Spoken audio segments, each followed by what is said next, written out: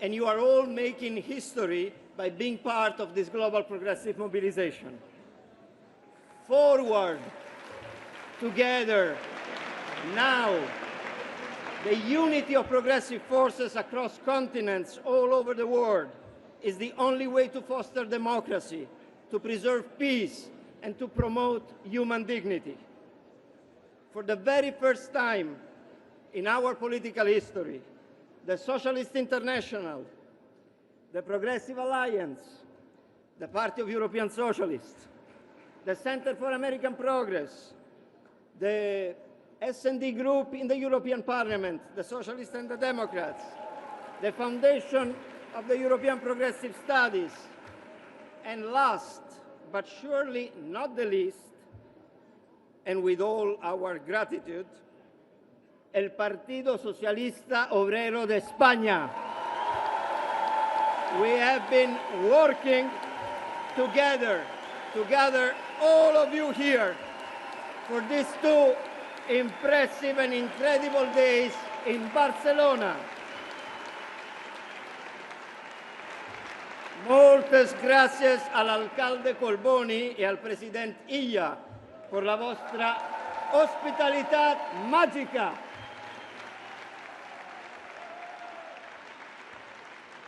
No estaremos aquí hoy sin la intuición política y la sabiduría de 2 líderes de nuestro movimiento. El ex primer ministro de Suecia y presidente del PES, Stefan Löfven.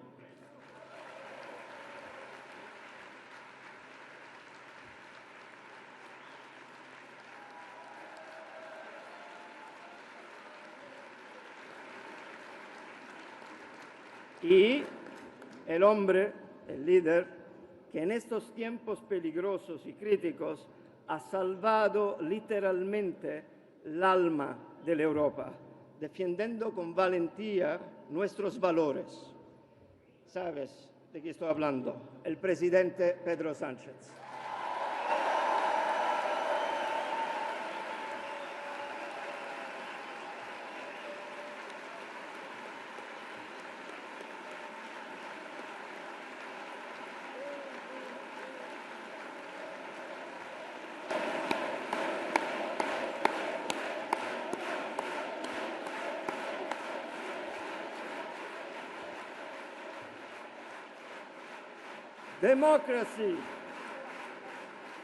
Democracy, progressive economy, equality, environment, artificial intelligence and digital transformation, peace. These are all the key, crucial political challenges of our time and for our movement. And now, Chantal Kambiwa, the Coordinator General of the International Socialists, will share with you the call for mobilizations on those political issues. Chantal.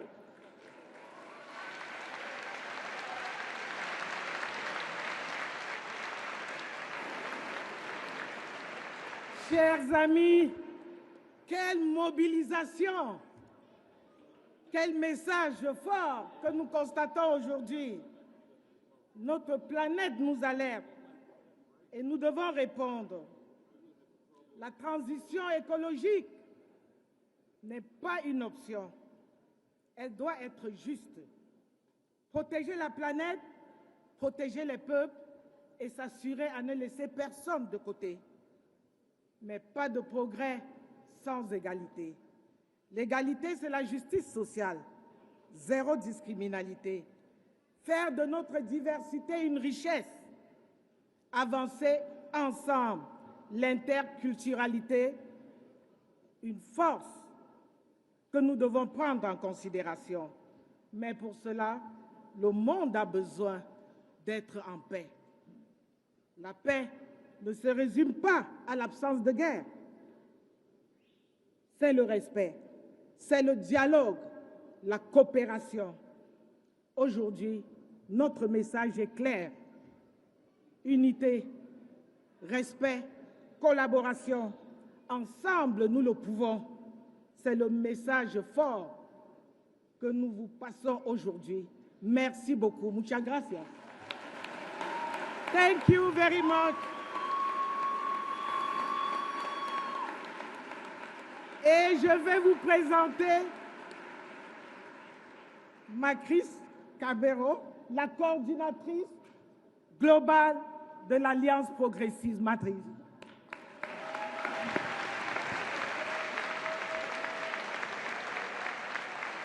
Dear friends, dear comrades, there are over 100 countries, political movements, political parties, and trade unions joining us in Barcelona today.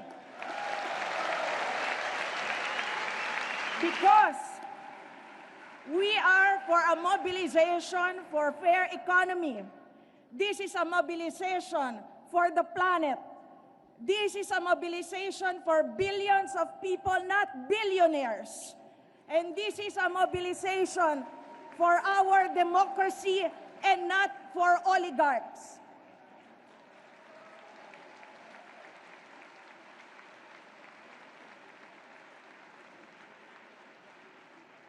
From Barcelona to Madrid, to Buenos Aires, to Johannesburg, to Tokyo, to Manila, we welcome you all to the progressive mobilization of our time for justice, freedom, and solidarity, because you and I and all of us together will bring a new transformation forward. Compañeros y compañeras, adelante. Welcome to the Global Progressive Mobilization.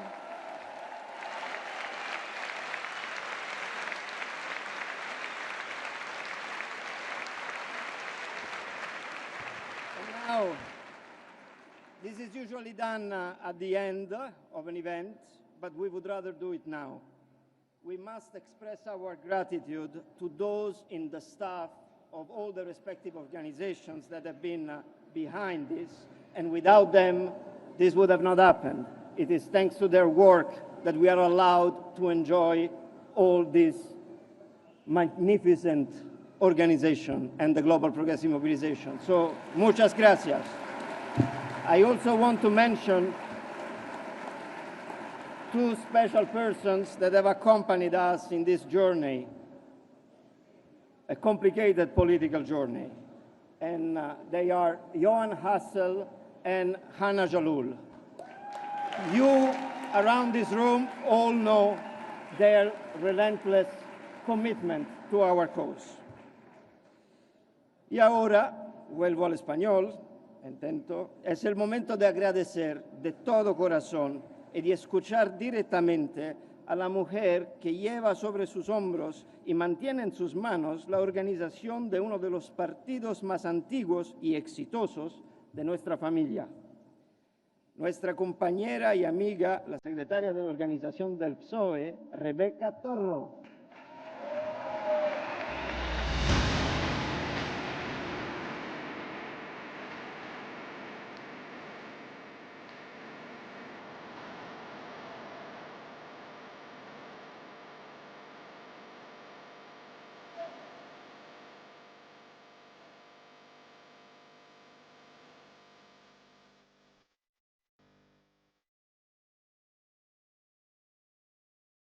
Good morning, everyone. Buenos días. Bon dia a tothom. Thank you so much, Giacomo, Chantal, and Macris. This could not have been possible without you and the organization you represent. For our party, el Partido Socialista Obrero Español, it has been a pleasure to work side by side with you. Thank you to everyone who is making this first Global Progressive Mobilisation Summit possible. What we all have achieved is huge. I hope you felt at home.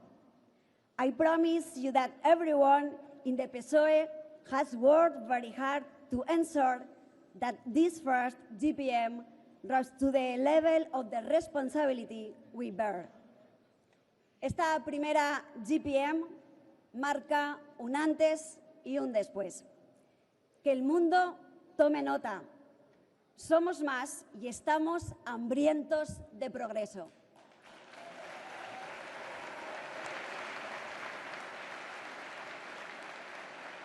No solo No solo vamos a parar las olas de los retrocesos, vamos a ser también la marea que traiga consigo nuevos avances. Sé que somos capaces de ello porque ya lo hemos logrado antes. España, gracias al presidente Pedro Sánchez y su gobierno, es el vivo ejemplo de ello.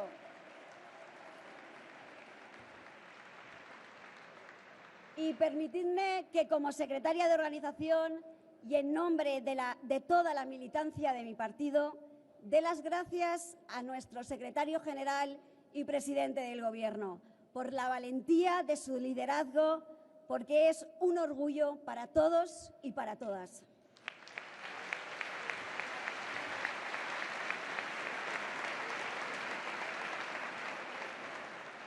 Un faro de esperanza. Esos somos los progresistas. Millones de puntos de luz en la noche del mundo. Así que, amigas, amigos, sigamos haciendo lo que mejor se nos da, mejorar la vida de la gente, con orgullo y con toda la valentía. Así que, amigos y amigas, vamos a subir el volumen a tope a esta gran fiesta del progreso.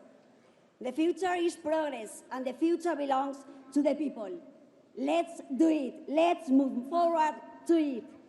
Amigos y amigas, y ahora os dejo con un referente a quien admiro, por lo que representa y por cómo lo representa. Querido Salvador Illa, eres un líder a la altura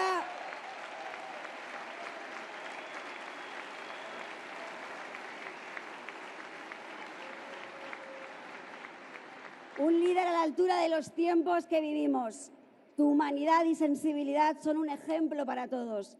Qué suerte tiene Cataluña de tener a un presidente como él. Salvador, amic, endavant.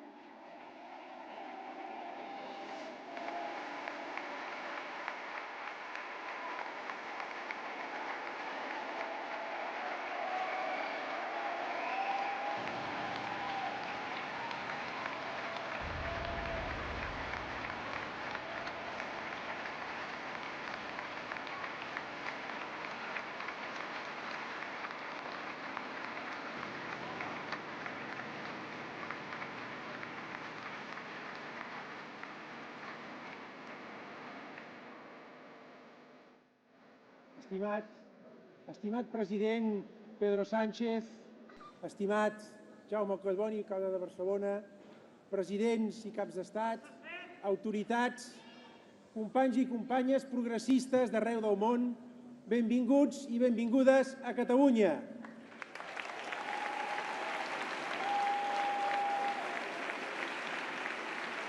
Bienvenidos y bienvenidas a Catalunya. Welcome to Catalonia. És per a mi un orgull donar-vos la benvinguda a la meva terra i fer-ho en la meva llengua, el català. Catalunya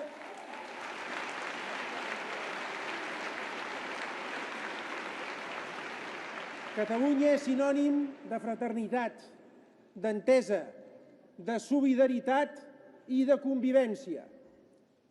Queridos amigas y amigas, a los progresistas de todo el mundo nos une una misma e inmensa responsabilidad: recuperar la ambición del proyecto llamado humanidad, hacer que la humanidad vuelva a ser el proyecto común en el que cada uno pueda sentir y vivir a su manera, pero con un latido común: la voluntad de ser y de convivir en paz.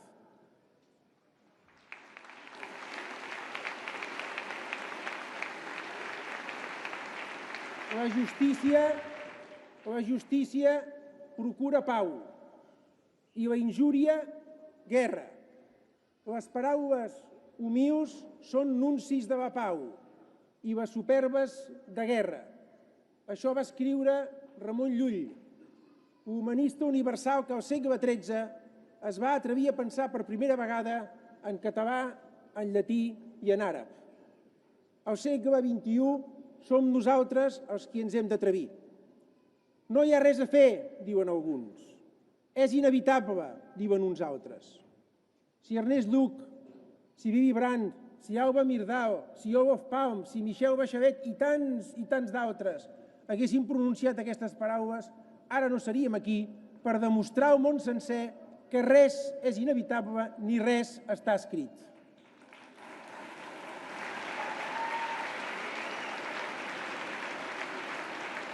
Queridos amigos y amigas, nada está escrito, nada es inevitable, todo es posible. Ni la guerra, ni la injusticia, ni la desigualdad son inevitables. El futuro no es propiedad de nadie, el futuro es de todos y de todas. El futuro no será de los más fuertes ni de los soberbios. El futuro será de quienes no tenemos miedo a escribirlo. Diguem-ho ben alt, no tenim por.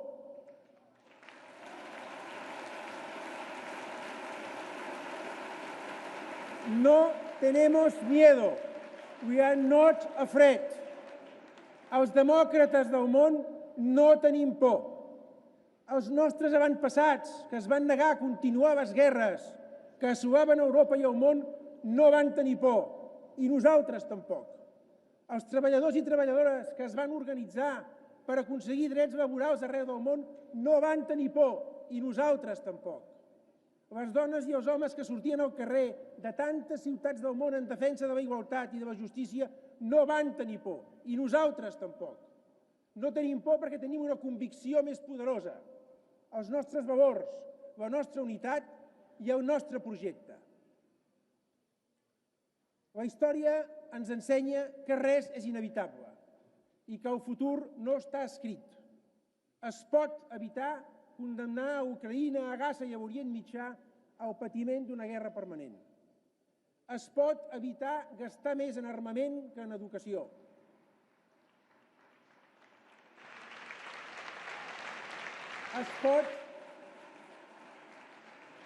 Es pot evitar que el poder dels diners substitueixi el poder de la gent. Es pot evitar que la ignorància venci la ciència. Es pot evitar que els nostres fills i filles creixin odiant el qui pensa diferent. Què hem de fer? Deixar de queixar-nos i actuar.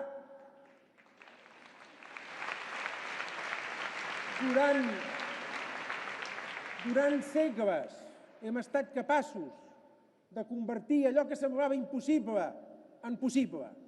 La fi de l'esclavitud, la democràcia, la igualtat entre homes i dones, les vacunes, la pau. Estem disposats a retrocedir? Res ni ningú ens obligaran a viure en la violència, ni en la precarietat, ni en la immoralitat. Estem aquí perquè hem decidit alçar la veu a favor de tot allò que ens fa humans.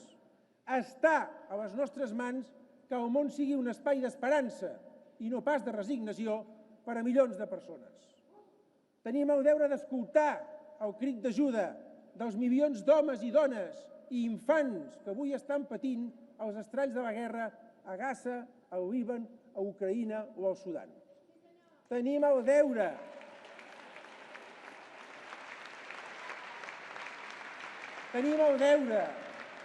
de llegar als nostres fills i filles un món millor.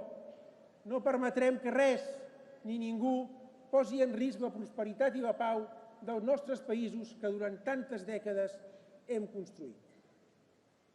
Con el presidente Pedro Sánchez, en España y en Cataluña hemos avanzado mucho para garantizar la convivencia, la prosperidad y los derechos para la inmensa mayoría. Con todo en contra y dejando perplejos a los incrédulos.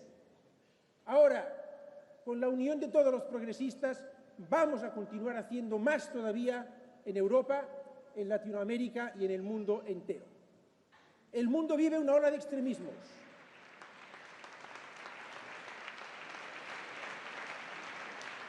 El mundo vive una ola de extremismos. No olvidemos que todas las olas, por muy altas que sean, mueren en la orilla. Demà, en qualsevol de les nostres ciutats de Barcelona, Berlín, de Girona a Buenos Aires, de Lleida a Beirut, de Tarragona a Gaza, quan els nostres conciutadans obrin un diari, escoltin la ràdio, encenguin el televisor o consultin el mòbil, ens han de sentir al seu costat. Faig una crida a tots els homes i dones de bé a unir-se perquè el món sigui un món en pau, obert, alegre, solidari, divers, just y esperanzat.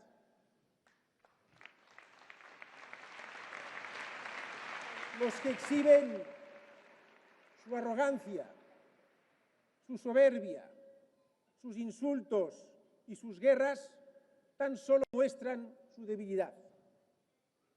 Quiero acabar, compañeras y compañeros, con un regalo para todos vosotros. Un regalo sencillo, que cabe en una sola palabra de mi lengua materna, una palabra preciosa de la lengua catalana. Os pido que la memoricéis. Seny. Algunos traducen seny como sentido común, como equilibrio en la forma de actuar. Pero es mucho más. Seny es una forma de liderar y de convivir. Seny es servir, no dominar. Seny es convencer, no imponer. Seny es hermanar, no dividir.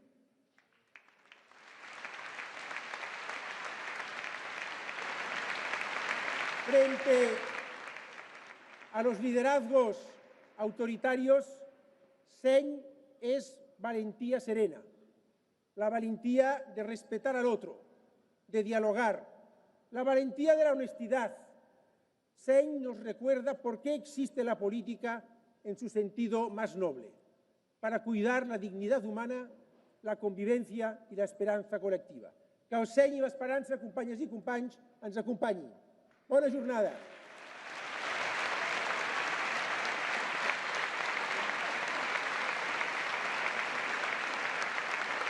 In progressive politics. It's our pleasure to welcome to the stage Stefan Löfven, former Prime Minister of Sweden and President of the Party of European Socialists.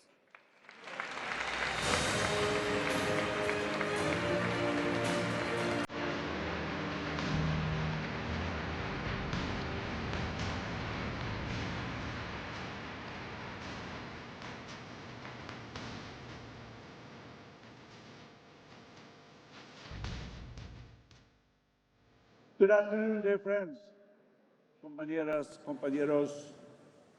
It is truly an honor to be here with you, and let me first thank the co-organizers, Progressive Alliance, Socialist International, Center for American Progress, the S&D Group in the European Parliament, FEPS, PSOE, with its great leader, for who he is, for what he does, for what he represents, Pedro Sánchez, a close friend of mine.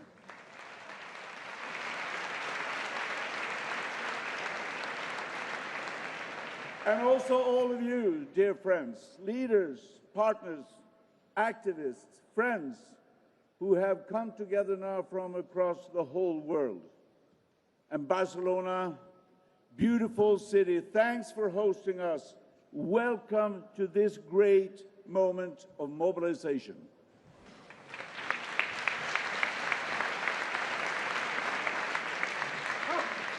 Politics is about we, the people, about families, about young people, workers, about communities in the whole world, in Belém, in Buenos Aires, Accra, Roma, Athens, Fuenlabrada, Soweto, Manila, Istanbul, Kyoto, and many, many more.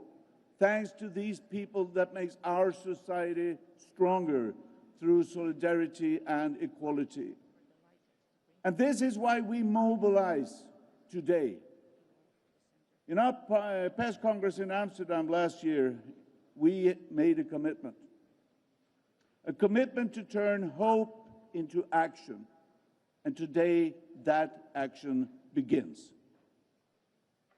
And friends, we are internationalists. For us, action means global action. It's a collective effort, it's a progressive vision, and third, global unity. And we know that when we lift each other, we lift humankind as a whole. This is even more necessary today when we see wars, international law is violated, growing inequalities, cost of living crisis, climate crisis, and a democracy under pressure. And friends, in the heart of it all, we raise a fundamental issue, and that is equality. Equality between nations, between cultures, between people, no matter the background, ethnicity, or gender. As progressives, this is the foundation of everything we do. And this is what binds us together. And to those who seek to divide us, no pasarán. You will not divide us.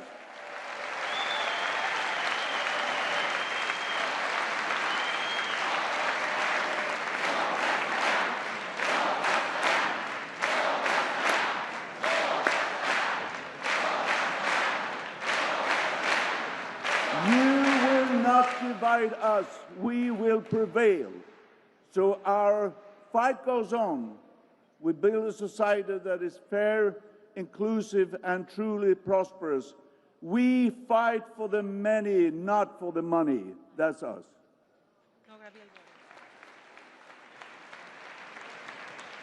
Now, as we gather here, we also send a signal and a message to the world. We will never leave the fate of humankind to authoritarianism. Never. They weaken, they destroy, and history has shown us that. But the future of humankind belongs to those who believe in it. Because democracy is not a stage for supposedly strongmen. It is not a platform for domination. Democracy belongs to us all. It is how we govern together. It is how we shape our common future. With no concentration of power, with institutions that protect, with the promise that everyone counts. And that is why we believe in democracy. And across the world, people are beginning to see that clearly. We've just seen it in Hungary, because only democracy gives people the freedom to truly flourish. That is why we defend democracy. The challenges are immense, but so is our determination. Whatever has been broken, we will rebuild, and we will rebuild better. We will deliver positive change, meaningful change, and we will not leave anyone, not anyone, behind. That's for sure.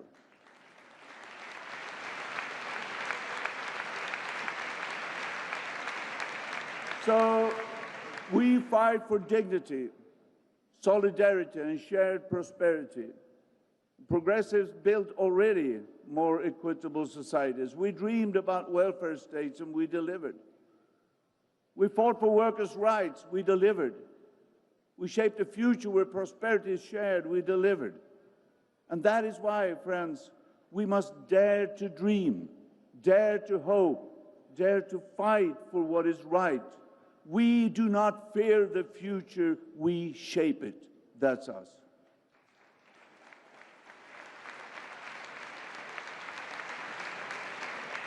And together as true internationalists across borders, across movements, across generations, because the fight against the far right is an existential fight for our societies. And we will win, because hope is stronger than fear. Unity is stronger than division. So friends, today we are joined by leaders from across the world. We stand together, we act together, and we deliver together. Because as Hannah Arendt reminded us, power corresponds to the human ability not just to act, but to act in concert. The moment is here in Barcelona, with trade unions, with civil society, with activists, with the many young people that are here with us today, with all of you in this room, And what a beginning this is. Thank you so much. And now, let's mobilize.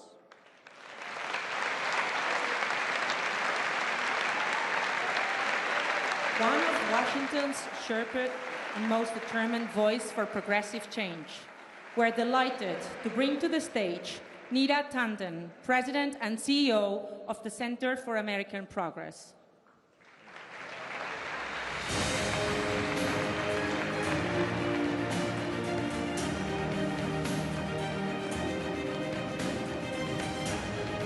Good afternoon, everyone. I am here from the United States representing the Center for American Progress, and we are so proud to co-host this event. I want to give my thanks to Prime Minister Sanchez and his incredible team for their leadership in bringing us all together. Prime Minister Sanchez has been an incredible moral voice for the world, and we are grateful for his commitment to progressive politics here and around the globe. Now, yes.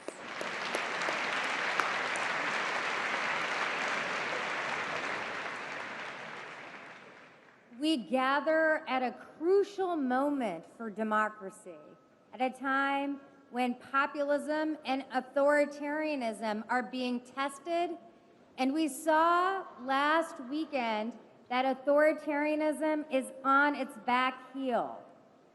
The preeminent gangster authoritarian in the world, next to my president, Viktor Orban, suffered a massive defeat last weekend.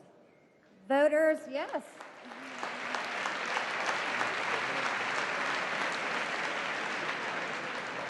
Voters punished Orban for 16 years of failure, rising prices, stagnant wages, low growth, and unchecked corruption with crumbling public services. Like Peter Magyar has said, Orban lost in part because he didn't focus on the issues that affect real people's lives. He focused on his own corruption. And as in Hungary, so in America. President Trump won office by promising to lower costs for working families, for being a champion of the working class. Yet because of Trump's war of choice in Iran, the price of gas has increased more in the last month than in the last 60 years, costing American consumers more than $20 billion and spiraling costs around the world. And those are on top of the costs brought on by his tariffs that are, in fact, a tax on working class people, raising costs $2,500 for an average family. It is crucial that we remember that Trump's policies are policies that are burdening the working class, ripping health care away from millions of working class and middle class Americans. And while he and his family have made billions off of corruption, it is crucial for us to remember that he is serving himself and his donors, pardoning donors, dropping investigations into people who pay him the most money. Unprecedented corruption, profiting the 1% while everyone else is struggling. And that 99% are noticing. My friends, anger is rising in America and people are acting. We're seeing in our special elections where our conservatives are losing. In conservative states, not just moderate states, people see politics as a way to interrupt the authoritarian moves of this administration. We are seeing in polls that vast majorities of Americans are angry at what the president is doing. We are seeing popular resistance. It's crucial to remember that in last month's No Kings rallies, we had the largest mobilization in American history, and that was for our democracy. We are grateful for the No Kings rallies around Europe as well.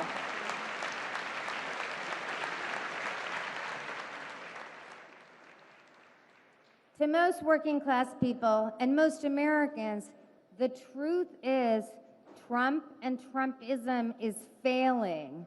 Almost 2/3 of the country oppose him. But it is not enough to oppose.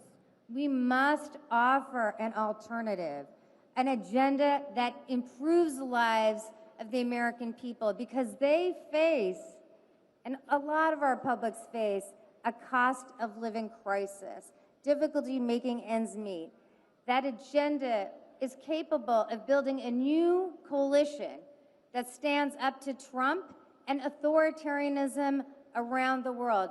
Not just the left, not just the center, but a broad majority that stands with working class people, offering them a chance. Something that builds not just to resist Trump, but builds past Trump. And that agenda will confront the most critical issues people face. Lowering the costs of housing, so young people can afford to buy a home. Lowering the cost of health care, so people don't have to choose, in my country, between prescriptions and paying their bills. Lowering the cost of energy, childcare, food. Using the power of the government to work on behalf of people to ensure that they can afford a middle-class life. These are not radical ideas. These are bread and butter ideas, and they are ideas that the public, regardless of party, want. Now, I hope everyone takes a lesson that we must make the case that this gangster authoritarianism is a con. It does not achieve the goals. In fact, leaders like Trump and Orban make the lives of the middle class and working class harder. The truth is, gangster authoritarianism cloaks its agenda in paeans to the working class, but their policies help the rich, the billionaires, and the oligarchs. That's why what we see in America is an action against that. We know that the America Trump is showing the world is not the only America, or even the real America. A better America is still possible, one that values openness, the rule of law, basic human decency. An America that solves the problems of the world. It does not create problems for the world.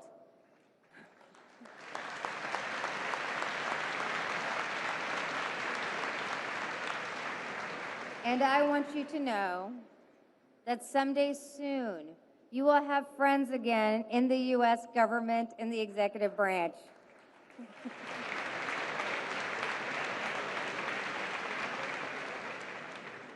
We have not all gone away, and I'm grateful for our leaders here, Chris Murphy, Senator from Connecticut, and Governor Walz, Governor from Minnesota, who will speak later today. They demonstrate leadership that responds to the public.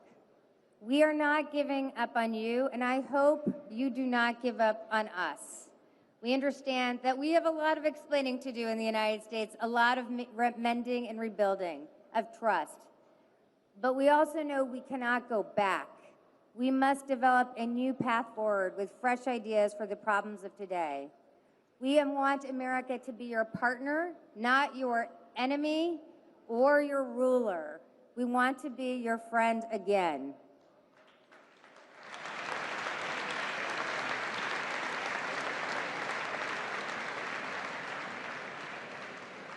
We know that bullies ultimately lose. Sometimes it takes a while, but they do lose eventually. So, my friends, I ask you to use the failures of the Trump administration as a warning for your own countries. Remind your publics what Trump is doing to the working class of America, hurting the voters that voted for him. Trump's failure is also AFD's failure, National Rally's failure, Vox's failure. The truth is that right-wing authoritarianism is a sucker's game. It is a long con to convince people who are hurting that hate is the answer forward. It is not. The truth is that we can develop and will develop ideas to address people's greatest concerns, how to thrive in today's world. and by doing so, we will ensure victory in the future. We also know that the only way to fight bullies, the only way to take on bullies is to fight bullies, and we can only win when we fight. Thank you for fighting. Thank you for fighting with us still. We are so grateful.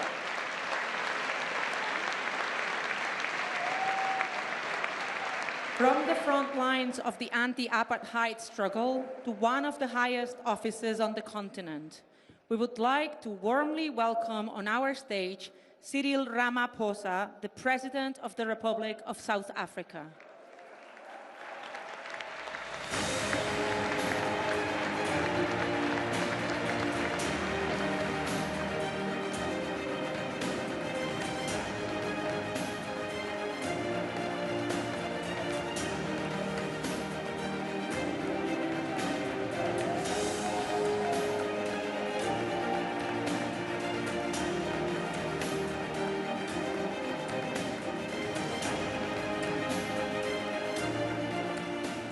Thank you.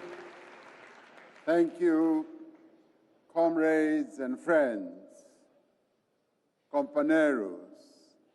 Let me start off by thanking President Sánchez for inviting me to be part of the earlier meeting and also to be part of this rally, and also to thank the organizers of this rally, and I extend my greetings to the various leaders who are here, coming from South Africa, from the southern tip of the African continent. It feels like coming home once again, and thank you for welcoming us here.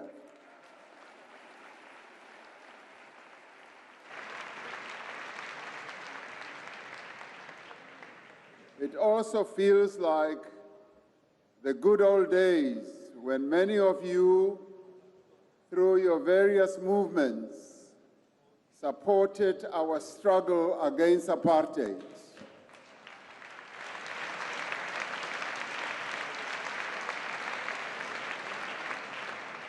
I'm also here to extend our gratitude for the titanic struggles that you participated in to end apartheid, which was declared a crime against humanity.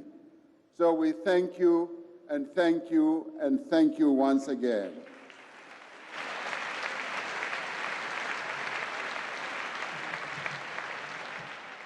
We gather here in Barcelona when other crimes against the people of the world are being committed. When the world is in crisis, this is a time of aggression, of war, of conflict, of the violation of the basic human rights of many people in a number of countries around the world. And it is quite impressive to see so many of you standing up in this meeting today to be part of the Global Progressive Mobilization, to stand up to show those who are violating the rights of others that you are not afraid, that you are prepared to stand in defense of those who are weak, in defense of democracy, and to advance the human rights of others.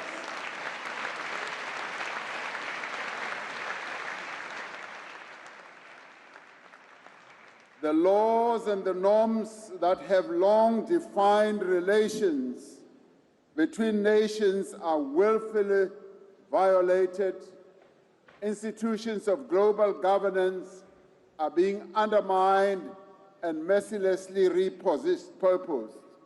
The United Nations has now become a toothless organization because those who are members of the Security Council are the ones who continue to violate all the laws and the rights.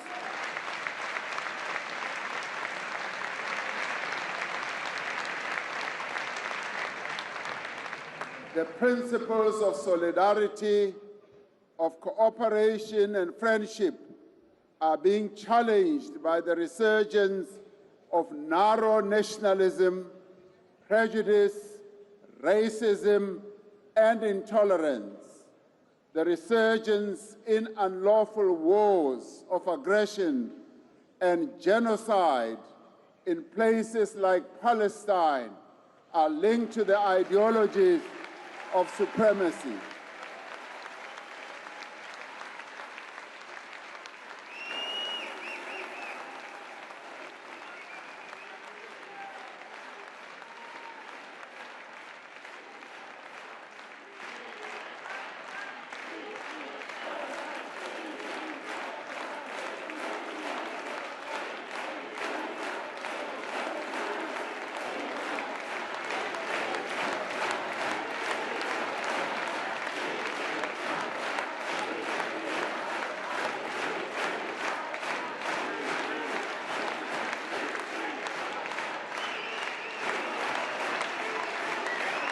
Thank you.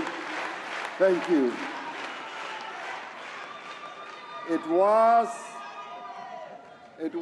to challenge this notion of supremacy that South Africa took the initiative to take the State of Israel to the International Court of Justice.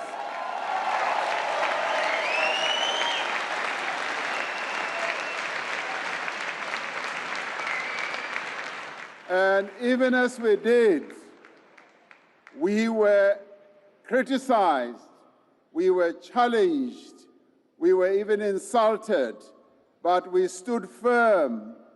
The reason we stood firm is that the father of our democracy said to us, our own freedom as South Africans will never be complete until the Palestinians have won their own freedom.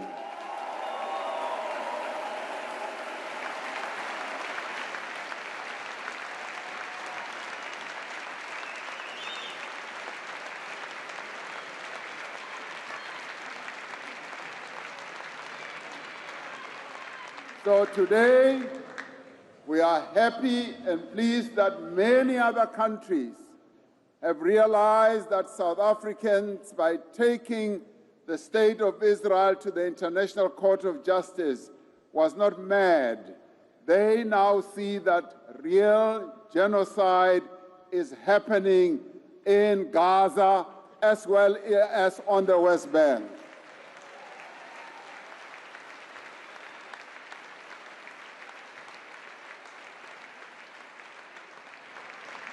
And now, illegal wars are being waged against other countries where thousands and thousands of innocent people are being killed with bombs, with drones, and yet all that should be going towards building hospitals, towards building schools, rather than killing innocent people.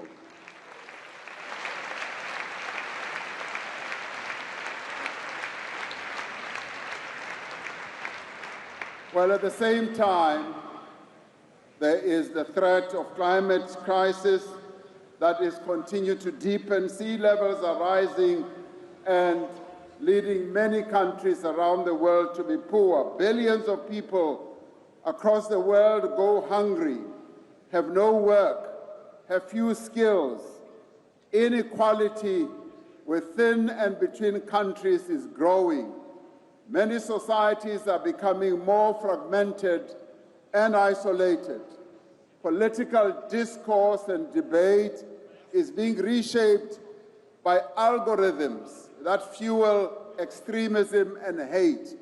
And it is good today that you all are participating in this global progressive mobilization to change the narrative, to show the world that there are people who are progressive, who want to see the right things being done in the world.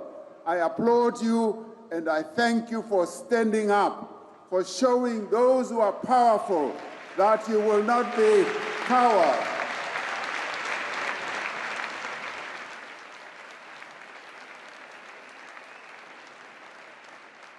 This may be a time for crisis, but it is not a moment of doubt or despair. This is a moment for action. This is a moment for mobilization. This is a moment for renewal. For most of us alive today, there's never been a more important moment than now for global progressive revival. A revival that is confident in its values, clear in the purpose of its beliefs, and united in its resolve. This moment of severe crisis is at the same time a moment of unique opportunity. It is an opportunity to galvanize, to bring together the forces of progressive change, to forge a new path of peace, democracy, and social justice. This is the time that we must never waste. This is the time that we must embrace.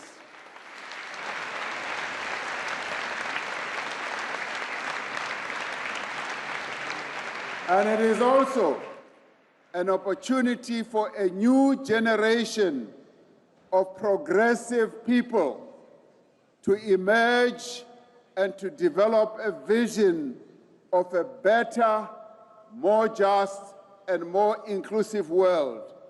This, comrades and friends, is an opportunity to confront the forces of reaction. We have gained much ground by offering people easy answers to complex problems. They have exploited legitimate grievances about jobs, about security, about identity, and they have redirected people's fears and anger towards the most vulnerable. The progressive response cannot be only to oppose. We must offer something that is better. We must speak to the real concerns of working people, of communities that feel left behind, of young people who cannot see a future that makes sense to them. We must present a vision that is grounded in people's experiences, that recognizes their concerns, that addresses their pain, and overcomes their fears. We must pursue a path that is empowering and inclusive. Across the world, we must build a united front of governments, and I'm really great that there are quite a number of governments that are represented here today. Governments that clearly declare that they are not afraid. They are not afraid of one person in the world, that they will stand up and speak for their people. That is what we want. It is good also to have political parties, trade unions, social movements, think tanks and influencers, and social activists that are bound together by a shared desire of a better world. There is a better world that we can build together. This must be a united front against inequality and poverty. It must revive the drive towards the achievement of the 2030 Sustainable Development Goals. This must be a movement for climate action. It must ensure that countries honor their commitments to curb emissions. We must build a global movement that enables countries to undertake just and inclusive transitions that drive social and economic development, whilst protecting affected communities and workers across the world. We must build a world of genuine multilateral cooperation with global institutions that are representative. We must stand firm on the reform of global institutions like the United Nations that the United Nations cannot continue operating in the same way as it has in the past.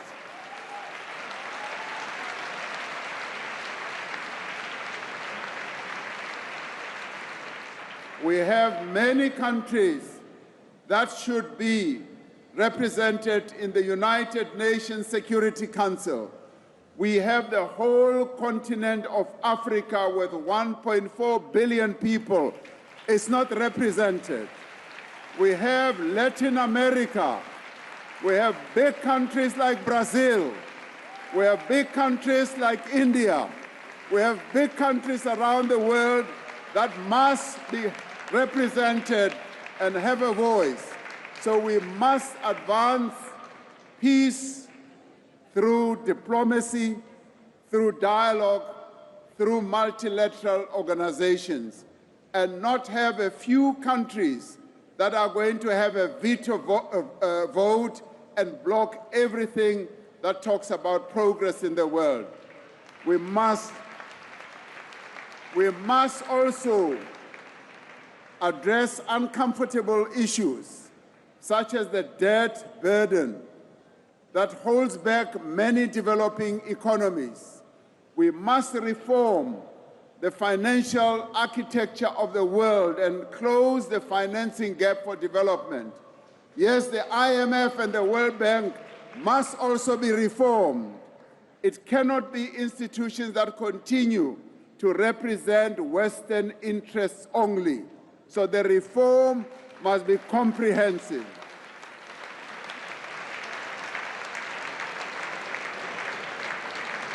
A global progressive revival is underway. Your presence here speaks to that. In far-flung communities, in social formations and political parties, on university campuses and factory floors, on social media and across the airwaves, the clamor for progressive change is growing. And today, here in Barcelona, this gathering in Barcelona provides greater impetus to this revival. I am certain that as we leave here today, we will leave more united, with a more cohesive voice, more purposeful, and more determined than ever when we arrive. So I leave back for Africa encouraged, elated, knowing that the people of Gaza, the people of Palestine, the people of Sudan, the people of Africa, yes, the people in the Middle East, do not stand alone. They have your support. Thank you very much. Thank you.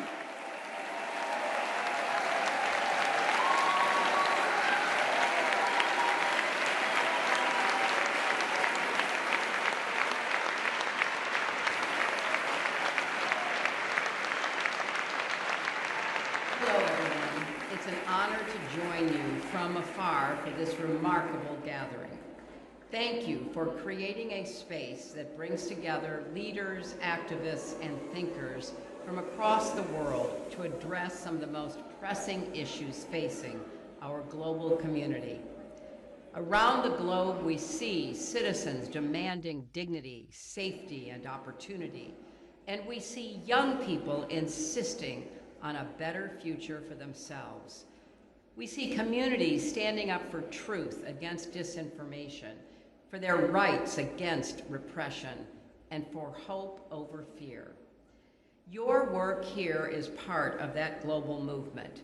I want to thank the organizers and partners of this event, and every one of you attending this plenary. Your commitment really matters, and how more than ever.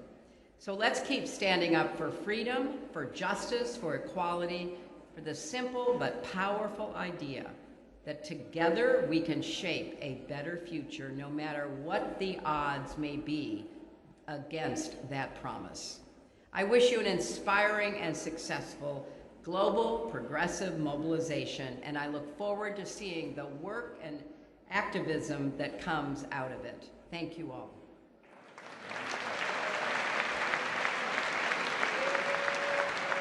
She made history as Sweden's first female prime minister.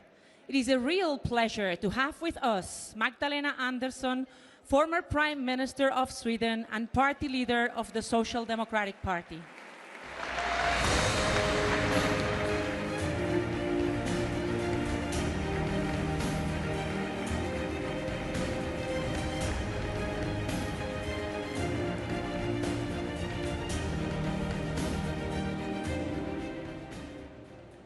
Compañeros y compañeras,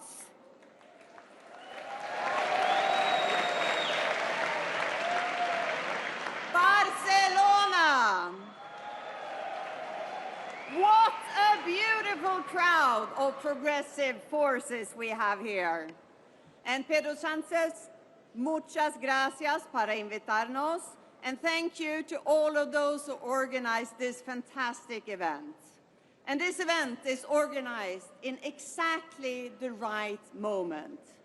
A moment where people across the world is seeing the consequences of right-wing authoritarian actions in their everyday life.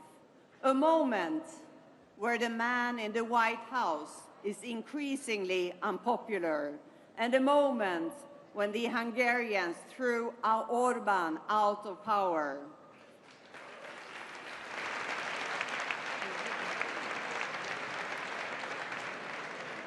And friends, my name is Magdalena Andersson, and this is the moment when in September I plan on becoming Prime Minister of Sweden again.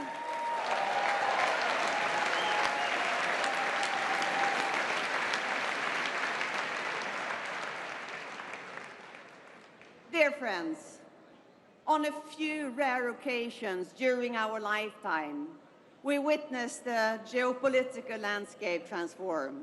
And right now, the world as we know it is fundamentally changing. The world with international cooperation, international institutions, international trade, international law, it is not only under pressure. Authoritarian powers are holding it hostage. The world as we know it for the last 80 years, the world of yesterday, it is gone.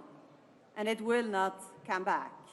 So we are finding ourselves as a critical juncture in history.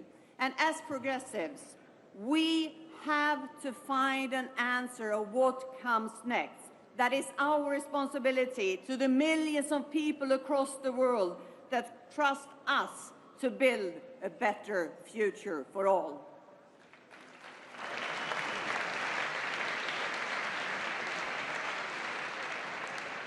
And how do we create a world where we solve problems together, where we uphold our ambitions not only to have law and order within our countries, but also between? And friends, why is a rules-based international order so important to progressives? Because it is important for ordinary people, because so many of their everyday problems can only be solved at a global level. Climate change don't stop at a border. Pollution don't stop at a border. The powers of multinational companies don't stop at a border. The influence of big tech companies on our everyday lives don't stop at a border. And an increased global trade that has lifted millions of people out of poverty, it needs rules to function, and progressive politics for a fair distributions to all. That is social democratic policy.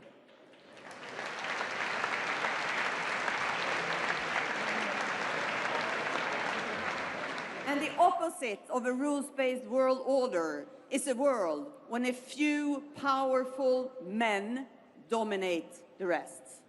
And we won't let the authoritarian forces have their way. And that is why we will join forces with everyone who stands up for international law, stands up for democracy, and stands up for freedom.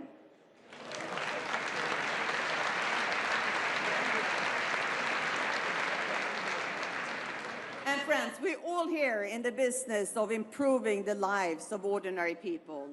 And that means that as social democrats, we must always have the answer to the question, How are we going to make ordinary people's lives better?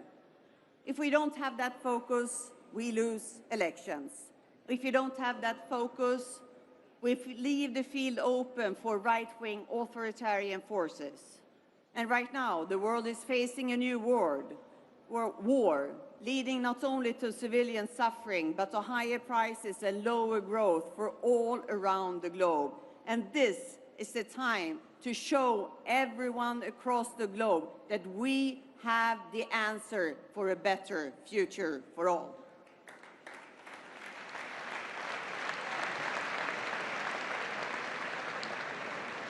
And then, what is our answer? I think of it as a triangle.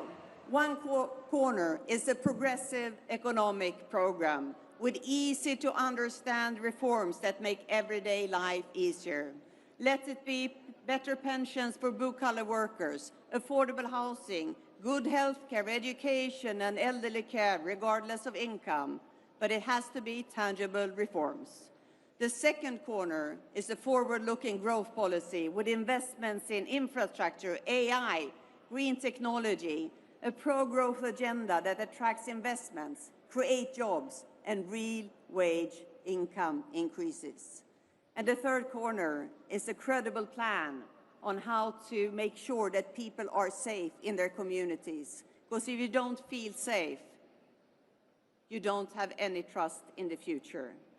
We have to make the conflict come back to material issues, not wage a culture war, because that's a war that the right-wing authoritarian forces will win. We have to make it back on material issues to prove that we can improve the lives of ordinary people.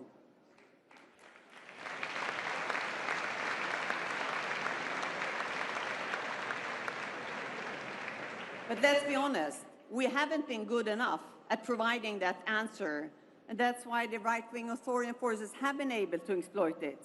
My party, we have done important work during the last 4 years. We have listened, we have learned, we have returned to our roots, and we come back stronger, grounded in our core values, ready to take responsibility for our country again. Our mission is to improve the ordinary daily life of people, hardworking people across our nation, and strengthen the sense of community. I will not promise everything to everyone, but I will go above and beyond to make the life of ordinary Swedes a little better and a little easier, because that is what the Swedish people deserve, that is what people across the globe deserve, and this is how we build strong societies, this is how we build cohesion and a better future for all. Thanks for listening.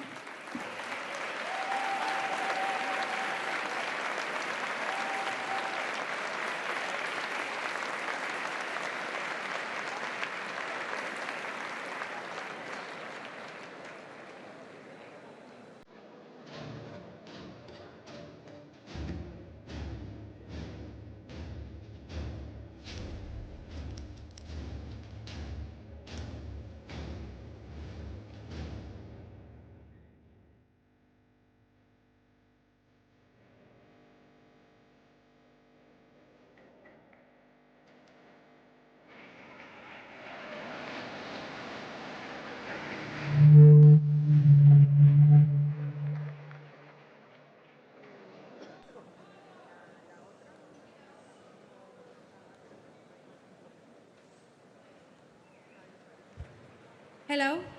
Hello, everyone. Welcome all of you to Global Progressive Mobilisation. Thank you for being here with us all today. So it was progressive forces that build the welfare state and ensure social protections for all. With global economic pressures and persistent inequality, the welfare state is a priority. I am very glad to introduce the following speakers with us. Nadak Baknosini Gawalate, I hope I pronounced good your name, Vice President of Botswana. And then we have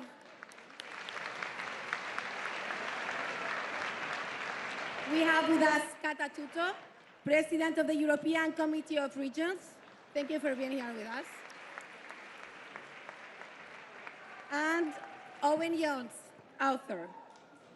So I would like to begin now with the Vice President of Botswana, President Galot. Your government is promoting a new Botswana. How will you empower the citizens in Botswana, please? Thank you very much. It's good to be here. We believe in what is called the new Botswana. This is a Botswana that we believe will be the best managed nation on the African continent, a nation that believes in unity, a nation that is the paragon of fairness, a nation that is the paragon of inclusive growth. We believe in building a nation that is high income, export-driven, digitally enabled, and people-centric economy. We believe that the welfare state did not fail. It stalled. We believe that what failed, or rather, what was meant to be a pathway from vulnerability to dignity and from dignity to participation in the economy has been lost. We lost the narrative when the pathway broke, when support did not lead to opportunity, when social protection did not lead to production. And the result is what many societies are now facing: systems that reach people but do not move people forward. So we need to reset, and the reset is clear. Protection alone is not transformation. Policy is not enough. Outcomes are what matters. We need to move, and we are moving, from consumption to production. We need to move from dependency to empowerment. We need to move from programs to pathways. And ultimately, dignity does not come from being supported. It comes from being able to participate. And for us in Botswana, this is not abstract. We will indeed build a high income, a people-centric economy where our welfare system becomes an enabling system, one that connects people to opportunity, not just support. I thank you. Thank you very much, Vice President. And then I'll go to our dear Kata. President Tutu, you have been a long-standing fighter for democratic participation and equality of life at European and local level in Budapest. After 16 years, Viktor Orban will no longer be a prime minister in Hungary. So what does this mean for the people of the country and for Europe? Thank you so much for all your support. We really felt it last Sunday. I come from Budapest, where citizens proved that it is the people who have the power, and they decided to take back the power for Viktor Orban. This is what they decided.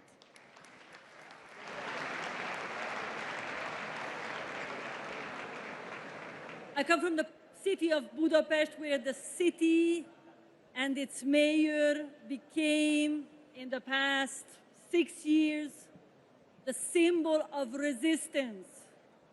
But not just the symbol of resistance, but of showing a different path for Hungary. Last Sunday, we started to rewrite the story Hungary tells about itself to the world. But this story started to be written years ago, because when the government banned the Budapest Pride, Budapest held the biggest pride ever that has been organized all around.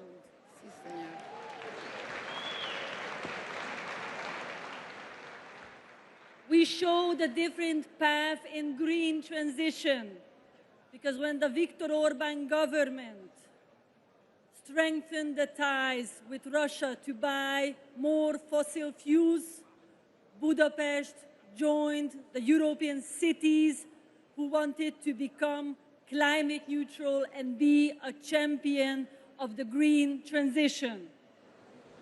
And when the government took away the rights of civil society, when they concentrated the power, Budapest introduced participatory budgets, participatory measures to show that government and leadership can be different, can be better. This is why I always say, and this is our role here, this is why I came to call on all of the local leaders that this is the time when the responsibility of local progressive leaders is bigger than ever, because local leaders are reserves of democracy, reserves of attention, and reserves of the progressive family, and this is the time to tap into these reserves. Thank you very much. Thank you. Thank you very much, Kato, indeed. So, Mr. Jones, as a journalist, you advocate for a new distribution of wealth and power. To close the gap between rich and poor, what measure do you propose? Friends, the concentration of wealth in the hands of so few is an existential menace. It's a global emergency. The richest 1% own half the world's wealth, and just 2,500 billionaires own 15%, but the bottom half of humanity have just 2% amongst them. It's not just unjust. It's bad for our economy. It drives asset bubbles instead of productive investment, and it suppresses the living standards of the majority. And it threatens our democracy because of the concentration of wealth means the concentration of power. Think political donations, lobbying, media power, access. And that is why we need a tax on wealth, because we tax work more than wealth, even as the select few benefit from sitting on their rising wealth without lifting a finger. We need a tax on wealth because it will stop that wealth being locked in property and shares instead of being invested in the real economy and increasing the spending power of ordinary people. Think of what we could do with this liberated wealth if we tax these fortunes. Since the banks crashed the economy and forced ordinary people to pick up the tab, we've been told that there isn't enough money for the welfare state and our public services. We have suffered a great reverse in our rights and progress. But we could invest in tackling the existential threat that confronts our species, the climate emergency, and in doing so create jobs and invest in services like public transport that improves lives. And indeed, the need to end that dependence on fossil fuels has been underlined by one or two things in the news as of late. But friends, we could also have that money to invest in housing, in healthcare, in education, and all-out war on child poverty. And this isn't an economy-wrecking measure. The International Monetary Fund, not exactly a den of raging lefties, they found that economic growth is weakened by the concentration of wealth in the hands of so few, whilst if we boost the spending power of those who are the majority, that boosts growth. But friends, there is another reason why this is existential finally. Our broken economic order fuels understandable disillusionment, fury, and resentment, and that produces endless fodder for the rise of the far right. And friends, previous generations thought they had buried fascism, and at such cost after a genocidal war of annihilation, but the fascists are back from the dead, and they threaten to destroy democracy itself all over again. If we want to defeat them, we must defeat the causes of the despair that they feed from. So friends, let's tax wealth, invest in people, communities, planet, and save democracy from corruption by the rich and from the fascists. Solidarity. Tax wealth. Very nice way to finish this first question. Thank you very much for your contribution. And let me now ask one final question to each of you. Citizens want policies to be effective. Do you progressive make sure this is the case? So I'll get back to you again, Mr. Jones. Please share your thought with us in 30 seconds. Mr. Jones, I was addressing to you. I don't know if you heard my question. No worries. The sound is a little bit, you know. Yeah. Friends, we've got to remember that the way we win our rights and freedoms isn't the goodwill and generosity of those with power, it's the struggle and sacrifice of people from below. Those with power don't wake up one day and think, oh, I feel generous, I'm going to improve people's rights and their lives. They do so because people struggle and they fight. Whether it be women's rights, LGBTQ rights, the rights of minorities, workers' rights, we stand on the shoulders of giants, and we need to organize in our communities rather than just having hopes in leaders to solve all our problems. So let's build those communities, those movements from below to take on those with power. Thank you very much. Sorry, because the sound has sometimes traveled, as you can hear. So, Ms. Tuto, we would like to listen to your views, and the floor is yours. Yes, I have a mantra about, because hope goes together with optimism. And I always say we have to be the optimists of the world and Europe. But how? Because who is a pessimist? A pessimist is a person who is usually right, but has no happiness in being right. So who is an optimist? An optimist is a person who thinks that the future is uncertain. So she does everything in her power to change the future for the better. That is our duty. This is what we do. Thank you very much. Thank you very much. Final. Vice President Golat, what is your key takeaway? Citizens no longer evaluate governments by intention. They evaluate them by lived experience. They ask the question, can I find work? Do services function? Is opportunity real? And the truth is, most policies do not fail in design. They fail in implementation. Analysis without execution is delay. Transformation is often blocked not by big ideas, but by small failures. Failures of processes that move too slowly, failures of systems that are fragmented, failures of decisions that no one owns to the end. So the shift we should be making and the shift we are making is very deliberate. We must move from fragmented programs to integrated systems. We must move from institutional mandates to citizen pathways. We must move from activity to outcomes. But there is a deeper layer beneath delivery. I call it trust, because systems do not succeed on design alone. They succeed on trust, they succeed on legitimacy. People participate when they believe that resources are well managed. Citizens participate when they know that government acts with integrity. Citizens participate when they know that results are visible.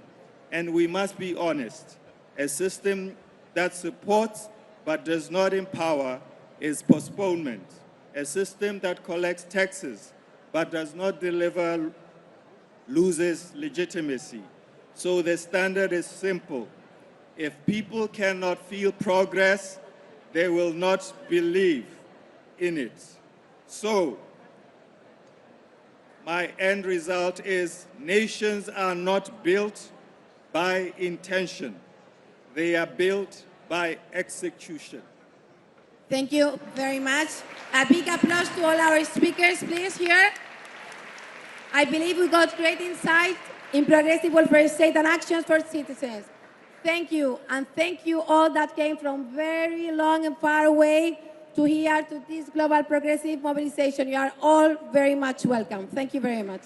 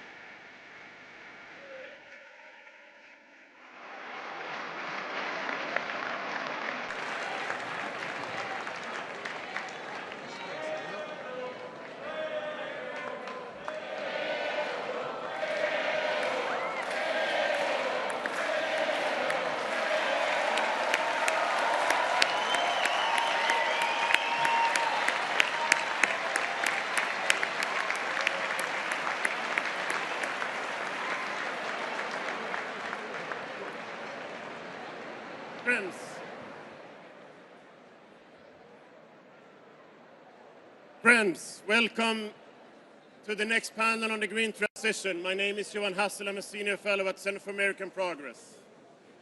The green transition is essential for our generation and for future generations. It is also a central battlefield between progressives and reactionaries.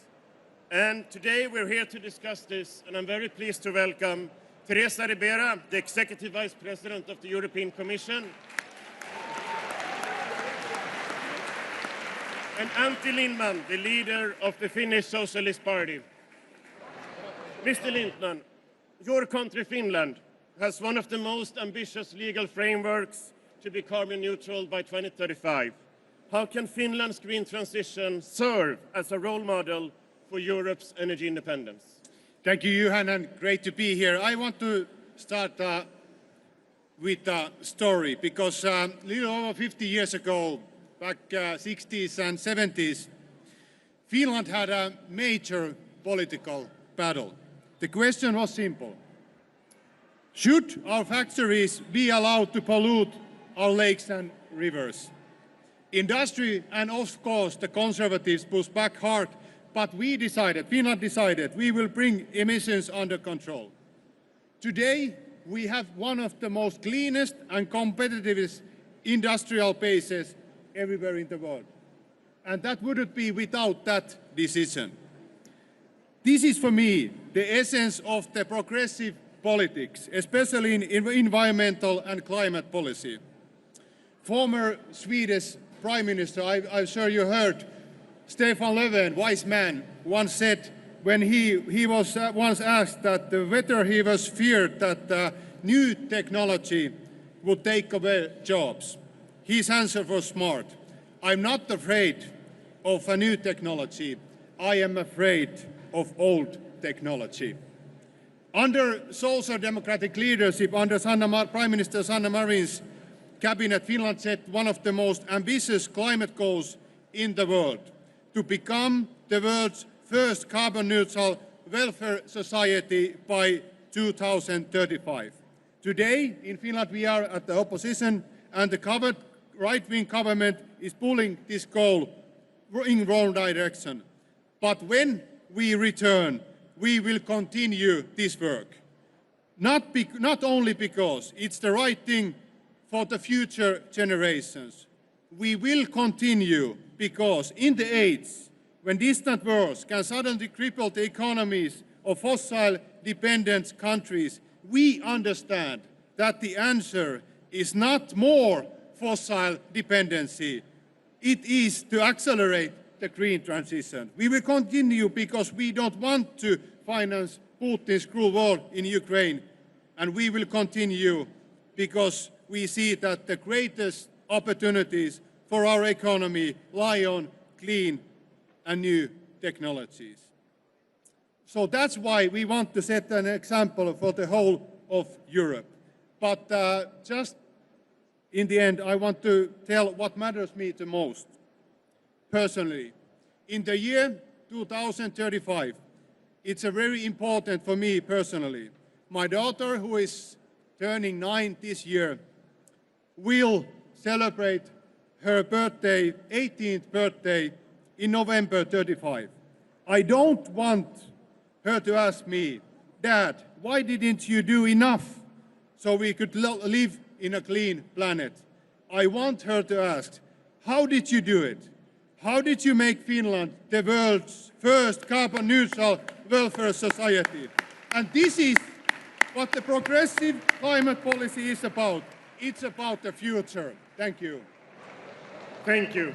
Executive Vice President Ribera, people in this room remember when you did your job negotiating the social and the green transition in Spain. Now you are leading the battle in Europe to reconcile competitiveness, decarbonization, and social well-being. How do you reply to the reactionaries that try to make people afraid of the green transition? Good afternoon, buenas tardes, bona tarda a tothom. Un placer estar aquí.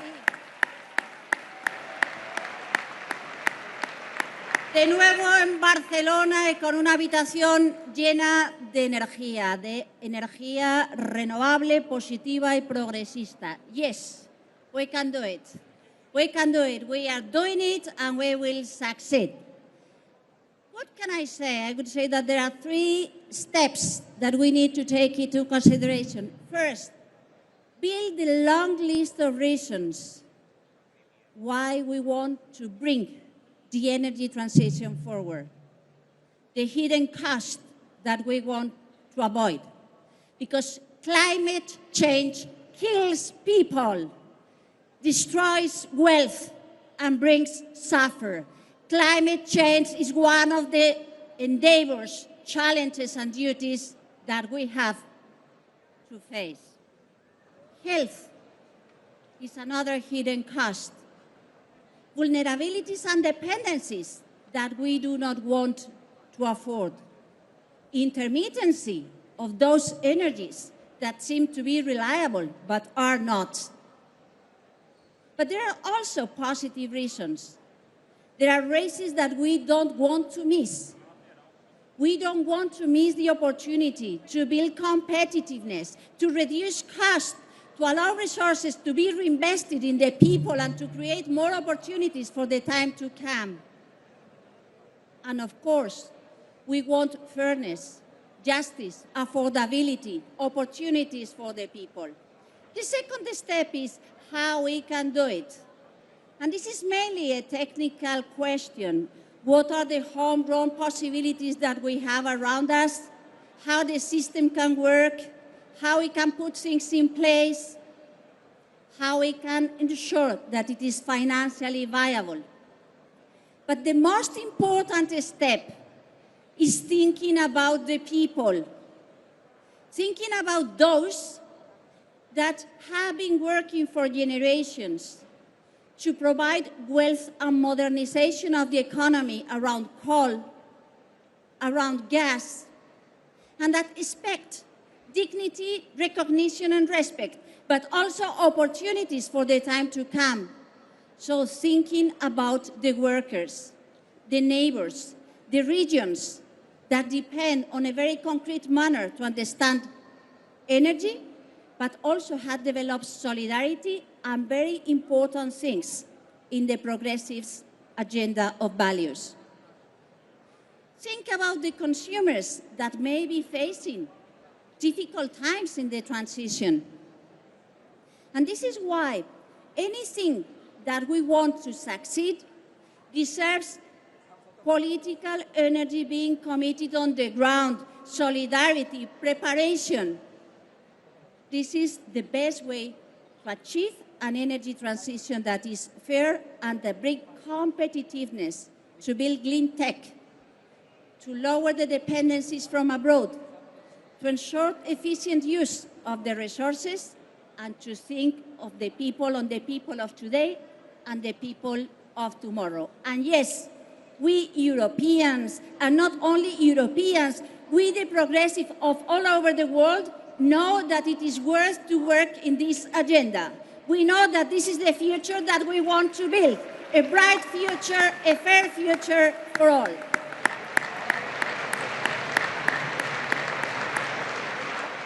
Thank you, Teresa. Thank you, Annie. Antti, this is truly important points. And as we're closing this panel, I want you to address what is the message that each and single person within inside of this room should go home and carry when it comes to the green transition. What is the message? Antti. My message, Johan, is simple. Don't be afraid of the future. Be afraid of standing still. The green transition is not a cost. It's our greatest opportunity of this era for security, for jobs, for justice, and for the planet. So carry this with you. Hope is a strategy, ambition is a plan, and the future belongs to those who build it, progressives.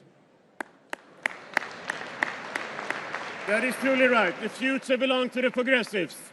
Executive Vice President Ribera, what is your message? My message is always think about the people. Join forces for good causes. Find ways to ensure that people feel empowered and owning the project, thinking on their own future. and count and develop great leadership among the progressives, as we had the chance, by the way, to count here in Spain. Take care and do it for your people, please. Thank you so much. Thank you. This is our future. It's our children. It's our future generation. So let's make it happen. Thank you all.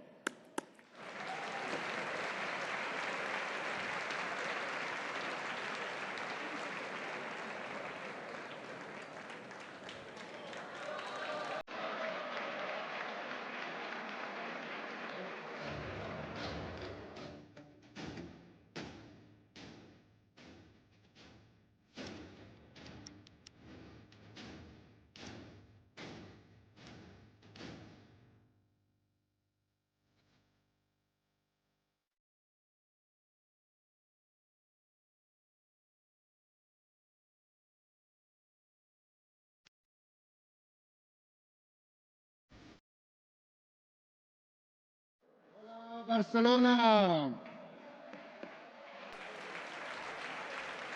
Hello, dear friends. We are here to discuss about justice, economic justice, social justice, and tax justice, because inequalities are rising and workers feel the impact as social rights are under attack. I'm very pleased to welcome here Mr. Gabriel Zuckman, Professor of Economics and Director of the International Tax Observatory. Thank you. We have also Mr. Andreas Babler, Vice Chancellor of Austria and Party Leader of SPÖ. Welcome, Andy. And then we have Madame Esther Lynch, General Secretary of ETUC, representing 45 million workers in Europe. Mr. Zuckman, I will start with you.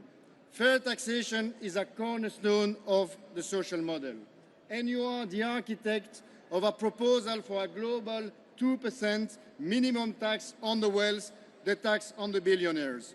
How can we build on this initiative to better balance economic power towards ordinary citizens and workers in line with the G20 presidency work that you have done?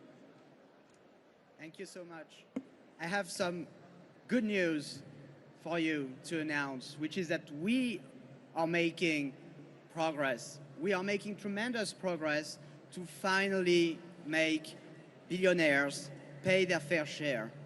Research has played a very important role in this because there's a body of work that's been conducted over the last few years that has shown that the super rich pay much less tax relative to their income than the rest of the population. We cannot accept it. We cannot accept it because it's a violation of the basic principle of equality before the law. We cannot accept it because it deprives governments of billions, hundreds of billions of dollars in tax revenue each year. And we cannot accept it because it undermines our democracies. Extreme wealth is always an extreme power. It's the power to influence markets. It's the power to influence the prevailing ideology by buying media. It's the power to influence policy making. It's the power to buy elections. There is always a fundamental tension in our democratic societies between an extreme concentration of wealth on the one hand and the very possibility of a well-functioning democracy on the other hand. So how are we going to fix that? Well, the fix has to involve creating a new principle, the principle that extreme wealth has to come with unavoidable duties towards society. That's the idea of an unavoidable minimum tax on the wealth of the super rich, which was first put on the agenda of the G20 by the Brazilian government in 2024. And this has created the beginning of an international movement. I want to praise, to commend commend the leadership of Brazil, of Spain, who are building a coalition of countries internationally to tax the super rich. I was in New York City a couple of days ago. I met with Mayor Zoran Mamdani, who is joining and supporting this battle to tax the ultra-wealthy. Today, I met with a number of heads of state who express their support, who want to press ahead. So we're making tremendous progress. What we now need is national action, because it's an international movement, but it needs a national implementation. We need countries, I don't know if it will be France or Spain or the Netherlands, or it could be any country, to lead by example, to show that not only we must, but we can tax the billionaires. We need it to put our laws in compliance with our most basic principles of fairness, of equality before the law. We need it if we want democracy to prevail in what is going to be, what is already is the great battle of the 21st century, the battle between democracy and oligarchy. And I'm very confident that in that battle, democracy shall prevail. Thank you so much. Thank you, Professor Zuckman. Now I'm turning to Vice Chancellor Andreas Babler. Too many people are struggling to make ends meet, and the war in Iran has also added further pressure, increasing the cost of living. Your party has been fighting for more tax justice and more equality, but you're also a leader, and Austria is even a model for affordable housing. Why is it so important, from your point of view, to link the question of social, economic justice and the fight for democracy? Yeah, compañeras y compañeros, dear comrades, I'm very glad that we are discussing this topic today. I'm very proud to be also a part of this progressive mobilization meeting. It's an historic moment, and we can all feel in this hall, but also outside, that this is a historic day for the progressive movement worldwide. When we talk about extremism and about defending democracy in Europe, we still often talk as if this only about institutions, about laws, about constitutional rules. All of that is important. And we will be the one defending all these points, because they are very, very important, even in these days. But over these, we have to found something like a new axis. Now we have the axis from right-wing, from authoritarians like Trump, like Milei, like Orban recently, like other guys. We have to build up a new alliance, a new axis, an axis of reason. Who cares about democracy? Who cares about international law? Who cares about human rights? Who cares about freedom of speech? Who cares about the freedom of press, of media? That's the progressive answer that we need from this moment, from this specific day, also from here out. And because we are progressive, we can give another answer. Because the problem is that this is not the full picture. The full picture is that democracy always stands on two pillars. One is the liberal democracy. We will defend it. But it protects rights and it saves all the pluralism and the rule of law. The other one is exactly important from the progressive point of view, is the social side of democracy, the social pillar of social rights, of the same wages, of inequality, overcoming inequality in all the fields that we have. Only if these both pillars are strong, both pillars are strong, then we have a democracy that's truly stable, and that's the progressive point of view. And what we are seeing across that many countries in the world is that not only the liberal pillar is under pressure, also the social pillar is getting weaker and weaker from day to day. Therefore, we need an answer. Therefore, we know that this is why inequality is not only a social problem, it's a deeply democratic problem, and we have to solve it. That we can go on. If people no longer believe that democracy can improve their lives, anti-democratic forces will use that. And so, we should also be honest in one big question all over the world. Still struggling that's our task, still struggling for one fundamental right, with the clearest form of income inequality, what we are able to face. Inequality between women and men. For example, also in Austria, women still earn around the fifth less than men. It's us that we have to overcome these circumstances. That is a serious injustice, and we have to fight also against inequality to save democracy at all. And let me say in the end, that means real opportunities for every single child over the world, for fair wages, affordable housing, access to culture, to sport and to public life, and the chance to build a good life. That's our progressive approach towards saving democracy. On both pillars, that is necessary to do. Thank you so much. Thank you, Vice Chancellor. Thank you, Andy. I turn now to Madame Lynch. When the super rich don't pay their bill, it's the workers who pay the bills. Thankfully, we have fighters like you and more trade unions friends. The movement is pushing back against all forms of injustice and demand a wealth tax. We also would like to thank you for your commitment for the Global Progressive Mobilisation with the Trade Union Assembly that you held yesterday. And thank you for all the trade unionists that are present also here today. What are the unions doing to support taxes on the richest? Thank you, Yannick. When President Sanchez called on the trade union movement to join this movement of movements and be part of the progressive mobilization, I'm proud to say we answered that call.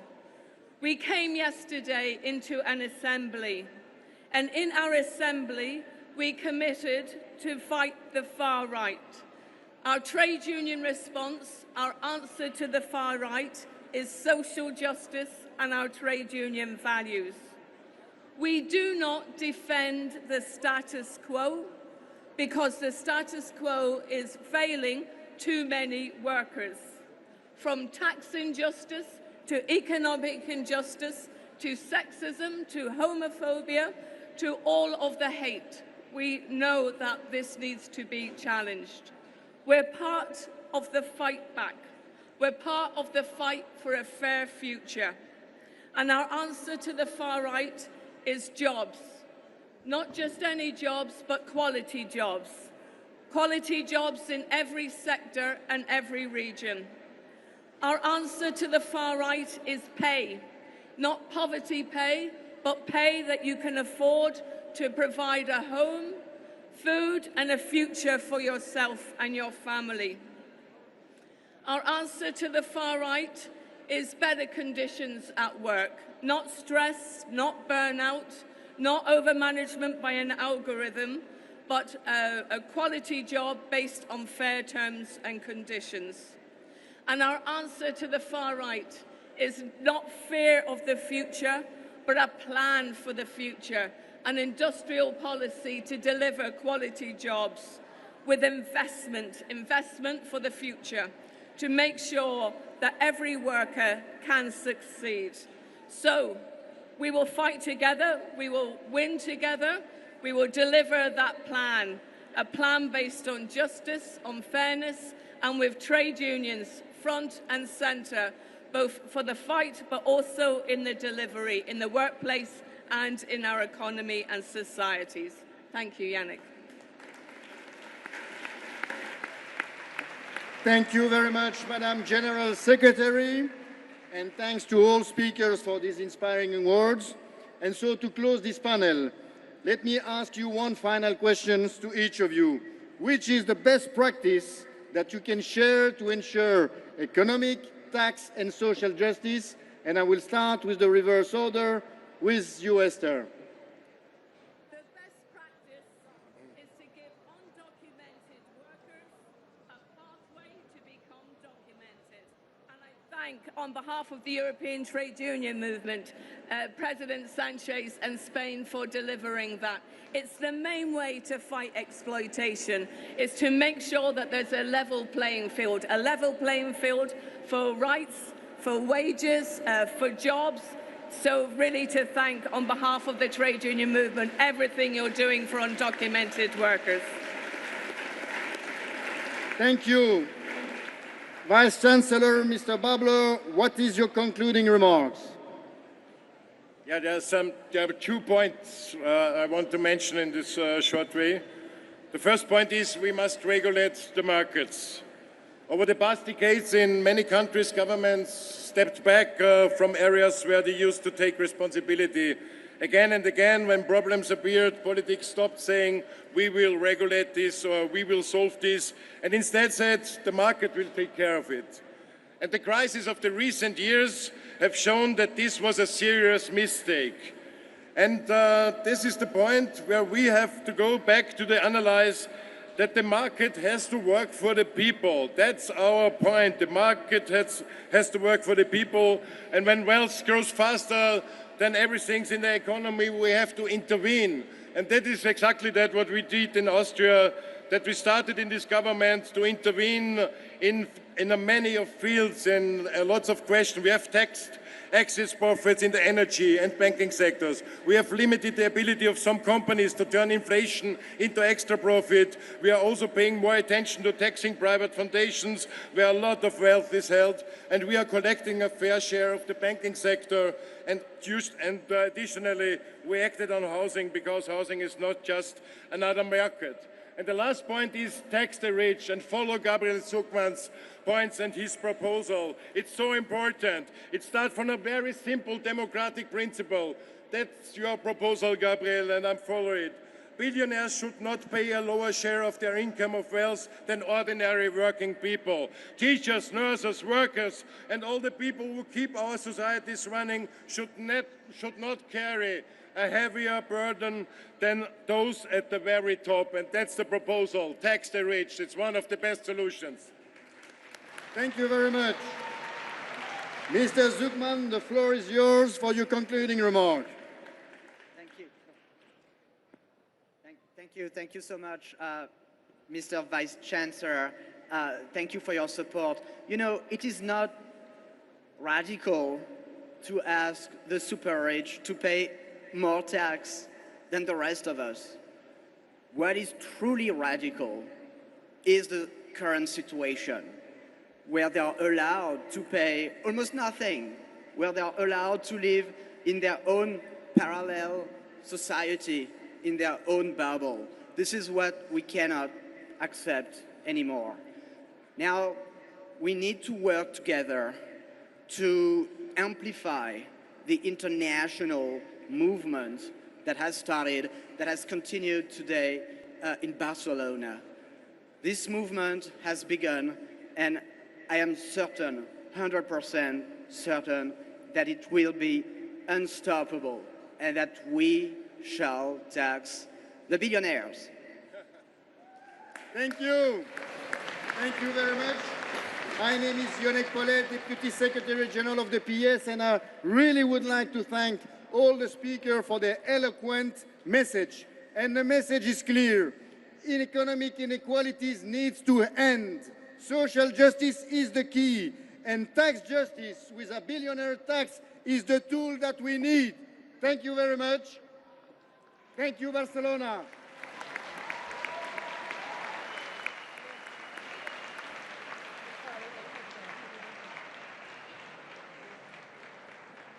Now, for a musical break, recognized as one of the most influential Spanish-speaking rappers in history, please welcome on stage El Choyin.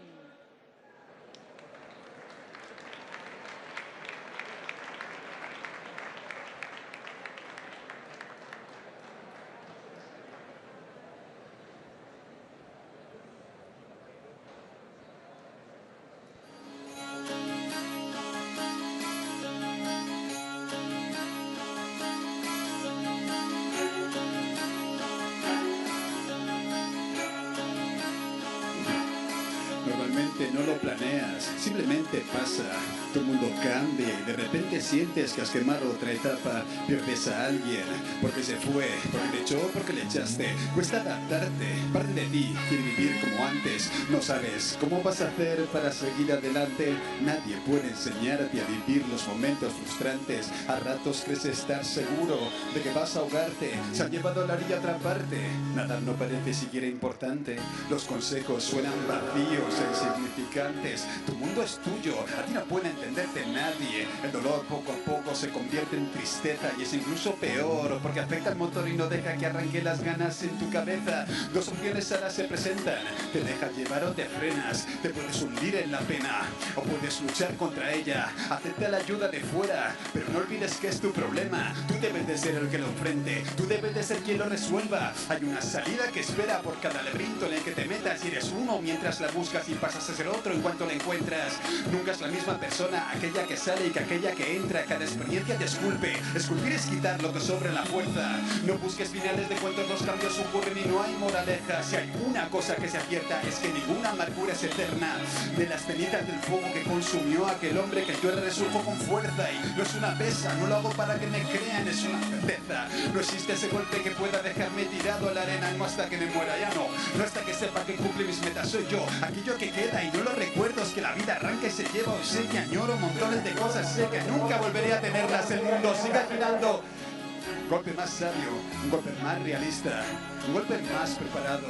El miedo es de sensatos, pero rendirse a él es de mediocres. Podré tener muchos fallos, pero no seré de los que se esconden. Vivir es la asignatura que estudias año tras año y no hay vacaciones, solo lecciones, mi hermano. Se aprende de los errores. Tampoco es que sea complicado, es cuestión de tiempo que te equivoques, pero si he aprendido algo es que todo depende de cómo lo enfoques. Confieso que he dudado, me hundí desde allá abajo. Daba la sensación de que ya no valía la pena intentarlo, pero luego, renovado como el ave que nace del fuego, lleno de nuevos proyectos, quiero intentarlo de nuevo. Hoy pretendo poner todo mi esfuerzo en hacerlo siempre de acuerdo con lo que siento yo en cada momento. Contradictorio y complicado, así soy yo, con mis virtudes y pecados, pero yo no hay una norma superior a la que dice que yo debo demostrar valor y ánimo. Frente a los frentes que nos aniquilan de decepción, ser un ejemplo de completa determinación. Se recorte la tormenta, aunque llueva, mi cabeza siempre atenta, siempre fuera. Nadie podrá ser capaz de hacer que no crea que tengo fuerza para hacer y pasar lo que sea. Aquí despido al demonio de lo que era y me quito la mochila que tenía llena de piedras. Un nuevo yo despierta, un nuevo yo mejor de lo que era. He dejado que las cosas sucedieran, pero vuelvo a ser yo, el tipo que retoma el control de sus riendas, un nuevo enfoque, una nueva era. Nueva promesa de enfrentar lo que quiera que venga, yo le digo adiós a la tristeza. Gracias por la compañía, pero debemos dejarlo, princesa. Hoy sé que la liberación estaba en mi cabeza, que la energía existía aunque no la viera. Tenía derecho a descansar en mi ratito de pena, pero ya pasó. Cuando se muda lo de fuera, esto es lo que queda: energía.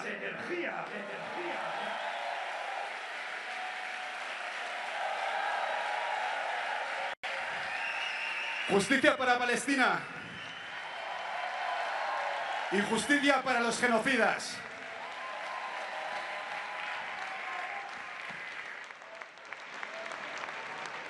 A strong driving force of progressive renewal at the heart of Europe. Please give a round of applause for the Vice Chancellor of Germany and party leader of the SPD, Lars Klingbeil.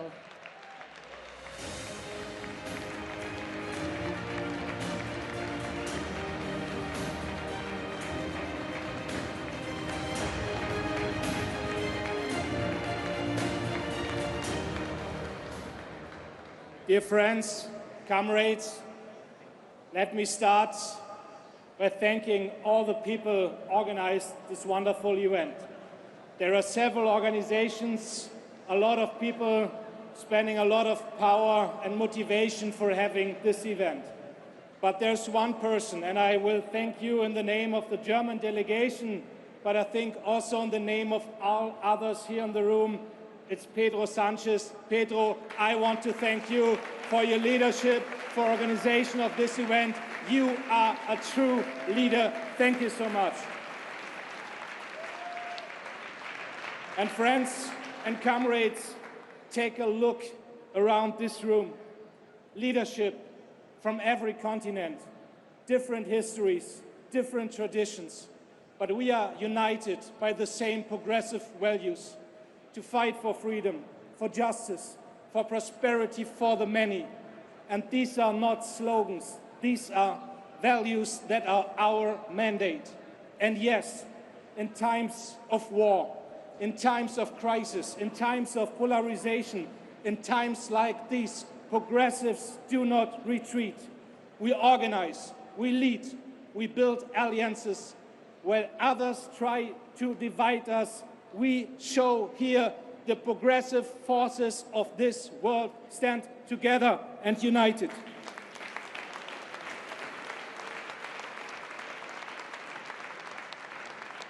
And I said it before, thanks to Pedro Sánchez, to Stefan Löfven, to all the others organizing this event. And I'm convinced the time is right because we are needed. Where others spread hatred and division, we build bridges and stand for diversity. Where others deepen the fractures in our societies and exploit the weakest for political gain, we stand for solidarity.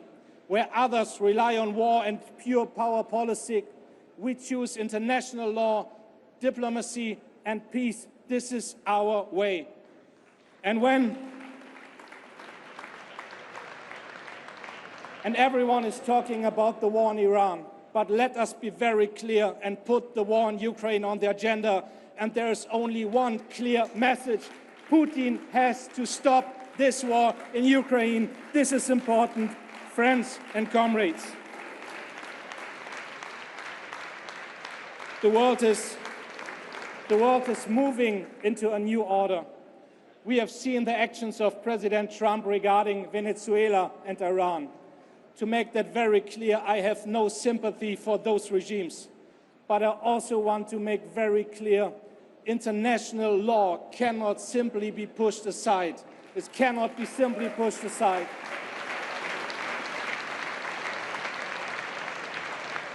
And this is why Pedro Sánchez and other leaders make very clear, this is not our war. And we, comrades, we in Europe have seen the confrontation with President Trump over Greenland. We Europeans were vocal. We were united. We have shown that Europe's integrity and territory is not negotiable. Not today, not ever. Our position, our united position was a success, and we made very clear no one should be able to blackmail us in Europe. But we still have to do our homework. We still have to do our homework. Europe has to become much more stronger, more resilient, and more capable of action. It's not against others, but never dependent on others. We have to strengthen the partnership with the Global South. And comrades, let me also underline that in too many places, wealth is concentrated in ever fewer hands. There are tech oligarchs. Shape public debate without democratic accountability. Fear has become a business model for them. Division is a political strategy for them. Power is being misused by them. These tech bros want people to believe that democracy is too slow, that solidarity is too weak, that justice is too expensive. Look at people like Peter Thiel, who once said, "I no longer believe that freedom and democracy are compatible." Comrades, we know better. We know better. We know better. It's not the rule. It's not the rule of the strong, but the rule of the law. It's not walls between nations. It's partnership between democracies. It's not the privilege for the few. It's the opportunity for the many. And this is the fight of our time, comrades. This is the fight of our time. Dear friends and comrades, the global right is organized. It's organized across borders and across continents, and so we must be too. The far right is international, and so we must be too. The future does not belong to the loudest. The future belongs to those who build bridges, who stand together, to those who refuse to give up on democracy. Today in Barcelona, every continent is represented because the fight for democracy has no borders. So let us fight for democracy, for our communities, for the people. Let us fight for our people and let us fight together. I am convinced, comrades, this is not just a political contest. This is a fight for democracy, and we intend to win it. Thank you.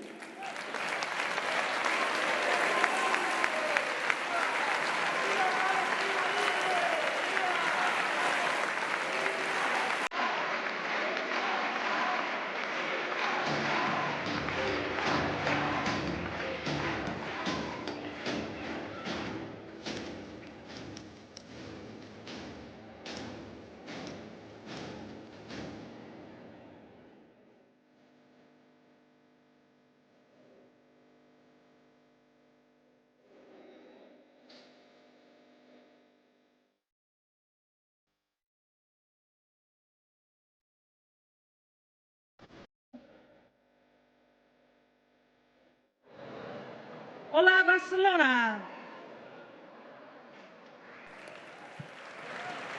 Progressives have always stood up for strong workers' rights. In the current global economic context, empowering workers is key. We will discuss this today with the following speakers. Mariana Mazzucato, Professor in the Economics of Innovation and Public Value, UCL. Paul Magnet, leader of PS Belgium. And Jesse Klaver, leader of GroenLinks PvdA in the Netherlands. Professor Mazzucato, participation, reciprocity, and reward sharing are central to your vision. How can governments redesign the economy to strengthen workers' rights in 21st century jobs and drive social purpose? So it's a very, very important question. And to be honest, biologists are much more rigorous than economists. When a biologist uses the word ecosystem, they will actually differentiate a symbiotic ecosystem from a parasitic one. So a progressive mobilization really needs to focus on how to change the social contract between all the different actors in the economy, capital, labor, public, private, but we have a huge problem.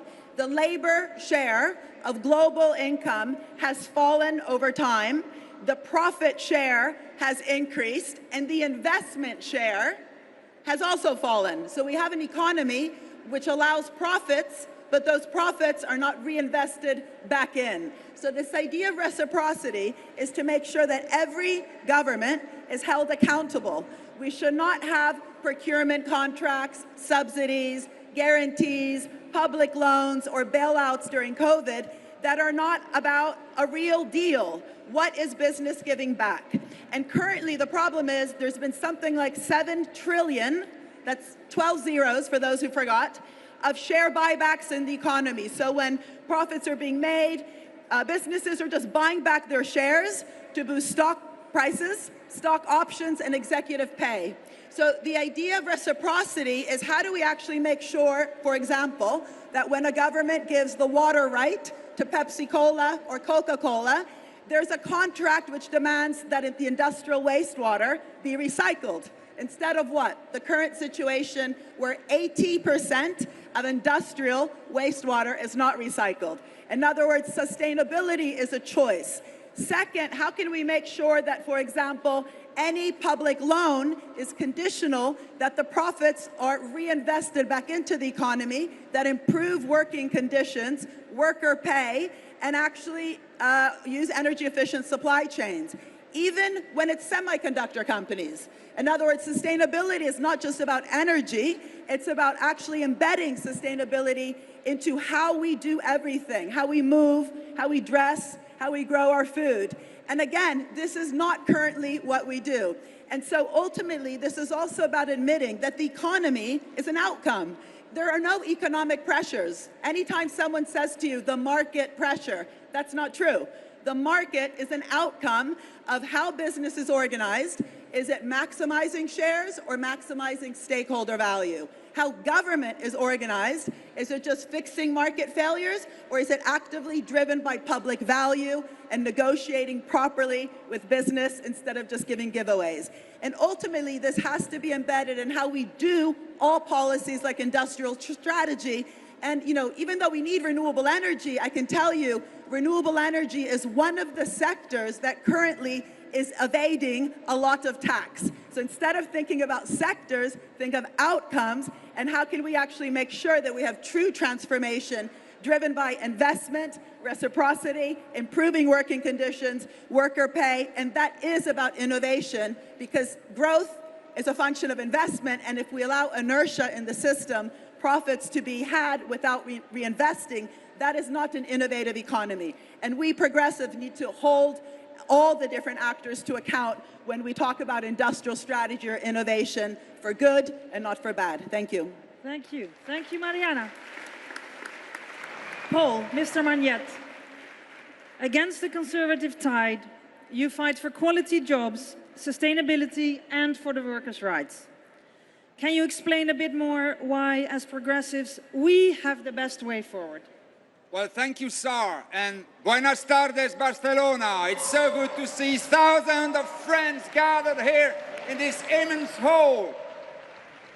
It's a warm message for us all. So yes, in Belgium, under the former government, with the socialists in the government, we created 300,000 jobs, and we got 400,000 people out of poverty in less than 4 years. And how did we do that? Well, it's quite simple. We increased the minimum wage with 400 euros. We increased the minimum pensions with 400 euros. And we invested massively, notably in public health. And it works. To be honest, compañeras, compañeros, there is one European government that did it better than us. And that government, that's your government, Pedro. That's Spain, and thank you for that. Thank you for showing the way for all the rest of Europe. This is very, very important. The right wing, the conservatives, the far right, they will always say, like Margaret Thatcher, there is no alternative. We have to cut the expenses. We have to reduce the wages. We demonstrate every day that there is an alternative, that we can do it differently. They want to cut the expenses in the public jobs. We invest in public services and climate transition. They want to reduce the wages. We support the low wages and the minimum wage. And it works. And we have a better growth. And we have a better economic transition and better energy prices for the people. And also, dear friends, dear comrades, this is the only way towards what should be the major target of all the socialists. We need to build full employment again. We need to give every citizen a job, a decent job, a well-paid job. Unemployment is a cancer in the society. It divides the citizens. It opposes the worker among themselves, and it reduces the workers' rights and the workers' wages. Full employment not only gives everyone the capacity to do its best in the society, but also gives the worker the capacity to negotiate better rights and better wages. And we socialists, we know that the real heroes in the society are not the oligarchs and the billionaires. The real heroes in the society are the workers, the trabajadores, those who wake up every morning very early to educate our children, to take care of our parents, to produce the goods that we need. So good friends, compañeras, compañeros, the far right, the conservative, they will try to divide us. They will try to divide the population, but you will keep united. I will always remember a phrase that my parents told me that I was a little boy. El pueblo unido jamás será vencido. What does that say?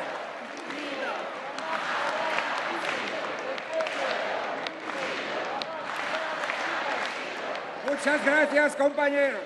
Thank you, Paul. Thank you, Paul. Thank you very much. Now, Mr. Klaver, yes, your party champions green and just transition. The Conservatives, the far right, say that this is destructive for workers and citizens. What is your message? Buenas tardes. You know what's destructive for people? The far right. That's destructive for people. And I hope everybody has a good day. And I hope everybody has a good Congress. But from up tomorrow, we need to get into the streets. Not being together here, but in the streets. Because we need to show the people that we are not fighting for them, but we are fighting with them. The extreme right is doing more harm to our societies than you possibly can imagine.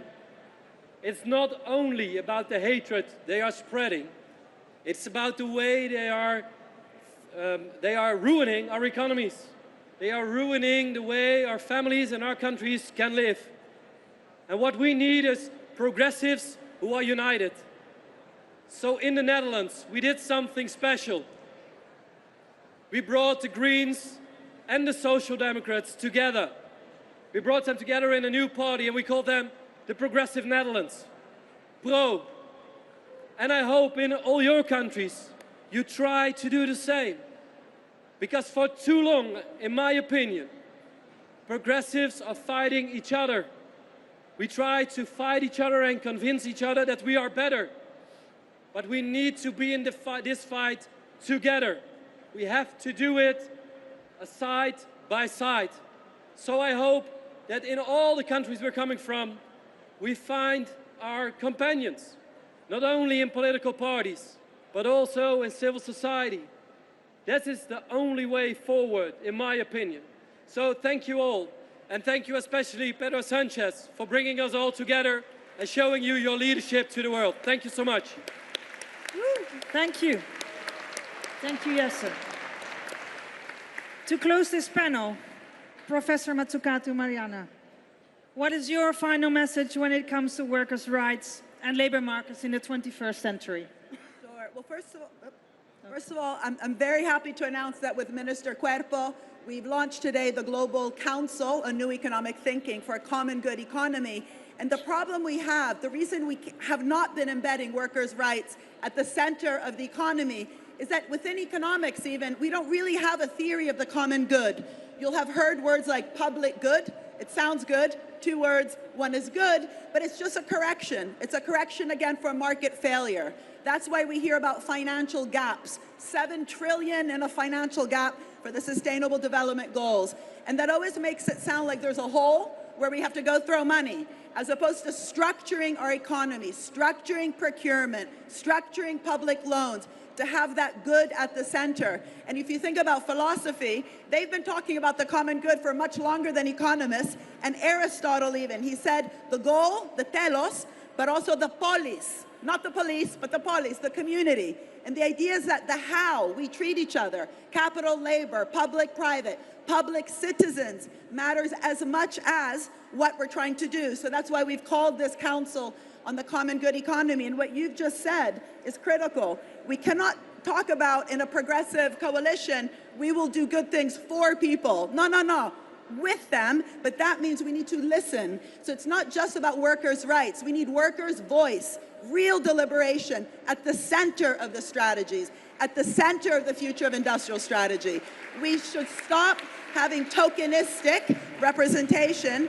And I'll finish by saying something that I learned in Brazil during the COP conference that we just had in the Amazon. The Secretary for Traditional Peoples, when the Amazon Fund was presented, she said, again, you're going to create a fund for us? She said, we need to govern the fund. You need to see us as innovators. We have been preserving the forests for 1,000 years.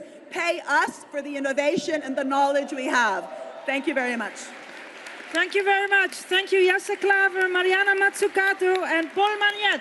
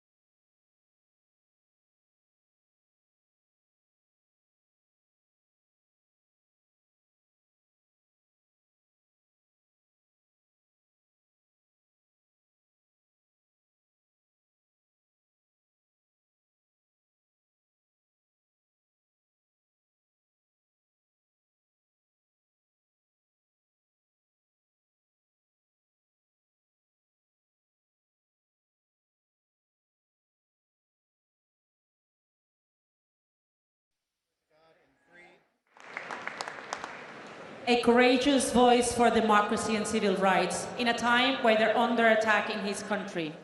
We're thrilled to have with us today Özgür Özel, leader of the Republican People's Party of Turkey.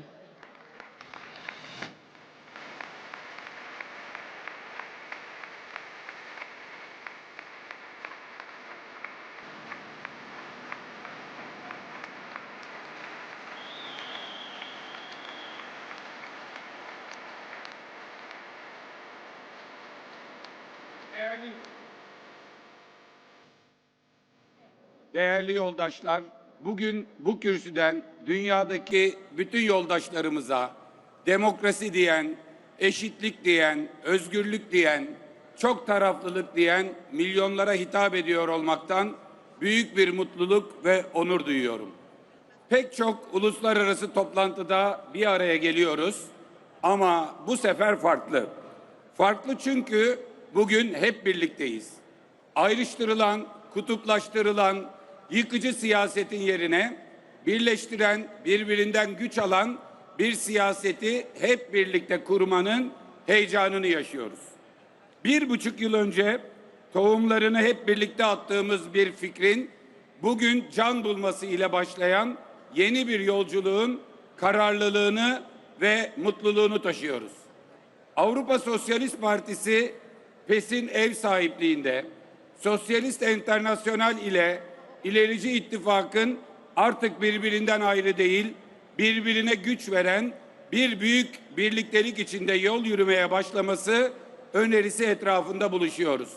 Sosyalist Enternasyonal Başkanı dostum Pedro'yu ve bunun önünü açan İlerici İttifak'tan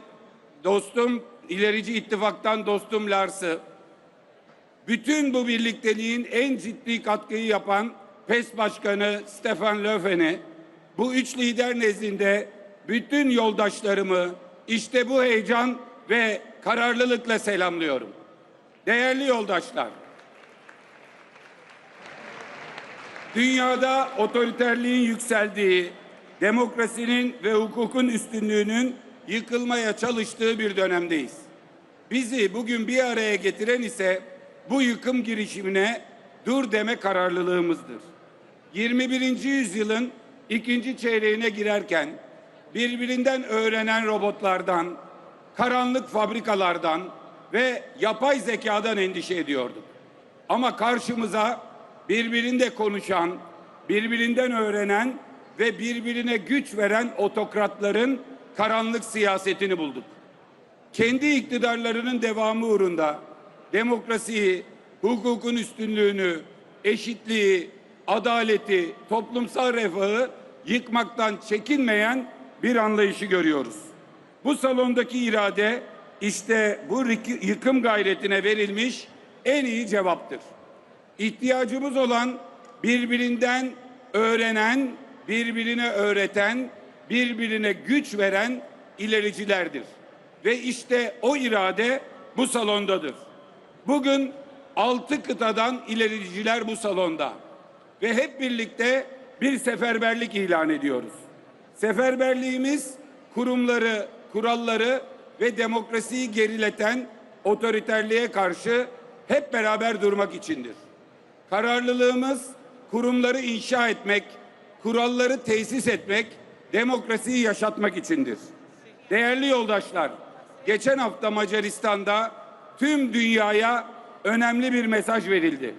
Otoriterliğe karşı olan herkes gerekiyorsa kısa vadede kendinden fedakarlık yaparak bir büyük demokrasi cephesini oluşturabileceğini gösterdi. Ve bu birliktelik otoriterliğin halktan güç alarak yenilebileceğini hepimize ve tüm dünyaya gösterdi.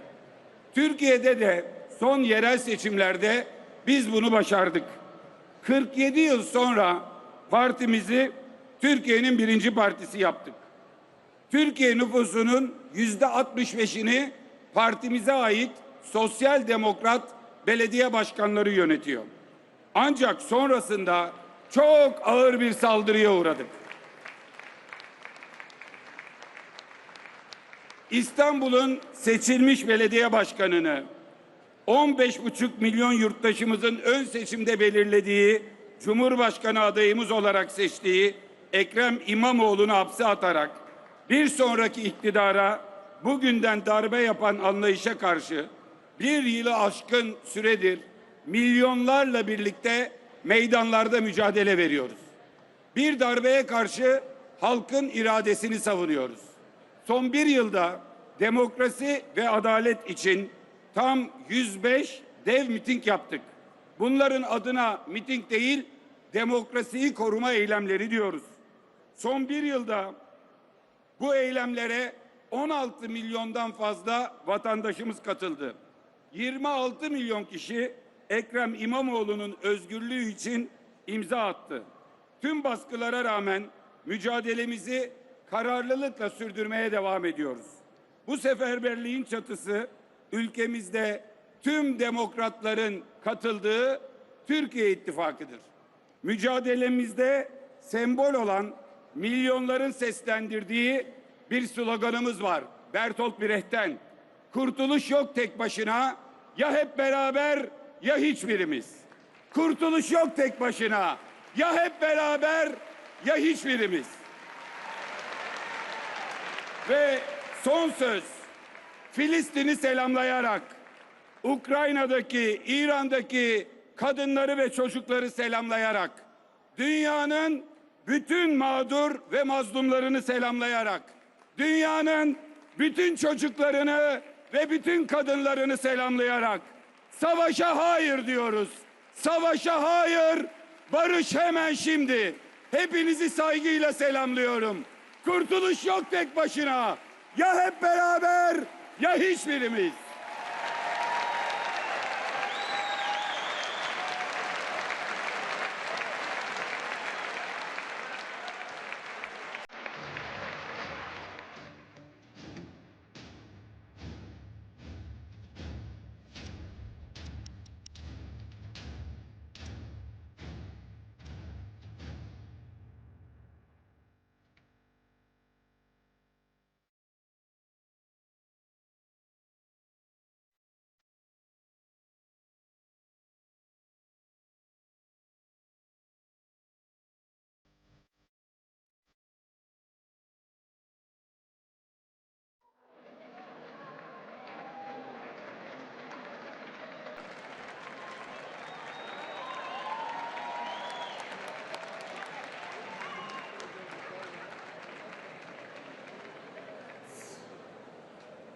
Friends, let's now speak about democracy. We just saw the video. My name is Thomas Vorpel. I'm the Deputy Secretary General of the Party of European Socialists, and it's a pleasure and an honor for me to welcome with me here on the stage 3 true fighters for democracy.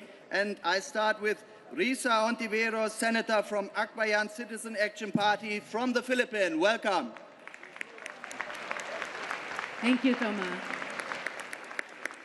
Next to Alicia Barcena, Minister of Environment from Mexico. Also a warm welcome, please. And then someone I actually don't have to introduce, but of course I will do it. Please welcome Irache Garcia Perez, leader of the S&D group in the European Parliament.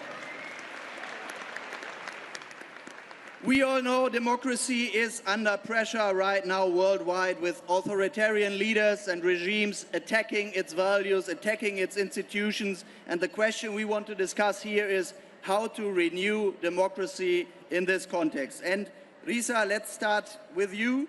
You have been at the forefront of defending democratic values in your country, of defending democratic accountability in the Philippines in difficult times. What is the one decisive action government must take today to protect our democracy? It's your turn. Tama, one decisive action for governments to genuinely protect the independence of institutions that hold power to account. Institutions must be protected from political capture. In the Philippines, I've seen this up close. We know what it means to live through typhoons, economic insecurity, and bullying by superpowers. And what makes that bearable what makes survival possible with dignity is not a strong man who promises order. It is functional, trustworthy institutions that truly serve the people. But we have also watched those institutions come under great pressure. Courts, commissions, human rights bodies, weakened, captured, or ignored. And when that happens, the price is paid, as it always is, by the most vulnerable. Our farmers, our fisherfolk, our workers, the millions of Filipino overseas workers in the Middle East right now face deep uncertainty because of the decisions emanating from Washington and Tel Aviv and then Tehran. Decisions in which they had no part. So, what does protection actually look like?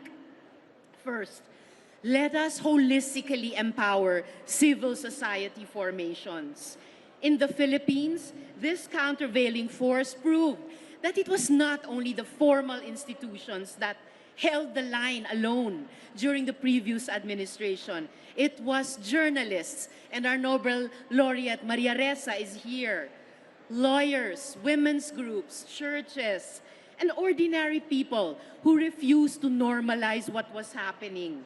Second, international solidarity and peer pressure. So gatherings like this one really matter.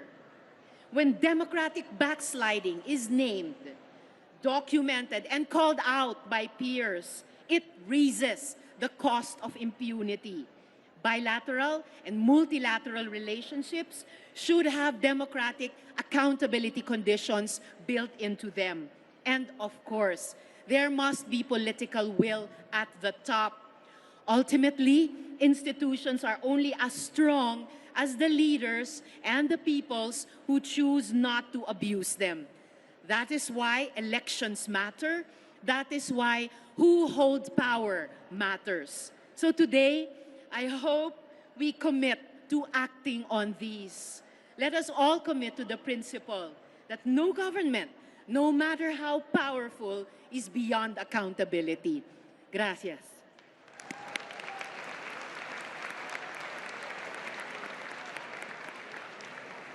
Lisa, thanks a lot. And now coming to you, Alicia. It's a special pleasure that you're here. And drawing from your extensive experience also in diplomacy, let me ask this question. What is the best effective way to build stronger international cooperation and to defend democratic values also on this international level? Please give us your thoughts on this. Muchas gracias. Buenas tardes, Barcelona. ¿Cómo estamos? Reciban con mucho afecto el abrazo fraterno de un México en transformación. La democracia está bajo presión, bajo cuestionamiento, a nivel nacional y a nivel internacional.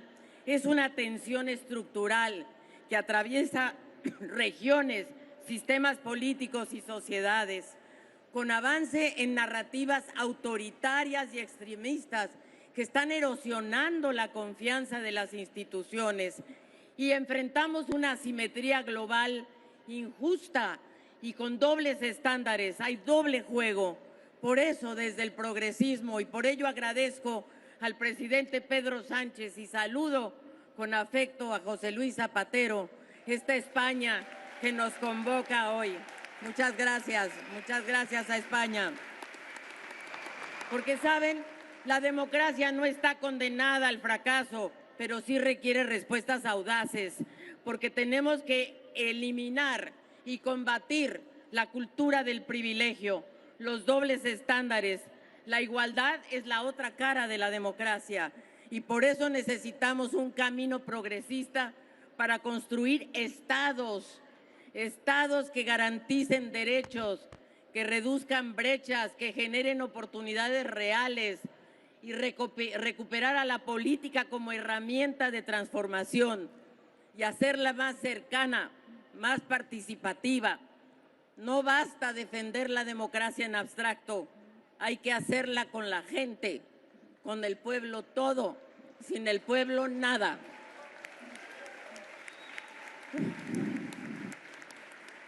Y la democracia tiene que ser feminista, tiene que serlo. La igualdad sustantiva de género no es un añadido, no, es una condición esencial de la democracia. Yo pertenezco al movimiento de la Cuarta Transformación en México, con la primera presidenta mujer en 200 años, Claudia Sheinbaum Pardo, que les manda un fraterno saludo. Y por último quiero decir, tenemos que fortalecer el multilateralismo, la democracia internacional. No podemos perderla como progresistas, la estamos perdiendo. Tenemos que combatir la guerra, lo dijo José Luis Zapatero. Juguemos por la paz, pero la paz solo se va a lograr si logramos unas Naciones Unidas mucho más equitativas, mucho más simétricas. Ningún país, por muy poderoso que sea, puede seguir comportándose unilateralmente. Debemos eliminar en Naciones Unidas el veto que paraliza. La respuesta progresista debe ser global, solidaria y renovada. Y por eso en este mundo fragmentado, marcado por la desconfianza, el multilateralismo es más urgente que nunca. Y por eso nuestras estructuras de 1945 ya no funcionan. Necesitamos un sistema multilateral nuevo, renovado, distinto, que nos represente a todas y a todos. Y así, queridos amigos progresistas, colegas, compañeros, hoy más que nunca necesitamos una visión desde el progresismo, porque la democracia no se defiende sola, se cuida, se renueva. Esa es nuestra tarea. Y el progresismo que hoy nos convoca es en esencia el camino hacia la igualdad. Muchas gracias.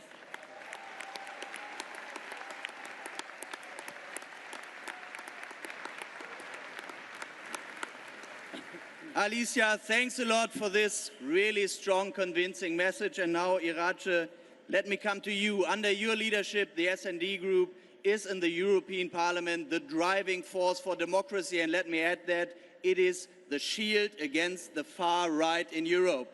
So, what needs to be done on the European level? The floor is yours, Irache. En primer lugar, permitirme, amigos y amigas, hacer una pequeña reflexión inicial. No es casualidad que un panel que habla de cómo defender la democracia en el mundo sea un panel compuesto por mujeres fuertes, por mujeres que lideramos, por mujeres que cambiamos el mundo. Porque cuando hay quienes atentan contra nuestros derechos, contra los derechos de las mujeres, están haciendo más débil la democracia. Y por eso somos conscientes de que hoy es más necesario que nunca hacer esa defensa de una democracia donde todas y todos seamos protagonistas. Una democracia que ya no es un hecho garantizado. Ha sido una conquista, pero las futuras generaciones deben entender que la democracia se consolida día a día. Y hoy está amenazada desde dentro y desde fuera, desde dentro de la Unión Europea y también desde fuera con injerencias. Y por eso nuestra respuesta tiene que ser doble. Primero, reforzar los derechos fundamentales, defender el derecho del aborto, defender los derechos LGTBI, defender la igualdad real y no permitir que haya quien niega la evidencia de la violencia de género, la violencia que es cometida contra la mitad de la población en el mundo. No vamos a permitirlo, pero también tenemos que ir más allá. La democracia no se defiende solo con leyes, se defiende con justicia social. Cuando la gente siente que el sistema funciona, la democracia se fortalece. Cuando la gente siente que el sistema les ha dejado fuera, la democracia se debilita.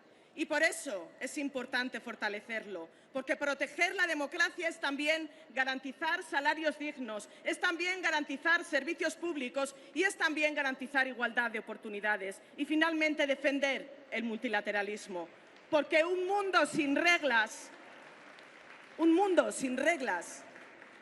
es una democracia que pierde. Y nuestra tarea clara es esa, es protegerla, es reforzarla y es hacerla útil. Vivimos hoy un momento histórico. Todos y todas quienes estáis aquí presentes sois protagonistas de este gran movimiento mundial, desde el progresismo, desde la izquierda, que va a hacer posible cambiar el mundo y hacer un mundo más justo y pensando en los que más lo necesitan. Muy bien.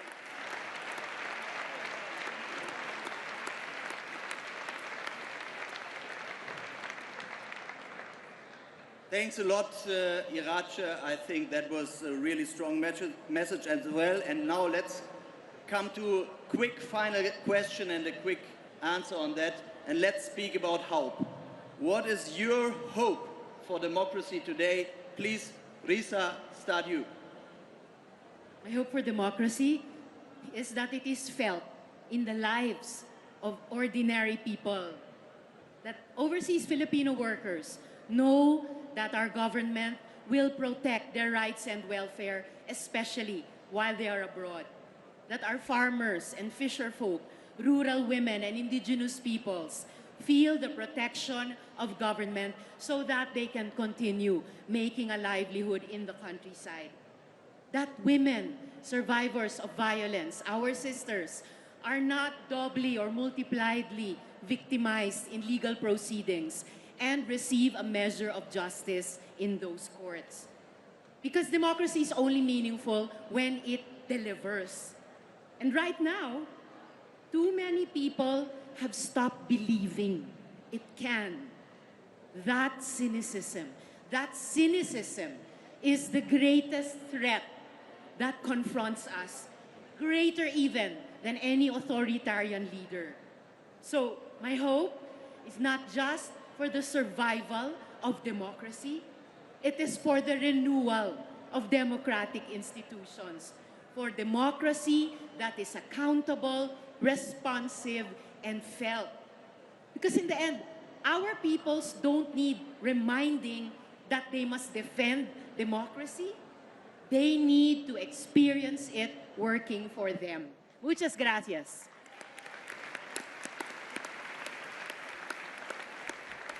Alicia, what is your hope? Mi esperanza, mi sueño es que Naciones Unidas nos devuelva la esperanza, que proteja los bienes públicos, que cautele la paz, la justicia climática, que combata el armamentismo, que beneficie al que menos tiene, que elimine este molesto, desagradable doble estándar donde creamos un Estado como el Estado de Israel a costa de otro, que es Palestina. No, eso no. Ese es mi sueño.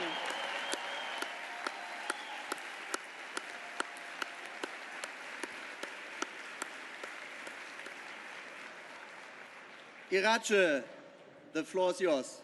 Your hope. Mi esperanza es muy simple, pero muy firme.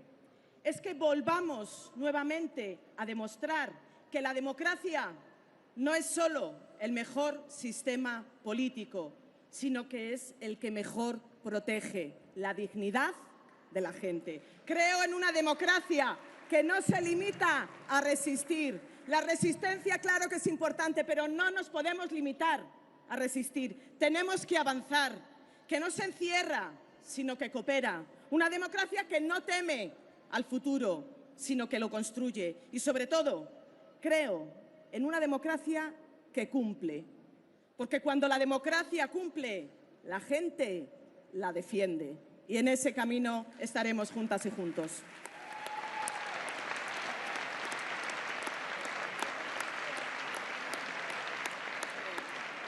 So, let me thank all the three of you. I think you proved you are real fighters for democracy. We saw that. And let me sum it up. I think there's one message, there's one task, there's one responsibility. Let's save and protect our democracies together in our countries, on our continents, and around the world. Give a big applause to these three fighters for democracy. Thanks a lot.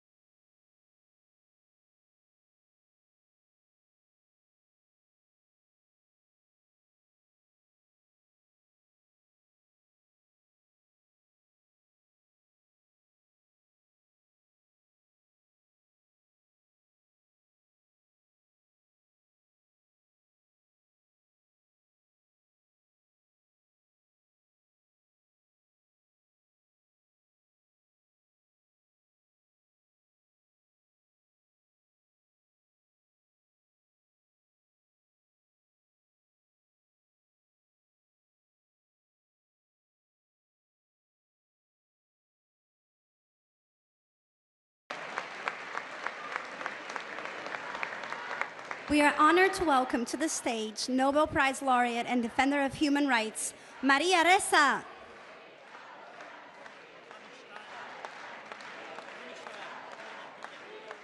A man who has dedicated his life to justice, his people, and peace. We are very honored to welcome on stage the former Prime Minister of Palestine, Mr. Mohammed Shtayyeh.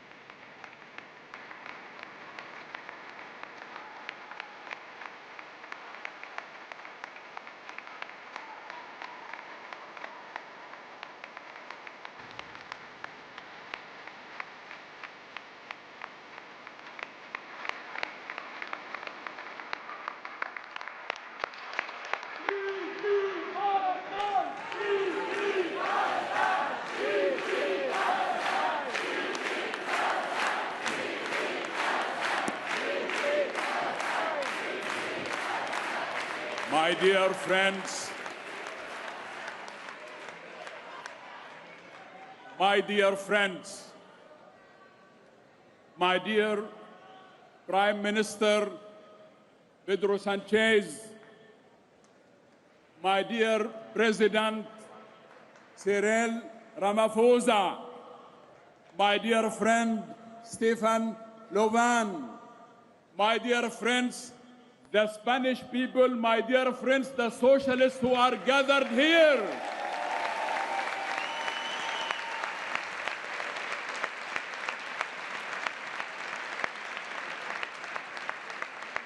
In the name of the 72,000 Palestinian innocents who have lost their lives, I thank you.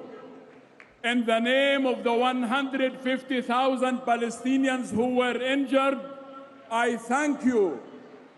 In the name of the 251,000 house owners whom their houses were destroyed in Gaza and in the West Bank, I thank you. In the name of the Palestinian people, I thank you.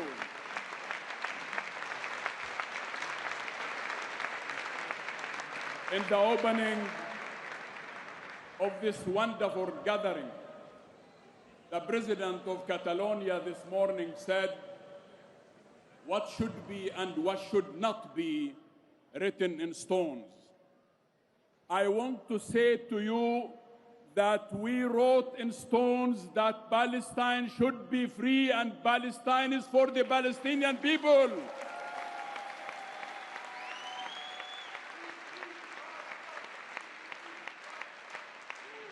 It is written in stone that Jerusalem is the eternal capital of Palestine. It is written in stone that the Palestinian refugees have the right to return to their homes.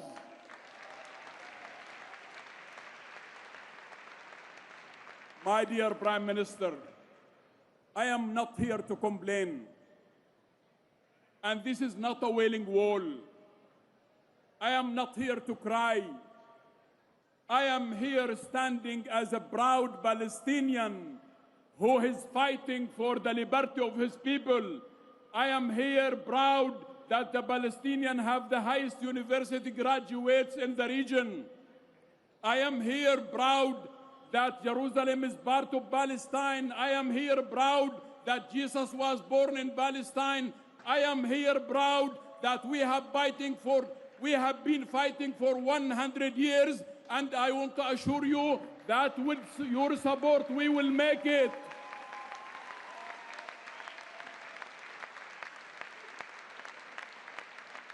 Mr. Prime Minister, my dear friends, we all know that the darkest moments are the ones before dawn.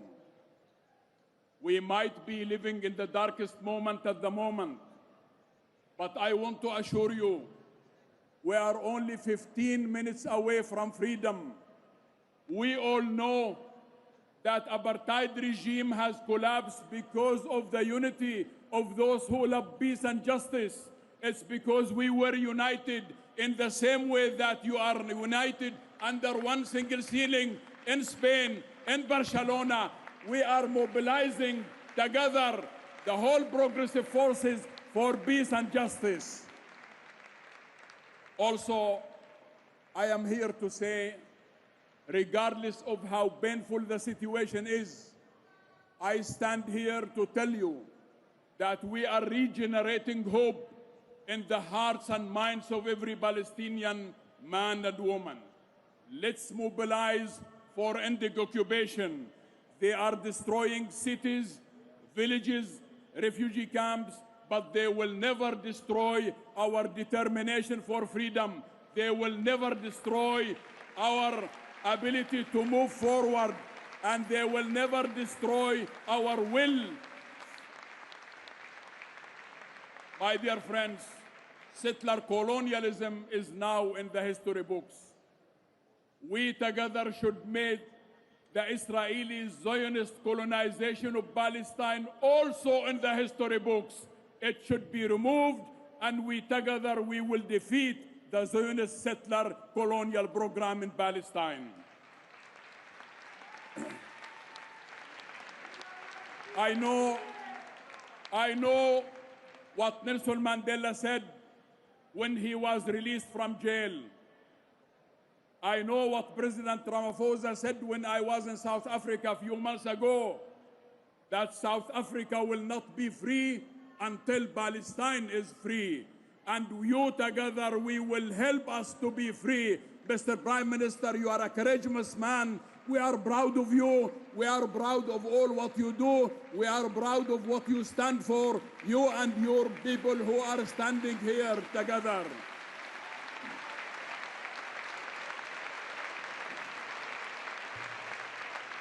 I only regret one thing. I only regret one thing, that the Prime Minister of the State of Israel was not invited here to see that the whole world is standing against him, that he should see that the whole world is with Palestine.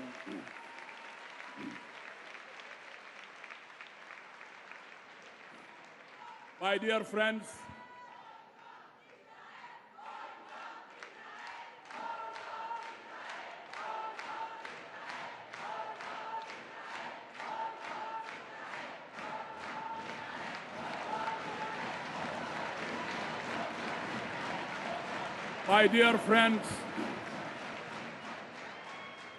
my dear friends, the future is not for the destroyers.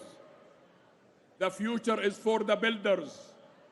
Let's mobilize to stop genocide.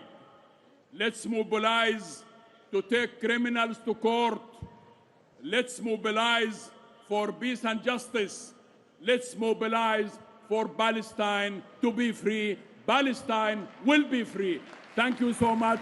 Thank you so much. Thank you, Barcelona. Thank you, Spain. Thank you, Mr. Prime Minister. And thank you, all those who are gathered here for peace and justice. God bless you. Thank you so much. Palestine will be free with your support. Thank you.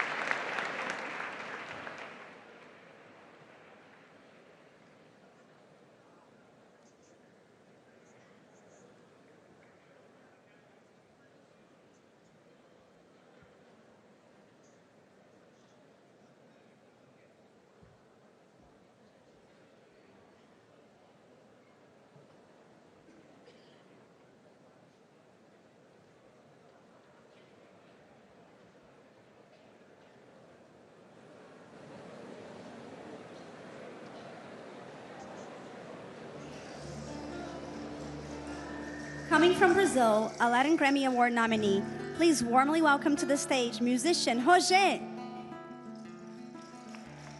Gracias.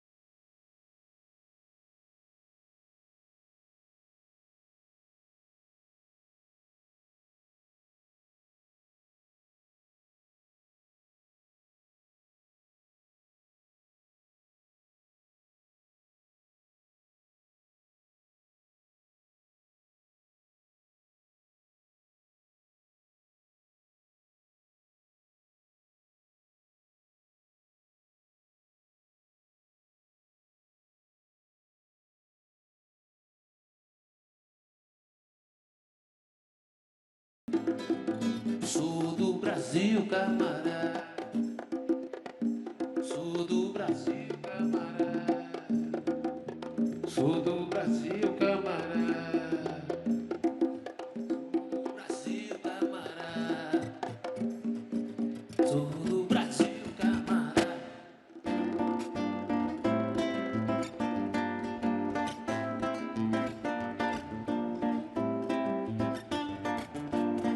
Meu Brasil mora dentro do meu violão. É a força da sua canção. É o do seu candomblé. Meu Brasil é mistura de raça e de cor, soberano e não perde valor, é o samba com a bola no pé. Meu Brasil, se eu tiver que sair por aí, vou morrer de saudade de ti, mas eu volto com a graça de Deus, com o orgulho de ser um zumbi, zumbi, descendente também de zumbi, brasileiro no mundo sou eu. Meu Brasil, Dona Bonena está, Cinelé, Marielle é a avó da mulher, Bossa Nova na voz de João. Natureza de fauna e de flor, e não cabe em mim esse amor, meu Brasil de Garrincha e Belé. Natureza de fauna e de flor, e não cabe em mim esse amor, meu Brasil de Garrincha e Belé.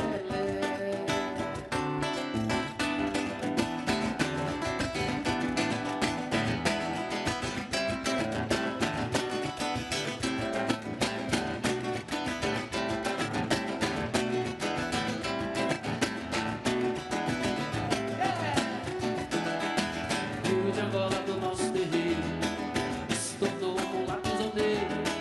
Viva a viola, cavaco, pandeiro, trilha sonora que o mundo inteiro. Samba, samba, é 100% povo brasileiro. Samba, samba, é 100% povo.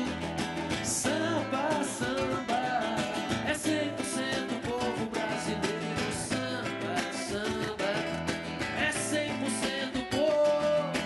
La la la ya la ya la, la la la ya la ya, canta la la ya la ya la, la la ya la ya. E quando o dia amanhece que a gente percebe esse é o futuro do nosso país, a batucada à noite virou madrugada, é desse povo que sabe o que diz. Samba, samba, é 100% povo brasileiro. Samba, samba, é 100% povo. Samba, samba, é 100% povo brasileiro. Samba, samba, é 100% povo. La la la ya la ya la, la la la ya la ya, la la la ya la ya, la la la ya la ya.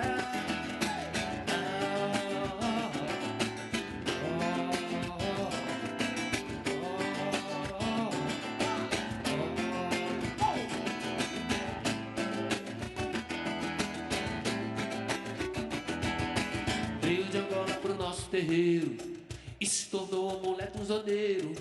Viva cavaco, piola e pandeiro, trilha sonora que o mundo inteiro. Samba, samba, é 100% povo brasileiro. Samba, samba, é 100% povo. Samba, samba, é 100% povo brasileiro. Samba, samba, vem, é 100% povo. La la la ya la ya la, diga, la la la ya la ya, hey, la la la ya la, vai, la la la ya la ya, vai, la la la ya la, diz, la la ya, oh, la la ya, hey, la la ya, vem, la la, peace and love, saúde, thank you.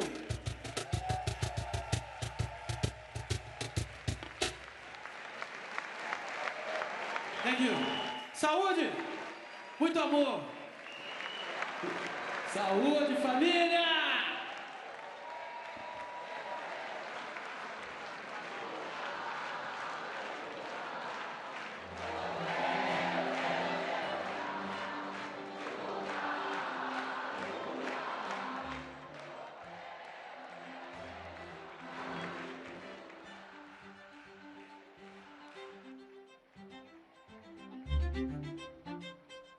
Que perdí mis manos en Jerez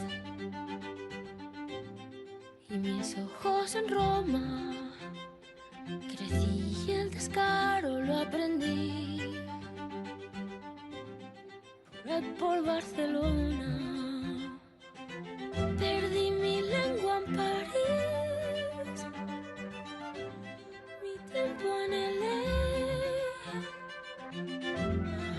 Los hills en Milán,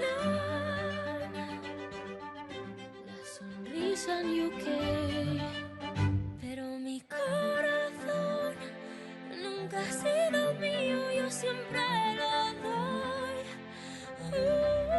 Coge un trozo de mí, quédatelo pa' cuando no estés, seré tu reliquia,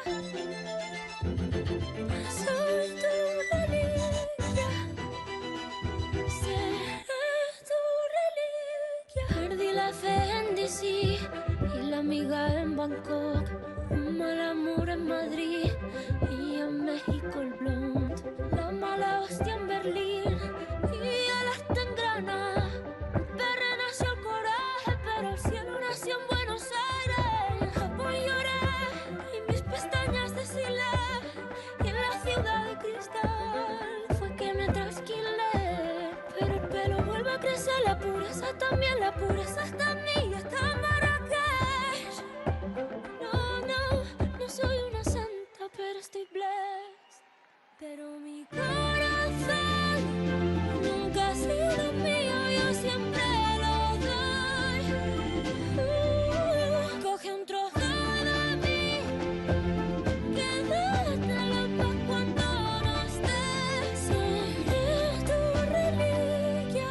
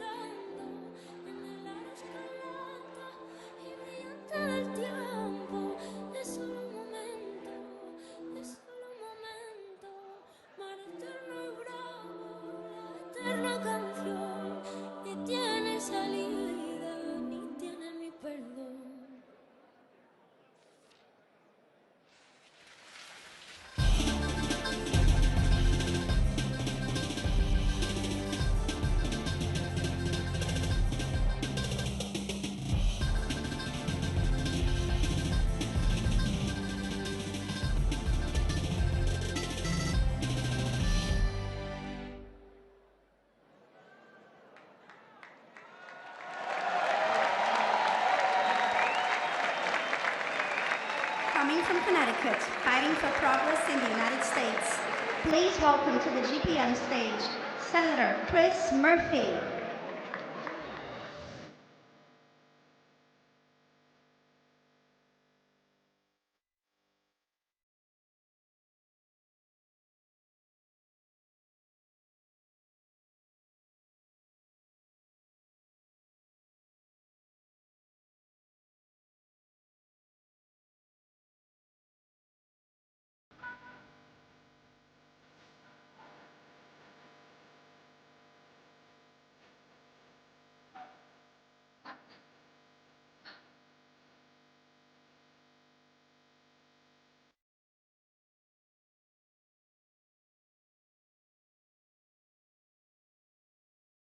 Well, I bring you greetings from the friends of Spain, the friends of Europe, the people of the United States of America.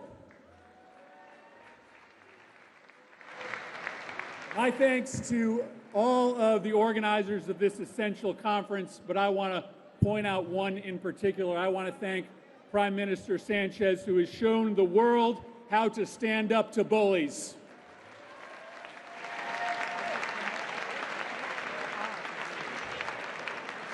So I am here as a United States Senator, a member of the Democratic Party, and I want to bring you greetings as well from a nation that is in crisis.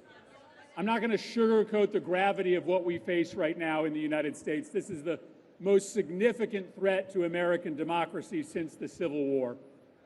Donald Trump in our country is trying to end our democracy. We are not on the verge of a totalitarian takeover. We are in the middle of it. He is trying to seize control of our courts, of our law enforcement, of our media, of our elections. His goal is oligarchic capture. He doesn't believe in democratic equality. He doesn't believe in shared prosperity. He believes only in the consolidation of wealth and the consolidation of power. And I want to say this very clearly to you. I want you to understand this and know this. This White House is the most corrupt White House in the history of our nation.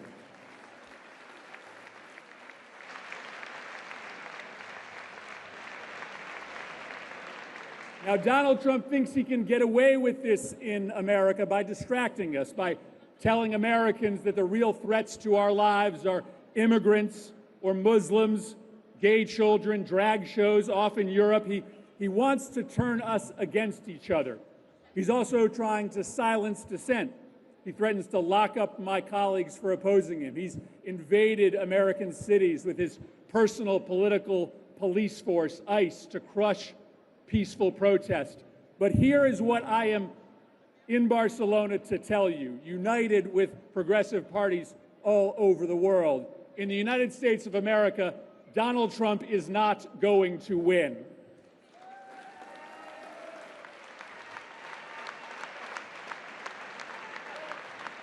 I know this because 3 weeks ago, 8 million Americans walked out their front doors and joined together in over 3,000 town squares, parks, and public places, the single largest day of protest in the history of the United States of America. Donald Trump's approval ratings are at historic lows. His party loses election after election, and his enablers in Congress are going to be wiped out of office this November in our elections. And let me tell you something else. Americans are watching what is happening in the rest of the world. They are watching the courage of the defenders of democracy in Hungary.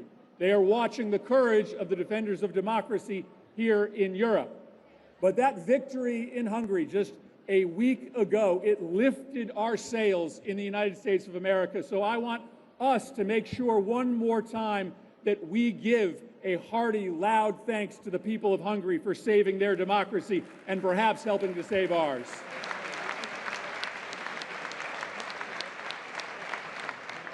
This is a moment, my friends, where progressives around the world have to unite. Trump, Orban, Le Pen, the AfD, the remnants of Bolsonaro, these right-wing movements, they learn from each other. They copy one another's tactics of democratic destruction, and they count on us to be divided, to argue over purity tests while they dismantle our freedoms. But to beat them, we must learn from each other too. We have to understand how Prime Minister Sanchez, how President Lula have built big progressive coalitions all over the world. We must learn together the lessons of Hungary. Are we all committed to learning those lessons together? Yes, we are. But I want to be honest with you as well. The corporations that prey upon us, that quietly and sometimes loudly back the right-wing project of oligarchy, they're counting on us to be divided too. The big technology companies want to keep the United States and Europe paralyzed on how to protect children and families from the poison that they're spewing out on social media and artificial intelligence. And the only way to prevent the total corporate takeover of our societies is for the global progressive movement to unite in breaking up concentrated corporate power all over the world.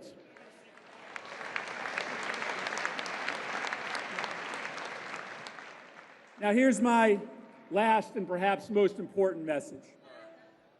Donald Trump is actually not the cause of America's problems. He is a symptom. And the same is true for right-wing demagogues rising across many of your own countries. Beating Trump this November is essential. Beating Orban was essential, and it will be a cause for celebration when we win. But it will not be a cure for what ails us. Our project as progressives is not simply to win elections. Our project is to reckon with the spiritual unspooling that is happening under our feet. Because for millions of people, especially in high-income nations, the modern world has, for many, turned existence into a wasteland of empty consumption, of technology-induced loneliness, of flattened culture, of work without dignity. And so our challenge is not just to raise wages, it's not just to protect civil rights, it's not just to keep our water and our air clean. Our challenge is to build a world in which people find real connection, real meaning in their daily lives. Capitalism is broken. You know this. In America, our people once felt powerful generations ago when the leaders who ran the companies that they worked for lived in their community. Their local hospital was owned by someone they knew. Their grocery store was owned by a neighbor. But the consolidation of economic power into the hands of a very small number of people, private equity elites, a few technology industry leaders, it's not just an economic problem, it's a spiritual problem. People feel lonelier and less connected when the centers of economic power sit far away in Aspen or Davos instead of in their own community. And so our project as progressives has to be simple. The fight moving forward in this world is between corporate power and worker power. And all over the world, progressives are going to stand up for workers.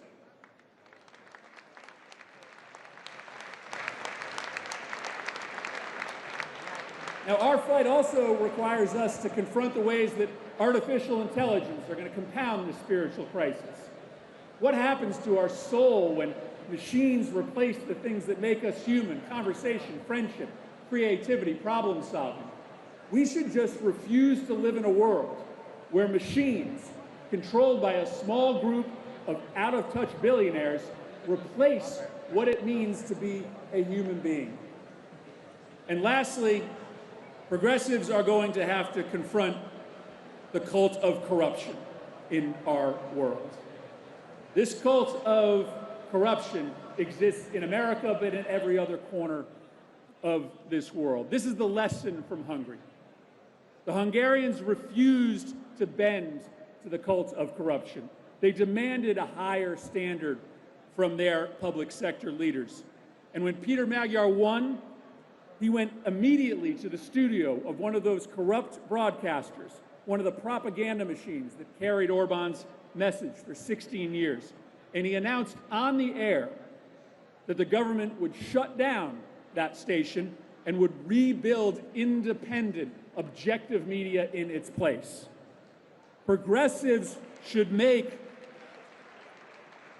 the reform of our democracy our #1 priority in the United States and across the world. And I will tell you what that means in the United States. That means passing an amendment to our Constitution to get billionaire money, corporate money, and anonymous money completely out of our politics.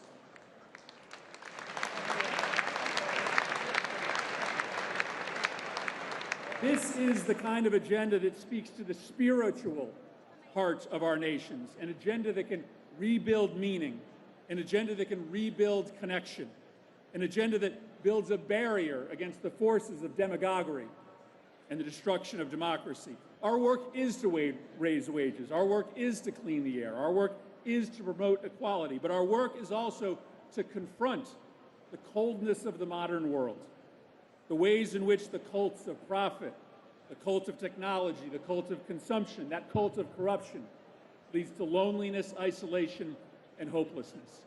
Our politics has to be a politics that restores communion and meaning to people's lives. Until we do that, our victories are not going to last. And so I leave you with this. I believe in my heart of hearts that in America, we are going to do the things over the next several months to save our democracy from Donald Trump.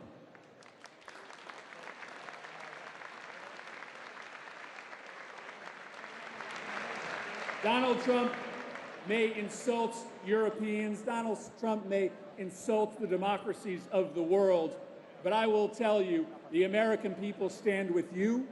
The American people support inclusive democracy. The American people support democratic equality, but none of us in America, in Europe, in Africa, in Asia, none of us are going to be safe until we do that hard work across the borders to build a world in which people feel more connected, in which people are empowered in their communities. This is our work.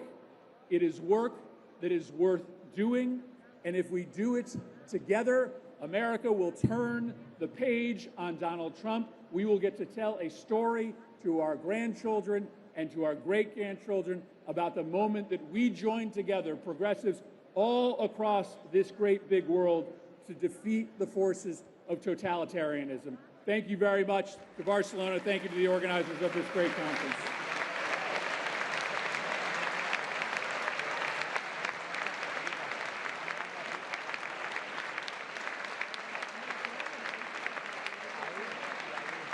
Bold, principled, and leading the fight against the far right, please welcome on stage the leader of the Democratic Party of Italy, Ali Schlein.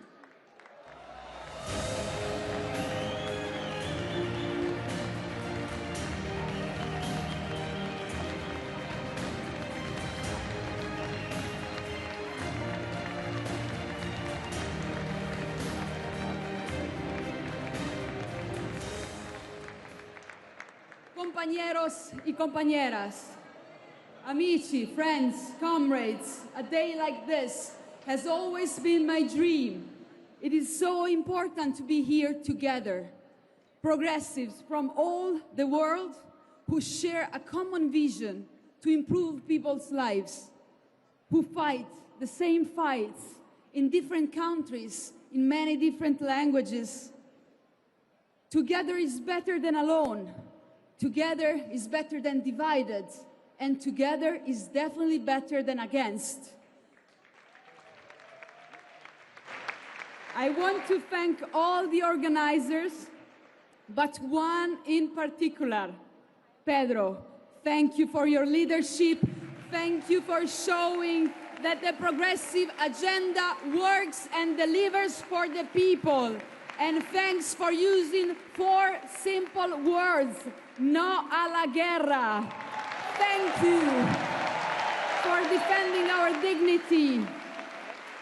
These illegal wars have to stop immediately. We will not accept to replace international law with the law of the strongest and the richest. We will not accept that people like Musk earn $1 trillion while his friends, Trump and Meloni, block minimum wages for millions and millions of workers. We will not accept to see the UN replaced by a board of peace that is not even building peace, because you cannot build peace by not involving Palestinians. Free Palestine. We need the recognition of a state of Palestine alongside with Israel. We will not accept to steal the future of the new generation by denying climate change and continue to depend on fossil fuels, because we have only one planet. There's no planet B, and we don't even own the planet. We are renters. We need to give it back afterwards.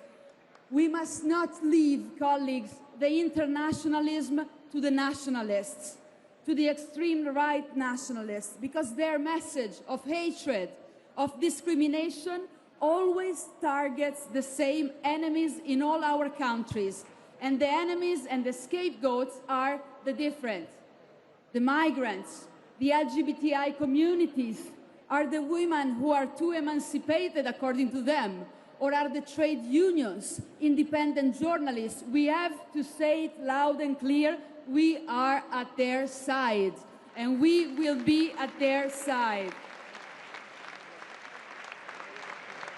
They pick a new enemy every day to distract from the fact that they're not delivering for people. But in the end, this message of hatred will put them on the opposite sides of the walls that they want to build at every border, and they will end up as enemies across those walls. You see it clearly with Trump's commercial war and tariffs that are hampering all the economies. So the more they build walls, the more we will build cooperation, dialogue, and peace. In many of our countries, the right-wing nationalists have won or have grown by fueling fears, fear of migrants, fear of the different, fear of diversity. Now we have an opportunity for an historical shift. Now people are scared of them because they're bringing chaos, because they're bringing uncertainty, because they're bringing wars, damaging economies, and also shooting in the streets of their city. Please give another solidarity to Governor Walz from Minnesota and what happened in Minneapolis that shocked everybody.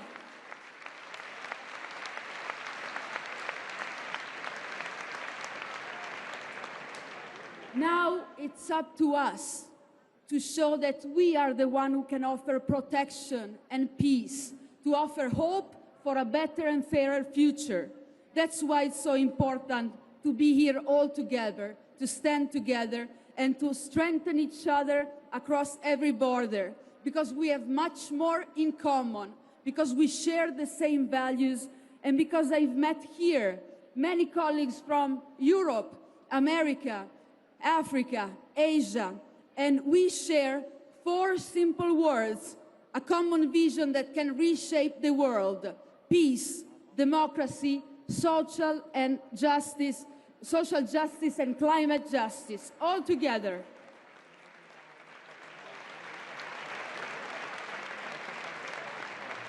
We want to improve people's lives. We want good jobs and fair wages. We want healthcare and education for all. We want sustainable growth, and we want clean energy. We want affordable housing, and we want to fight tax havens and to tax billionaires instead.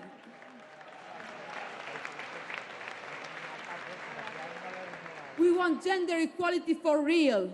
And you know that we have a prime minister in Italy, a female prime minister. But nevertheless, in my country, women's pensions were cut.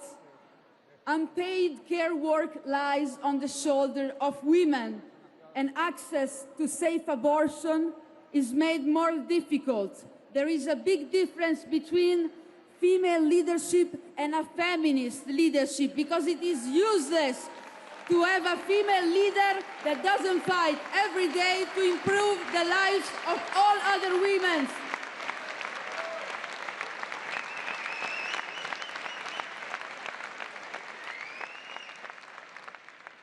We're here together to say that another world is possible, based on solidarity and cooperation, on peace and equality. And that's the world we want to be together with you. Comrades, if the wars continue, we should mobilize together on the same day in all of our countries and do it together for peace and for equality.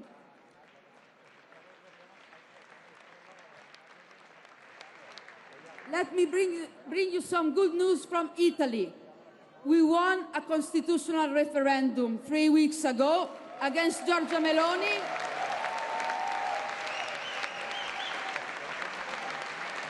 $15 million people went out to vote against the government.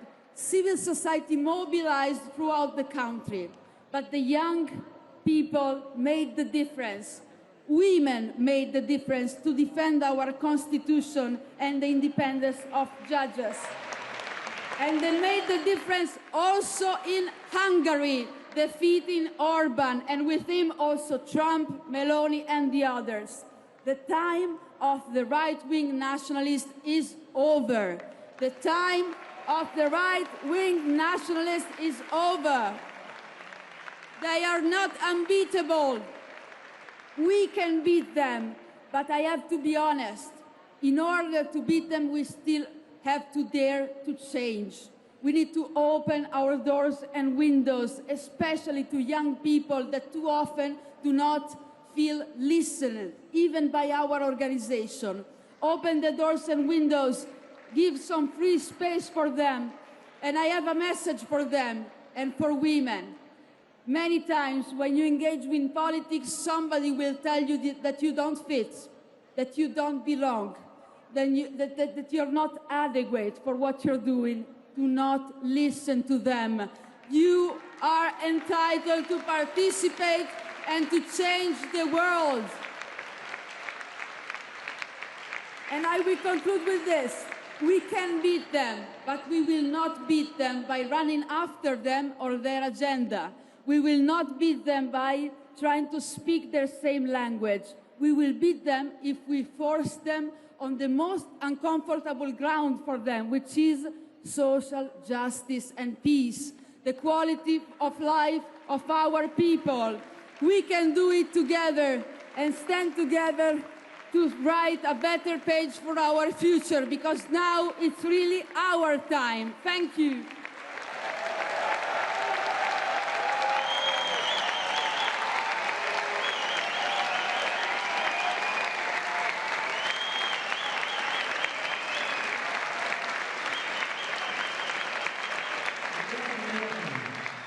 Lamento no poder acompañarles personalmente, pero agradezco profundamente la invitación a participar en este encuentro en un momento especialmente desafiante para el mundo.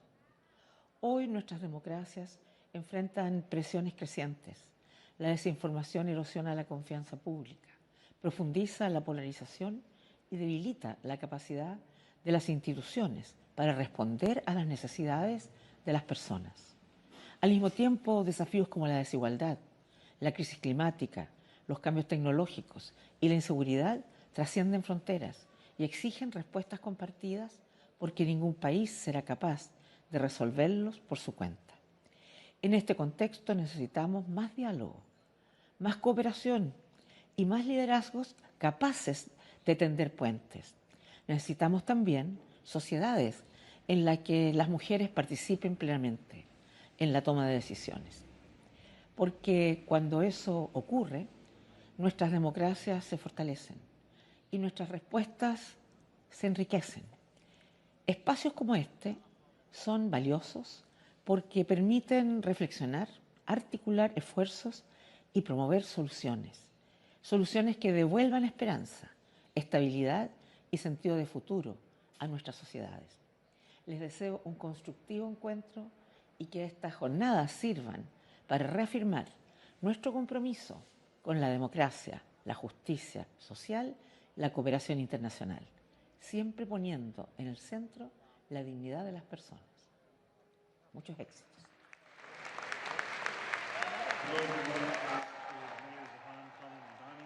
Let me first begin by thanking Prime Minister Pedro Sánchez and progressive leaders from across the world. In a moment such as this, where we see so much crisis and conflict across the world, it is critical that progressive leaders come together and practice solidarity. And I can tell you that as the mayor of New York City, when I look around our city, when I hear from New Yorkers and their struggles to afford life in the most expensive city in the United States of America, and they tell me their struggles in paying rent for the first of the month, in affording groceries at the grocery store, in finding childcare that they can actually afford, I hear in them not just the stories of New Yorkers, but frankly the stories of working people from across the world. Because we know that this crisis of income inequality, it is not one that is distinct or unique to our city. It is one that has become a fact of life for too many across the world.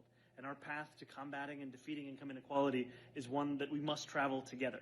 And so it is such a pleasure to be part of a beautiful and burgeoning movement to combat this kind of inequality and to deliver dignity everywhere that we find that crisis. So thank you all for being a part of this, and I look forward to working with all of you to building a better tomorrow than the life that we live today. Brothers and sisters, my apologies for not being able to be with you today in Barcelona. But thank you very much for allowing me the opportunity to say a few words to you virtually. Let me also thank Prime Minister Sánchez for bringing together such an impressive group of progressive leaders from around the world. Clearly, at a time when the oligarchs and their huge corporations function on a global scale, it is imperative that those of us who represent the needs of the working class must also work together internationally. My hope is that this important conference is the beginning of that increased progressive international cooperation. Let me also take this opportunity to thank Prime Minister Sánchez and all of you who have spoken out and taken action against the illegal and dangerous wars being waged by Netanyahu and Trump in Iran and Lebanon. I fear very much that leaders like Trump, Netanyahu, and Putin in Ukraine are plunging this world into international anarchy, where might makes right, where the rule of law is ignored, and where millions suffer as a result. In the 21st century, conflicts between nations must be resolved at the negotiating table, not on the battlefield. Countries should be investing in healthcare, education, and good-paying jobs, not more weapons of horrific destruction. As I think we all know, we are living in an unprecedented and extremely dangerous moment in world history. Never before have so few people held so much wealth and so much power. Around the world, in country after country, we are facing extreme inequality and the rise of a global oligarchy. In the United States and many other countries, the simple truth is that the very rich are becoming much richer while working people are struggling to put food on the table, pay for housing, and other basic needs. And the gap between the rich and ordinary people continues to get wider and wider. In my own country, for example, the top 1% now owns more wealth than the bottom 93%. And one man, Mr. Elon Musk, owns more wealth than the bottom 53% of American households. Meanwhile, 60% of our people here are living paycheck to paycheck. Frankly, that is insane. And what is also insane and unjust is that many of these multi-billionaires avoid paying their fair share of taxes. Some of them are able to manipulate the tax codes in their own country. Others stash trillions in secret offshore accounts in tax havens around the world. I've reported to you some bad news, which you already know. Now let me give you some good news. In the United States, ordinary people are fighting back. A few weeks ago, we had No Kings demonstrations all across the country, and some 8 million people came out, the largest demonstration day in American history. Loudly and clearly, Americans say no to authoritarianism, no to oligarchy, no to racism, no to war, and no to the continued attacks against the working class. Donald Trump's poll numbers are plummeting. They're going way, way down. And right-wing Republicans are losing local and state elections around the country. There is a reasonably good chance that the Republicans will lose control over the House of Representatives in the November election and maybe even the Senate. What I will also tell you is that the progressive movement here is developing a strong, multiracial, multi-generational, pro-working class effort in every part of our country. In New York City, Zohran Mamdani recently took on the Democratic establishment, the Republican establishment, the President of the United States, and the big money interests, and he won a decisive victory. And he accomplished that because he had over 90,000 volunteers knocking on doors in his campaign. In my view, we're going to see victories like that all across the country, progressives winning with strong grassroots support. But it's clearly not just happening in the United States. I am encouraged by the progressive movements that have grown up across the world. These movements, many represented in this conference, have brought together diverse, talented groups of people to demand economic, racial, and social justice, a habitable planet for themselves and their children, and governments that work for all of us, not just the wealthy few. So, brothers and sisters, we have a lot of work in front of us. Let me thank all of you for what you are doing. Let us go forward together. We need now, more than ever, international working class solidarity. Thank you all.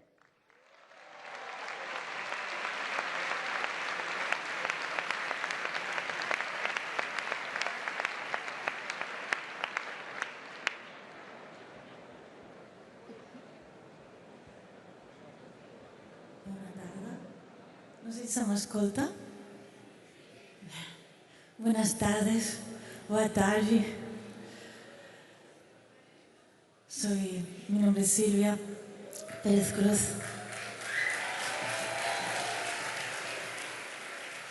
Muchas gracias.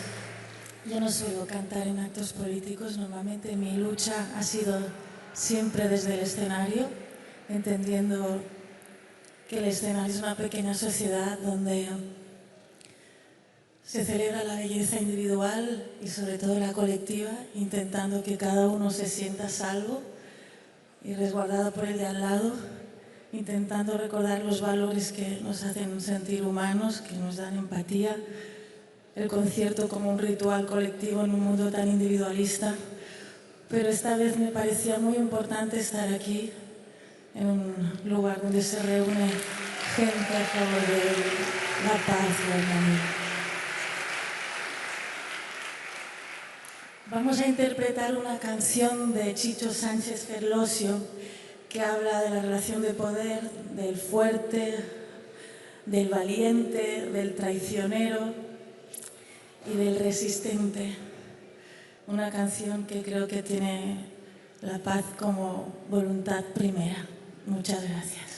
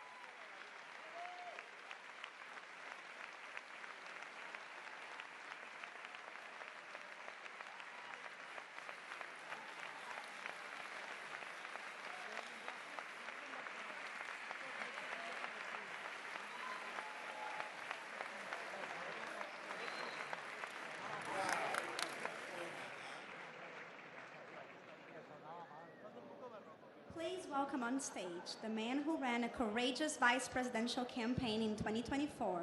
It is a great privilege to introduce Tim Walz, Governor of Minnesota, United States.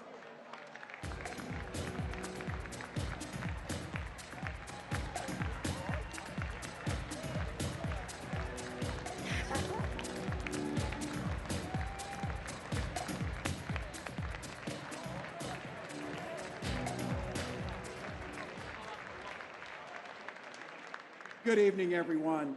First and foremost, a huge thank you to Prime Minister Sanchez for your vision, for your leadership, and to the people of Barcelona and Spain, thank you for hosting this important conference. President Lula and the dignitaries who have traveled from across the globe, who came from near and far for a very simple and beautiful affirmation that it is our responsibility to create a better and fair future for all of our people. And most importantly, thank you to all of the activists who came to this room, those who speak up daily, those who speak for those without a voice, to make sure that those in power hear the voice of the people. Now, many of you might know me as the guy who isn't currently the Vice President of the United States. And all I have to say about that is I'm very sorry about that. But unlike our current Vice President, I'm not here to arrogantly lecture or scold you. I'm not here to pick a fight with the Pope. And I'm not here to host a rally for some local wannabe dictator. Instead, I'm here to say thank you and to share some thoughts on what we can do to be part of a progressive movement that moves all of our countries forward. The way we can rescue ourselves from these wannabe authoritarians in your country and in mine. You may know I'm lucky enough to be one of the 50 governors in the United States, but I govern the best state in the country, Minnesota.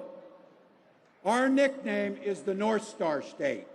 We have that name because we've always pointed the way forward.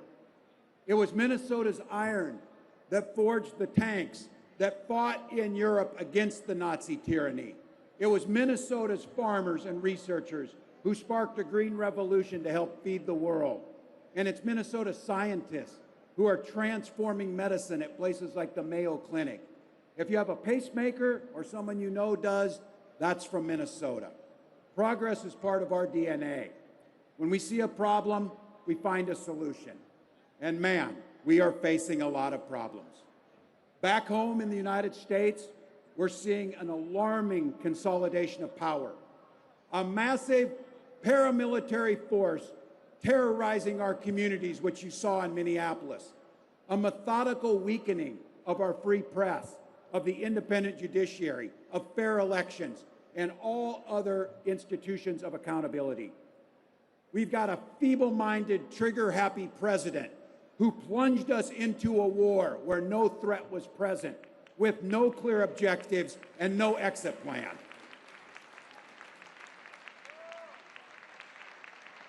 We need to call that what it is. That's fascism. Or at least it's fascist curious, as they would be. Look, it'd be easy to stand up here and just bash Donald Trump. He's an easy target. And if you know me, we don't get along very well. But we've got a lot of bigger fish and bigger problems to fry in this room. Because the truth is, authoritarianism is not just confined to the United States, it's everywhere. And of course, we would be remiss if we didn't acknowledge the encouraging signs of people who have beat back this dangerous ideology, like President Lula in Brazil, like we've seen in Hungary.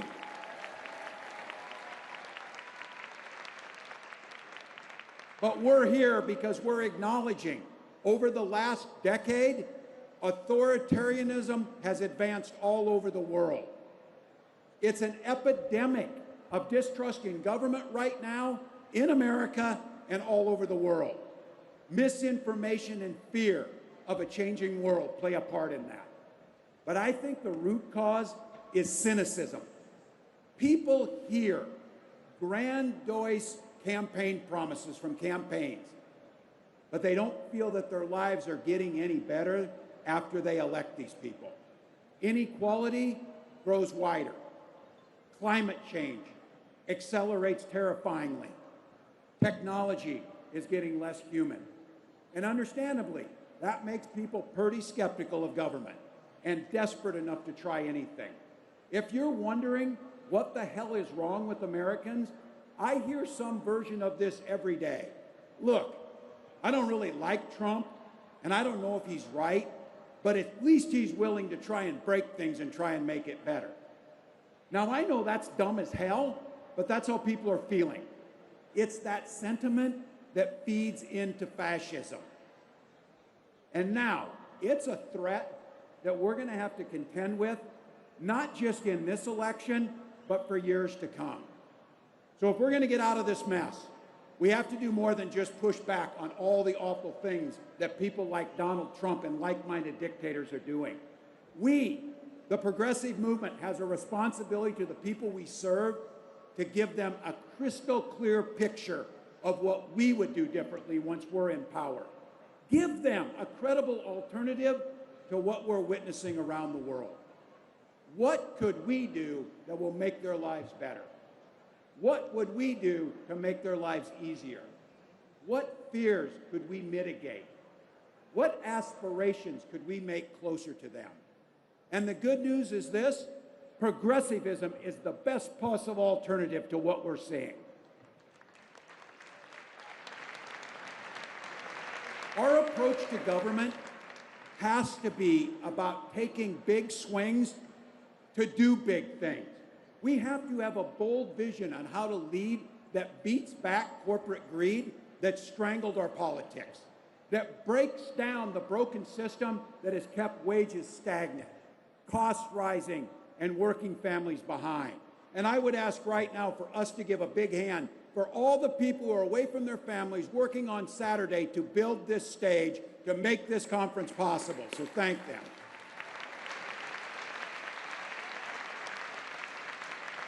If we get elected, we got to shake up the status quo, because there's many people wondering, and I heard this in America, what difference does it make who we elect? It's the same thing. So we have got to have a vision, but vision's not enough. You have got to deliver when we get in power on things that are popular, impactful to people's lives, that they can see immediately and see improvements in their lives. We're trying to build that in Minnesota, and that's the reason Donald Trump hates us. We're building that blueprint. For those of you who don't know, Minnesota is not a blue, democratic, progressive state. We are split evenly down the middle. And in fact, in 2023, after the elections, as I was governor for the first time in decades, by one vote, we had the lower house, the Senate, and the governor's office. It's not enough just to win those elections. You have got to go big, more specifically on stuff that reaches working class people. In Minnesota, we designed the most generous child tax credit in the United States. It will reduce childhood poverty by 1/3. We have the lowest amount of childhood poverty of any state in America in Minnesota.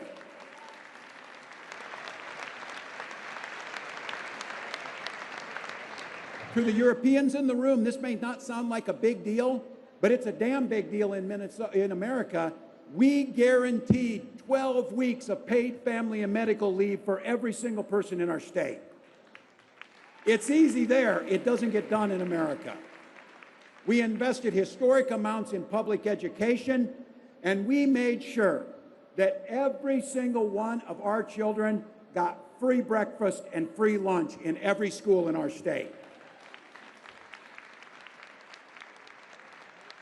I'm a school teacher by training. It's funny how when kids aren't hungry, they learn better.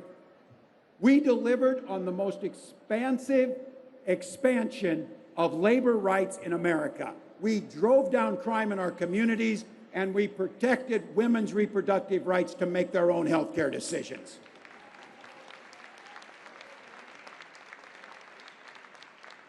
And we are the leading state that by 2040, we will hit our goal of 100% clean, carbon-free electricity and power across the state of Minnesota. Now, you know what the result of that was? People saw more money in their pocket, safer communities, better schools, and now we're one of the friendliest states to start a business in. We are the freest state to live your life, love who you love, make your own decisions, and we're the best place in the country to raise a child. Every day, we're proving what's possible when you govern with courage and competency. And it's all because of a simple approach. You do not win elections to bank political capital to win the next election. You make sure when you win an election, you burn that political capital to improve people's lives as quickly as you possibly can. Not enough to try and save it so you get elected. Progressives have always known this. That's not the point of winning power. The power is to go as big as you possibly can with what you've been given. Making sure that we found out in Minnesota, when you do that, two things happen. When you get elected and you pass progressive policies, you get two results. We found out those outcomes are pretty darn good.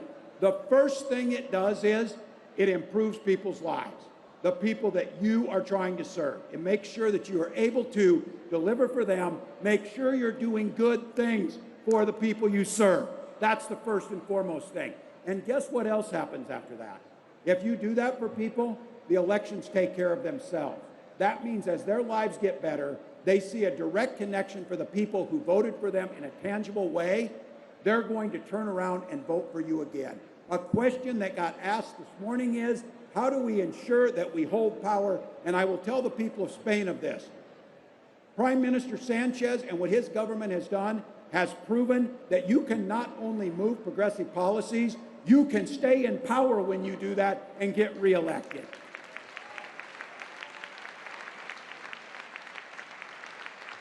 Simple rule of life, I believe this is, I'll say it, to earn people's faith back, if you say you're going to do something, you damn sure better do it, which is how you build back that political capital. It's how you hold on to power so that you can keep doing the things that make people's lives better. That's the purpose that we're here for.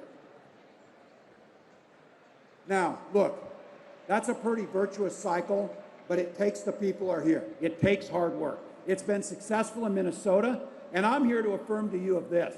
This is the process. It's what you see here. It's what you see in Brazil. It's what you're seeing starting to happen across the United States, is that we are using progressive vision to push back on this nightmare. I also have a second message here for this weekend. I know, and I can feel it in this room, you're not too thrilled with America right now. I get it. I'll let you in on this. There's a whole lot of Americans who aren't too thrilled with ourselves either right now. But the reality is this, and I want you to know this.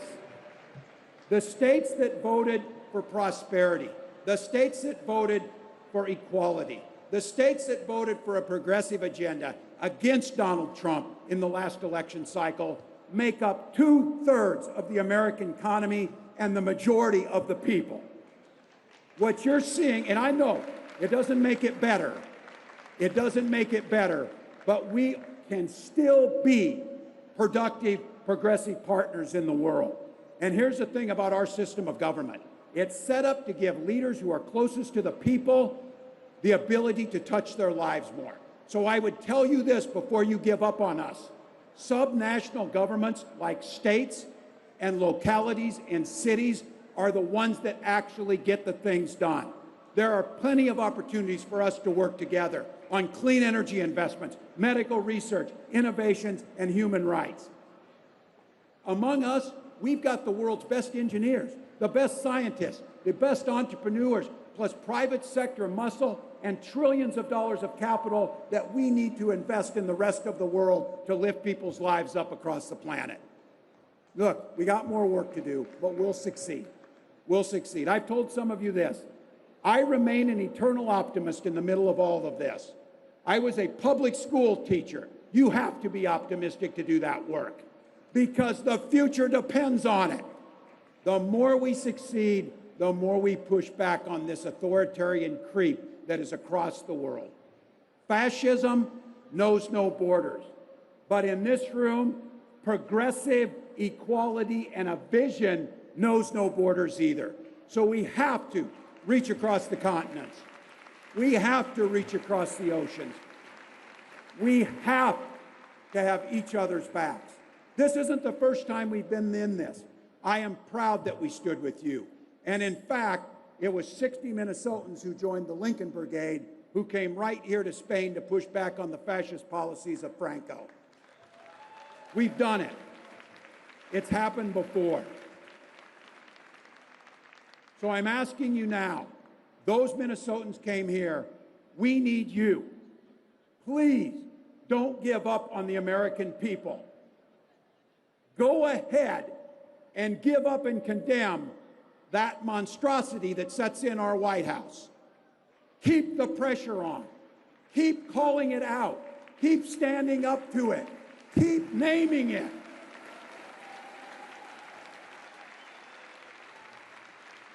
But no, there are more good people that stand on the right side of history. There are more good people that care about equality, that understands it's not America first, it's humanity first. It's all of us together.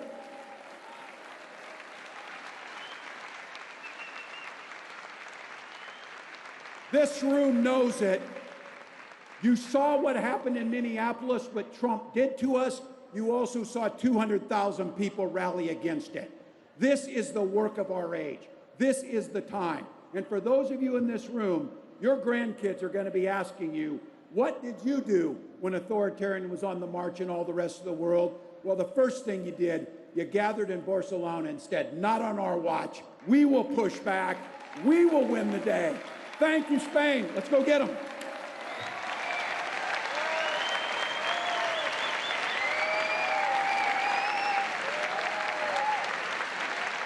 From championing climate justice on the global stage to driving bold social and economic reforms at home, it is a privilege to have with us Mia Mottley, Prime Minister of Barbados.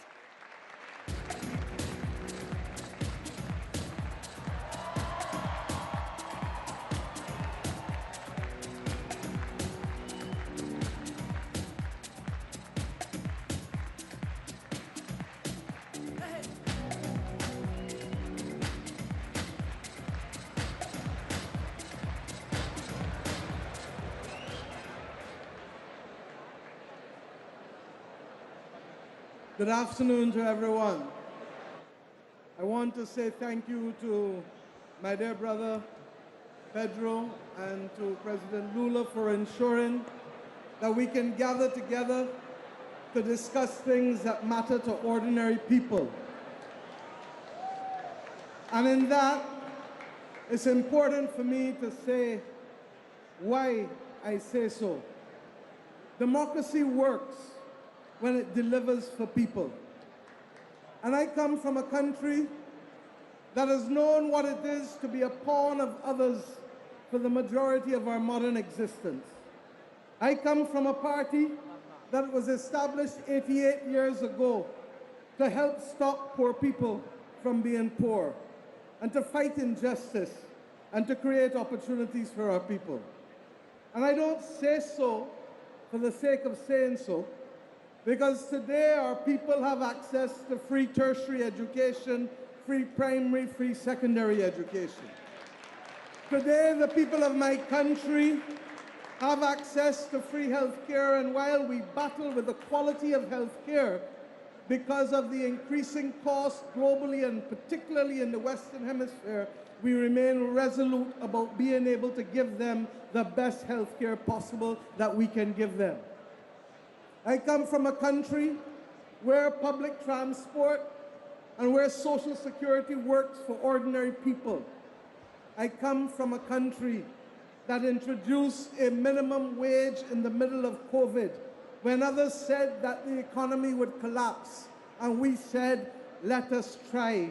And we tried and we introduced it, and the minimum wage has been increased twice in the last 6 years. I come from a country that knows that Democracy works when it delivers for people. But part of the difficulty that we have is that the majority of persons globally who have been given the opportunity to come out of poverty do not look back and see those who they left.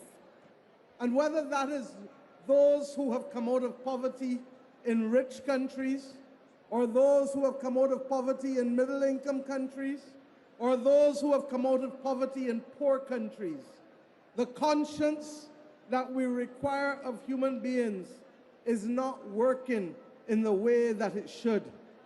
Because if it worked, then we would see people and understand that people deserve a fair chance. And we would recognize that healthcare is a basic right, not a luxury. And we would get it, that affordable wages, livable wages, must be the target for all of us. We have a world that is at war. A world that is at war in Europe, a world that is at war in Africa, a world that is at war in the Middle East, a world that is at war with inequality, a world that is at war with the planet. And the one people who can change it on earth is human beings. But we have to choose to do better. And I believe that it is possible for us to do so. You may ask, if democracy is working for us in our small state, why am I here?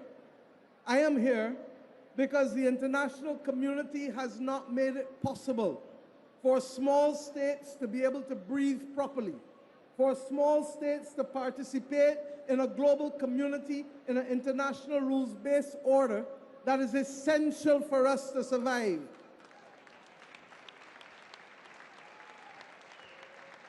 I am here because 80 years after the Bretton Woods institutions were created, and created in the image of the handful of countries that existed at the time, they still do not see small states. They still do not see developing states. They are still prepared to accept that 600 million people can go in the world without basic access to electricity, that water and food insecurity is as large as it is, regrettably, among the majority of our people.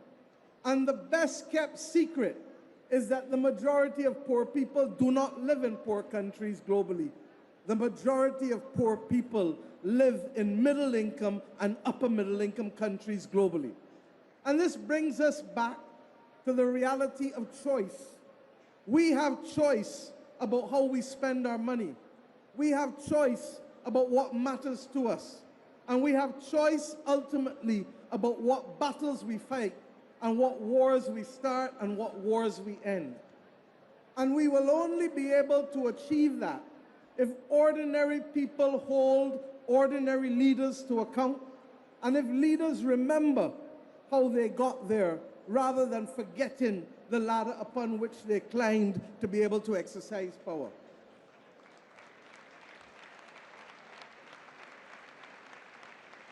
In this world, we need fairness and we need solidarity. And without fairness and without solidarity, we are not going to achieve the things that can save the planet. We're not going to achieve the things that will lift people out of poverty. We're not going to improve the working conditions of working class people. We're not going to be able to ensure that we immunize ourselves from future pandemics which will kill without reference to age, stage, or wealth.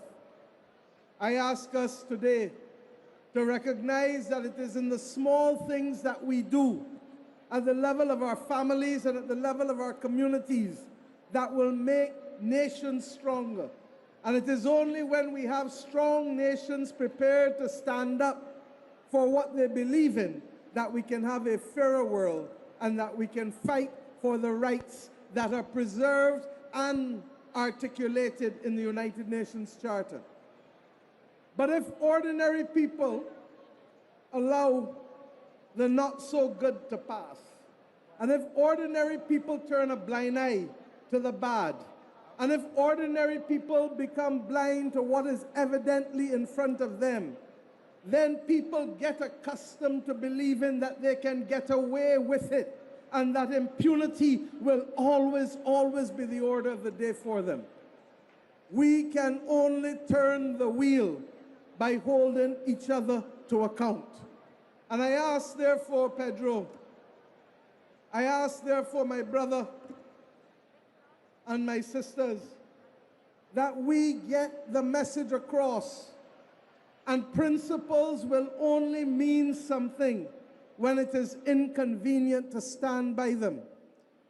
To that end, it means that we have to confront the reality of our past as well, and to recognize that until we repair the past of the Americas, until we address the issue of reparations as well, we are not going to be able to have an honest conversation with each other, even as progressives.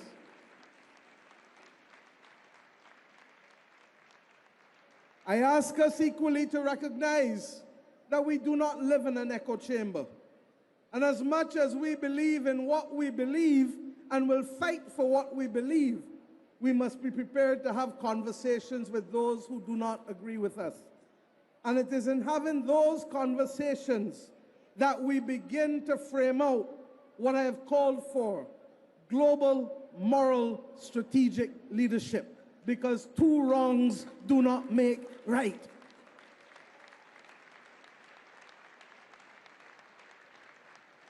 Global, because the whole world is now affected by a movement that does not see people and that wants to continue the deepening divide of wealth and poverty.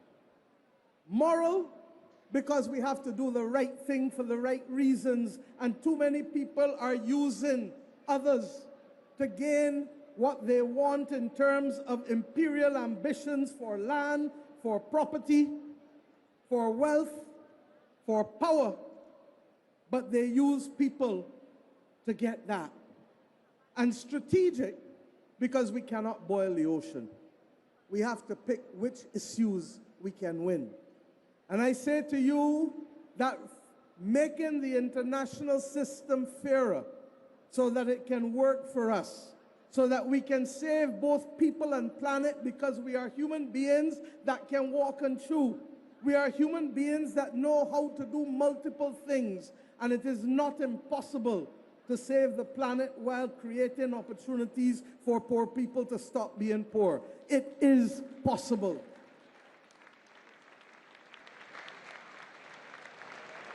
And it is against that backdrop that I want to be able to bring to this platform a man whose work has reflected strong moral strategic leadership, seeing people first, working through the union movement, working ultimately as a leader of people in his own country, and fighting against the odds to continue to speak truth to all who will listen. My brother, the President of Brazil, President Lula, has stood up for these values, and he has the benefit of a country that is the size of the largest of the countries of the world. And he has, therefore, the ability to shape and to lead. And President Lula, I say to you that it is important that that moral strategic voice continue to be the anchor, and to continue to let ordinary people who sit wherever they are sitting this Saturday afternoon in their homes, to know that people are listening to them, to know that people are seeing them, and above all else, to know that people feel them in their hearts and will work for them. We do not expect to attain all in our lifetime, but we do not have the luxury to step back away from the gains that we have made, and there can be no complacency, especially today, with people who are fighting to reverse and to maintain a status quo. And I say, therefore, to you, President Lula, we hand the stage to you, recognizing that your voice and your capacity to anchor a progressive movement that is not about isms and schisms, but is about people. It's about people. It's about people. I ask you to come to the stage and address us all. Thank you and God bless you, and thank you, Brother Pedro.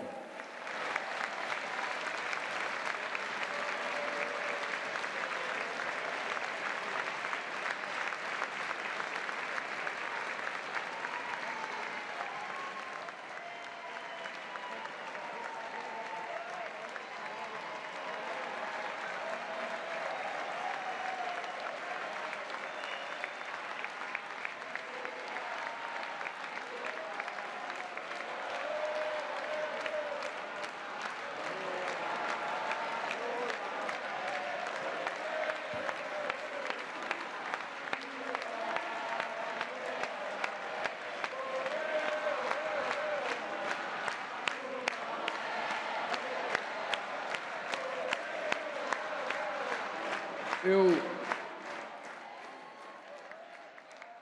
queria começar a minha fala dando os parabéns ao presidente Pedro Sánchez pela organização extraordinária de um evento progressista que tenta mostrar ao mundo que a democracia não morreu, que tenta mostrar ao mundo que ninguém precisa ter vergonha de ser progressista ou de ser de esquerda. Ninguém precisa ter medo no mundo democrático de ser o que é, de falar o que precisa falar, desde que se respeite regras do jogo democrática estabelecido pela própria sociedade. E o meu elogio, meu querido Pedro Sánchez, é pelo fato de você ter tido a coragem de não permitir que os aviões de guerra dos Estados Unidos não saíssem daqui para atirar no Irã.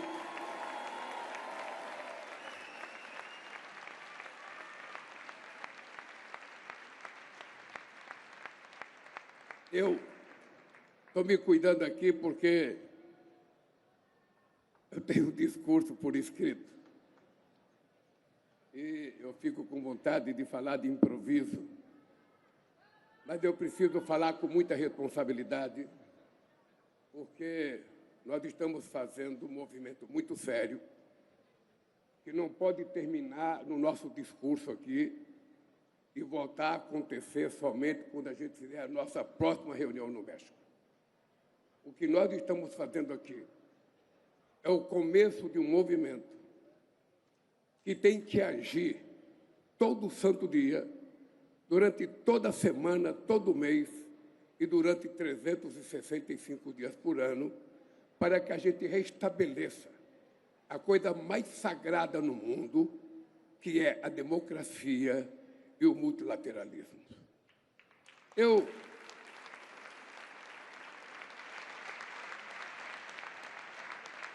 O nome desta iniciativa, Mobilização Global Progressista, diz muito. Cada uma dessas 3 palavras carrega um programa de ação. É importante entender o que elas significam. Estou diante de 5.000 pessoas que se identificam como progressistas. Desde sempre, a política se dividiu em 2 campos. De um lado, aqueles que acham que os interesses do indivíduo se sobrepõem aos da coletividade, e, do outro lado, os que acreditam que o bem-estar de cada um depende da garantia de uma vida digna e decente para todos. Essa divisão já teve muitos rótulos: direita, esquerda, conservadores e progressistas, mas o extremismo impõe um novo desafio. O campo progressista conseguiu avançar na pauta dos direitos. A situação dos trabalhadores, das mulheres, das pessoas negras e de muitas minorias é melhor hoje do que foi no passado. Não é coincidência que a reação das forças reacionárias tenha vindo de forma tão violenta com a misoginia, o racismo e o discurso de ódio. Mas o progressismo não conseguiu superar o pensamento econômico dominante. O projeto neoliberal prometeu prosperidade e entregou fome, desigualdade e insegurança. Provocou crise atrás de crise. Ainda assim, nós sucumbimos à ortodoxia. Temos sido os gerentes das mazelas do neoliberalismo. Governos de esquerda ganham as eleições com um discurso de esquerda e praticam austeridade. Abre mão de políticas públicas em nome da governabilidade. Nós nos tornamos o sistema.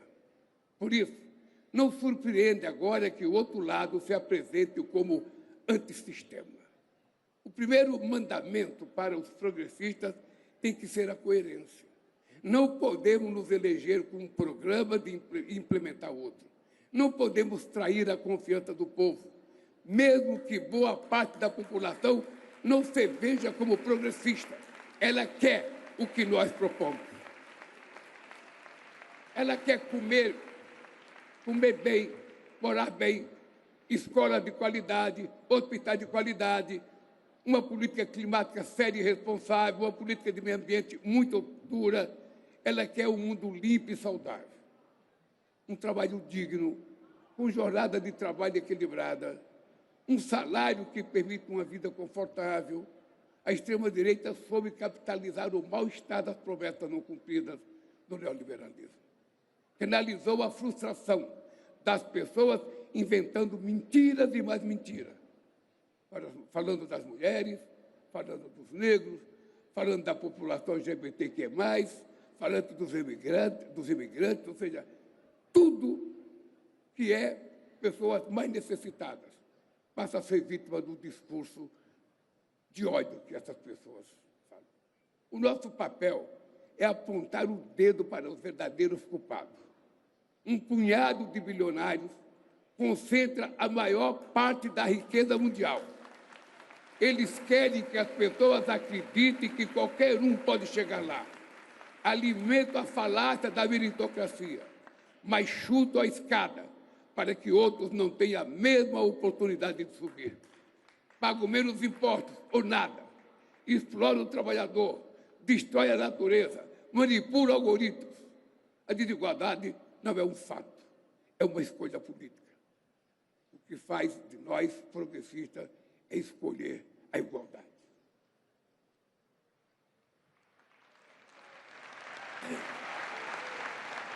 Nosso lema deve estar sempre do lado do povo.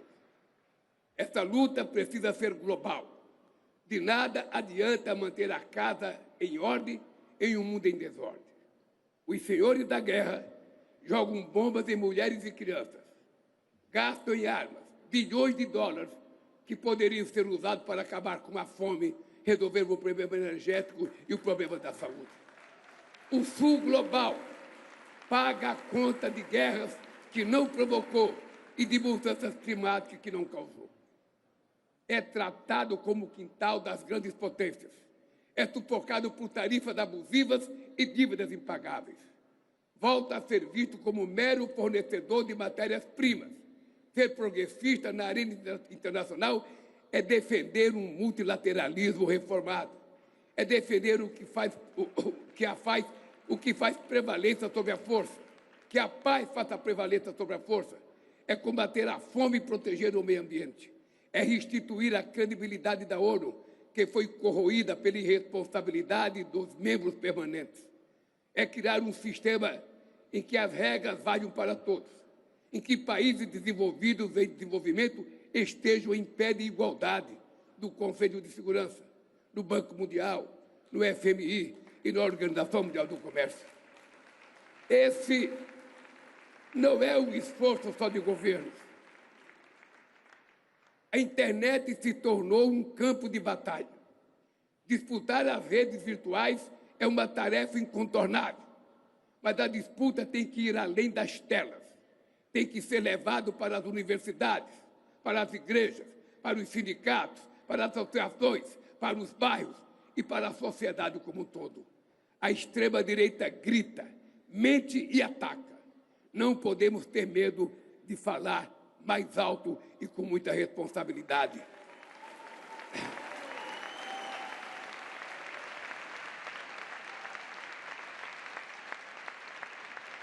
Não devemos ter medo de contrapor argumentos.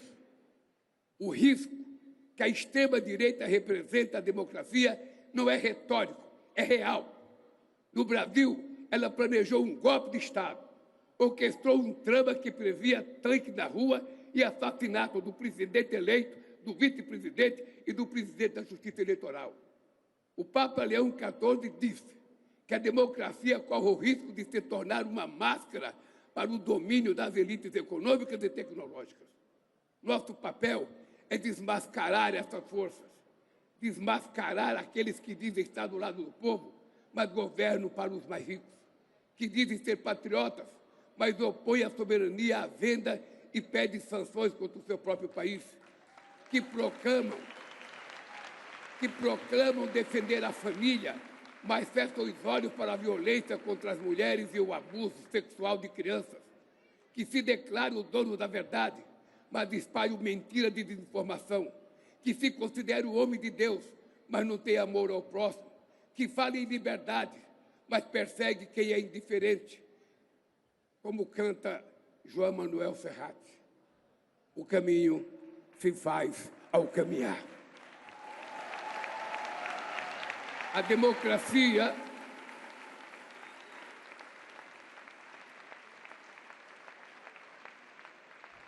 democracia não é um destino, é uma construção cotidiana. Ela precisa ir além do voto e trazer benefícios concretos para a vida das pessoas. Não é democracia quando um pai não sabe onde tirar seu próximo prato de comida. Não há democracia quando o neto perde o seu avô na fila do hospital. Não há democracia quando a mãe passa horas em um ônibus lotado e não consegue dar um beijo de boa noite nos seus filhos. Não há democracia quando alguém é discriminado pela cor da sua pele, quando a mulher morre apenas pelo fato de ser mulher.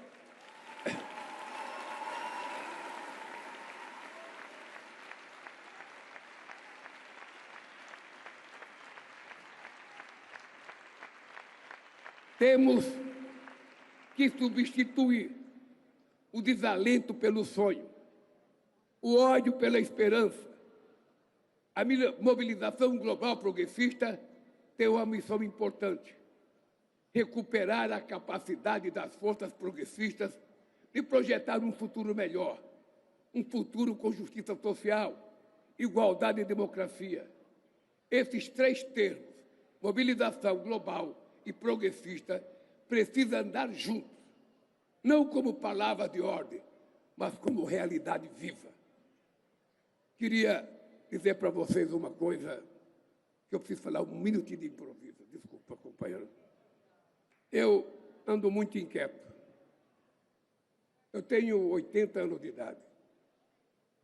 Eu comecei a fazer política com 30 anos de idade. 21 anos da minha vida eu passei dentro de uma fábrica.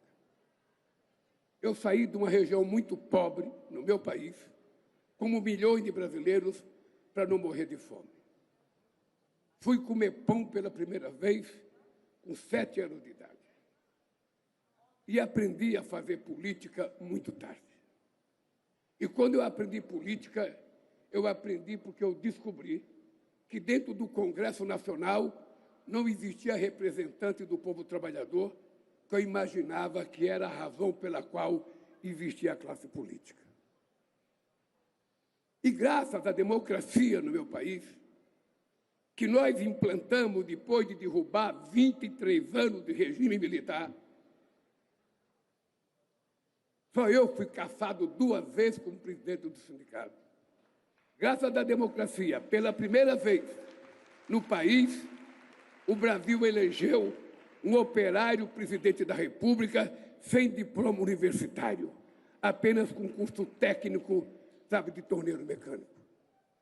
E eu queria ser eleito para provar que a inteligência não está ligada à quantidade de anos de universidade. A isto está ligado o conhecimento. A inteligência é uma coisa mais sagrada que a gente conquista no aprendizado dentro de uma fábrica ou com a sociedade brasileira. Tudo que eu sou na vida, eu devo a uma mãe que nasceu e morreu analfabeta. Morreu sem saber fazer um O com copo. Mas o que eu sei de caráter e de defesa de comportamento, eu aprendi com essa mulher. E por que eu estou dizendo isso para vocês? Porque eu aprendi na vida política, admirando a democracia americana. Eu acreditei muitas vezes que os Estados Unidos era o país da oportunidade. Quantos milhões de brasileiros foram para os Estados Unidos? Eu nasci na política no momento de uma Guerra Fria e nós não queremos mais Guerra Fria com ninguém. Nós não queremos Guerra Fria entre a China e os Estados Unidos. Nós queremos liberdade. Nós queremos livre comércio. Nós não queremos protecionismo.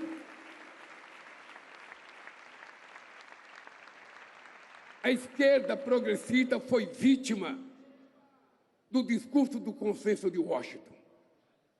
Muita gente nova aqui não se lembra, mas quem tem 80 anos como eu se lembra, porque já tinha bons anos nos anos 80. E eu agora fico analisando o que está acontecendo no mundo. O que está acontecendo no mundo é que a querida Nações Unidas, que foi criado depois da Segunda Guerra Mundial, que criou um Conselho de Segurança com 5 membros permanentes para cuidar da paz, para cuidar da cordialidade, da fraternidade, se transformaram em 5 senhores de guerra. Porque o Conselho de Segurança não permite que as coisas aconteçam. Quando um aprova uma coisa, o outro veta. E nós estamos vivendo em que mundo? Hoje nós temos uma quantidade de conflitos armados que é o maior desde a Segunda Guerra Mundial. Hoje nós temos guerra. A invasão do Iraque foi uma mentira. Cadê as armas químicas que o Saddam Hussein tinha? Nunca encontraram. A invasão pela França e pela Inglaterra na Líbia foi outra mentira, que mal cavava o Gaddafi naquele instante histórico da nossa humanidade. A invasão e o genocídio que foi feito por Israel em Gaza é outra mentira muito grande.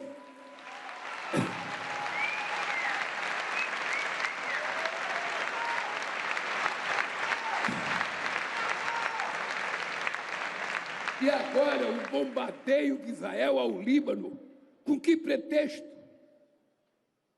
E agora mais, a invasão dos Estados Unidos ao Irã. A que pretexto? Eu queria, governador de Minnesota, lhe dizer uma coisa.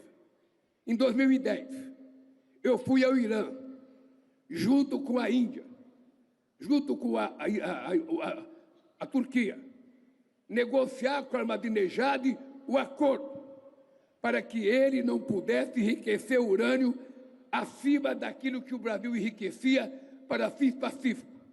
Porque no Brasil está na nossa Constituição. O Brasil está proibido de produzir e fabricar armas nucleares.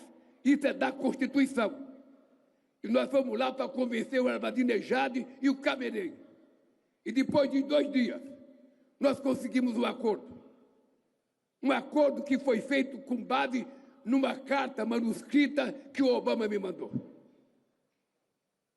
Depois de 2 dias, Ahmadinejad aceitou fazer o acordo. Quando nós publicamos o acordo, eu imaginei que nós íamos ser elogiados porque o Irã não ia mais enriquecer o urânio e a parte que ele ia enriquecer ia mandar para a Turquia guardar. O que aconteceu, companheiro Pedro Sánchez? A União Europeia e os Estados Unidos não aceitaram o acordo.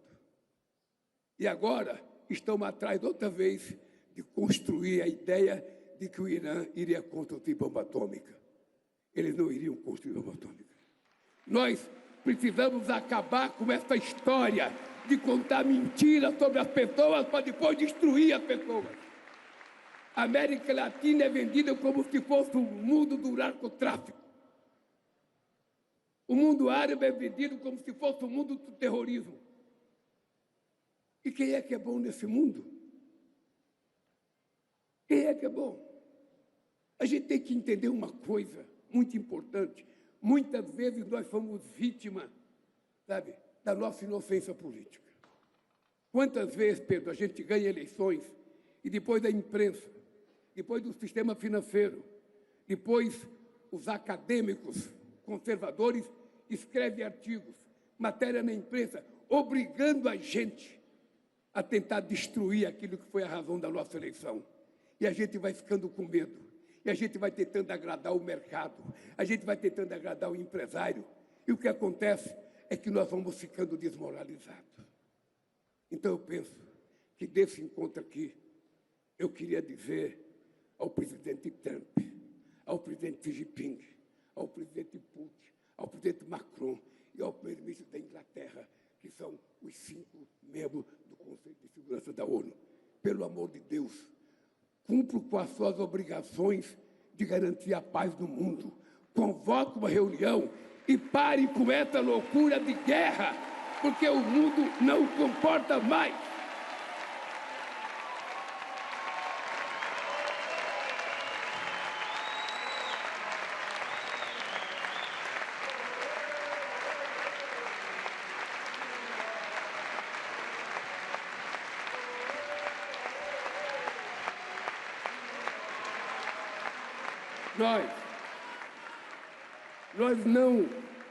Nós não queremos muito.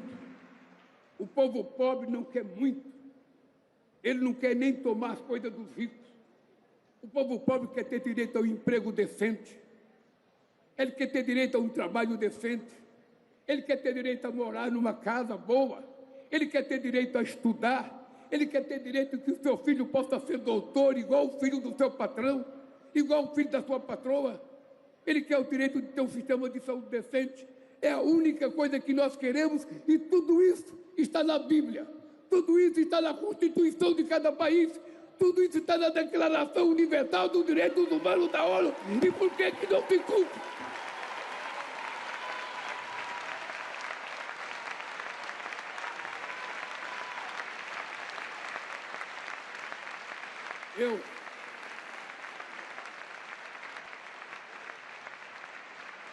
Eu queria terminar dizendo uma coisa para vocês.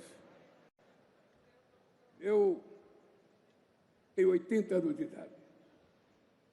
Eu tentei, presidente Pedro Sánchez, meu amigo sapateiro, eu tenho conversado muito com Deus. E tenho dito para Deus que eu quero viver 120 anos. Porque é preciso provar uma coisa. Eu quero provar uma coisa. Eu quero provar que a gente não fica velho. A gente não fica velho porque os anos passam. A gente não vai conseguir parar a rotação da Terra.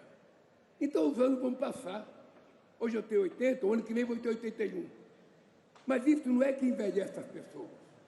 O que envelhece as pessoas são as pessoas perderem a motivação, a perder uma causa.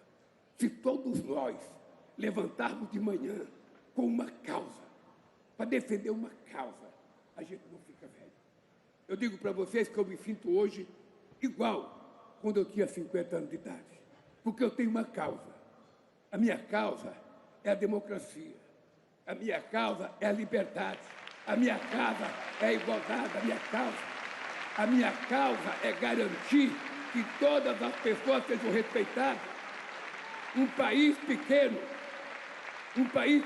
como a ilha da companheira Mia, tem que ser respeitado igual o país do tamanho da Índia. Ninguém é medido pela potência tecnológica, pela potência econômica ou pelos navios de guerra que tem. Eu não quero guerra. Eu não quero guerra com o Xi Jinping, eu não quero guerra com o Putin, eu não quero guerra com os Estados Unidos. Eu não quero guerra nem com você, Mia. Eu quero paz, amor, fraternidade e ver o mundo progressivo para que o povo viva melhor e dignamente. É isso que eu quero. A minha arma é o argumento. A minha arma é o argumento. A minha arma é a razão. Quando o presidente Trump taxou o Brasil, dizendo que tinha déficit com o Brasil, eu mostrei um documento. Os Estados Unidos, em 15 anos, teve 410 bilhões de superávit com o Brasil. E eu disse, ninguém vai ganhar de mim com mentira. Eu não tenho a riqueza que ele tem. Eu não tenho a tecnologia que ele tem. E tampouco eu tenho um navio que ele tem. Eu não quero guerra. A única coisa que eu quero é dizer para ele que mesmo sendo pobre, tem uma coisa que nós temos que ter, que é caráter, honestidade e decência, para a gente respeitar o direito de todos. Por isso, eu queria chamar para falar o presidente do Conselho de Governo da Espanha, meu amigo Pedro Sánchez.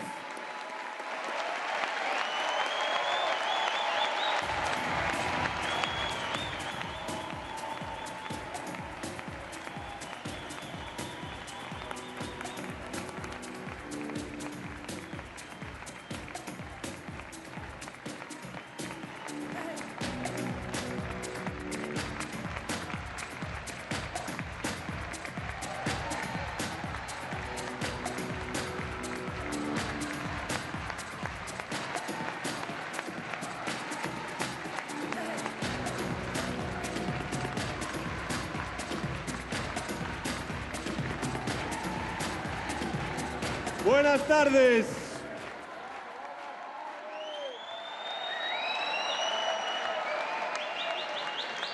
Un gran aplauso para el presidente Lula y para todos los líderes internacionales que nos acompañan aquí en Barcelona este fin de semana.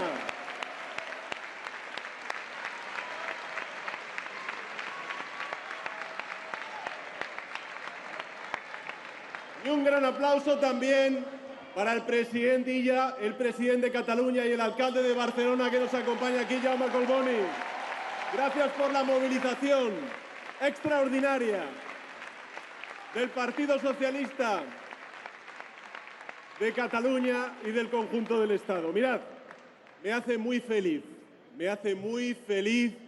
veros hoy aquí y además con una enorme sonrisa. Bienvenidos a esta brillante y magnífica ciudad de Barcelona. Bienvenidos a Cataluña, bienvenidos a España.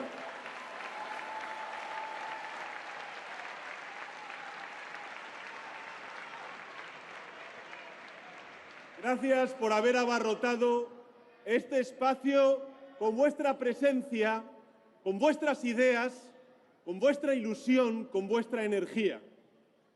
Porque de alguna manera el futuro os ha reclamado, nos ha reclamado, y vosotros y vosotras habéis sabido acudir.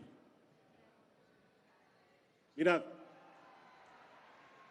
hace 13 años, bueno, por cierto, es verdad, esta sala se ha quedado pequeña porque hay mucha gente en otras salas a los cuales desde aquí queremos también agradecer su asistencia.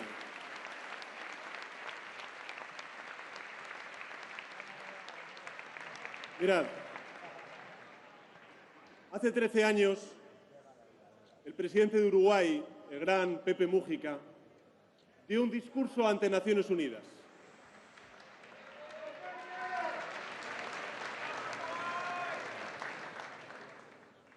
Y lo hizo en un momento de crisis económica, de fractura social, de guerras.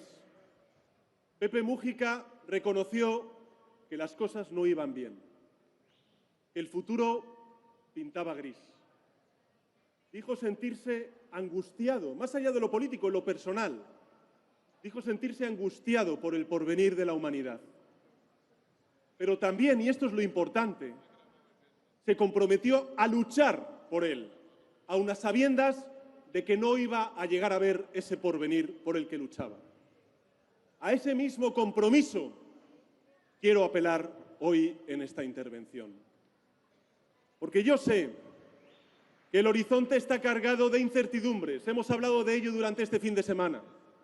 También que la internacional ultraderechista y unas derechas lacayas de esta falta de ideas que ilusionen, que movilicen a la gente, hacen mucho ruido, que gritan tanto y tan alto que a veces parece que no existieran otras voces. Pero yo os pido que no os engañen, que no nos engañen, porque los ultras y las derechas no gritan porque estén ganando, gritan porque saben que su tiempo se acaba.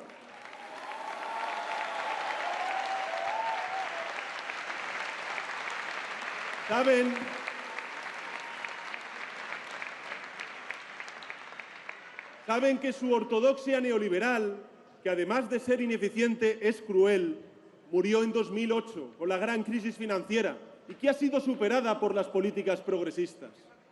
Saben que su visión del orden internacional se está viendo desmantelada como consecuencia de los aranceles y las guerras ilegales.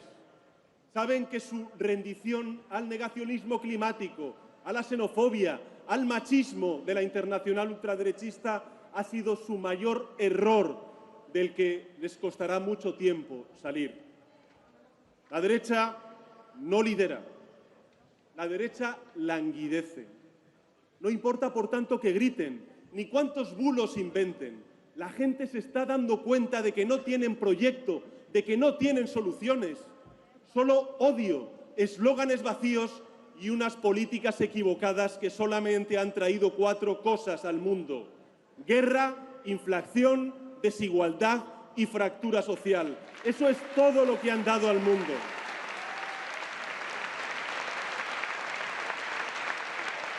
Por eso, yo estoy convencido de que el tiempo de la internacional ultraderechista y la derecha rendida a esos postulados reaccionarios ha llegado a su fin y que nosotros, vosotros y vosotras, vamos a traer al mundo y a todos nuestros países una nueva era de progreso.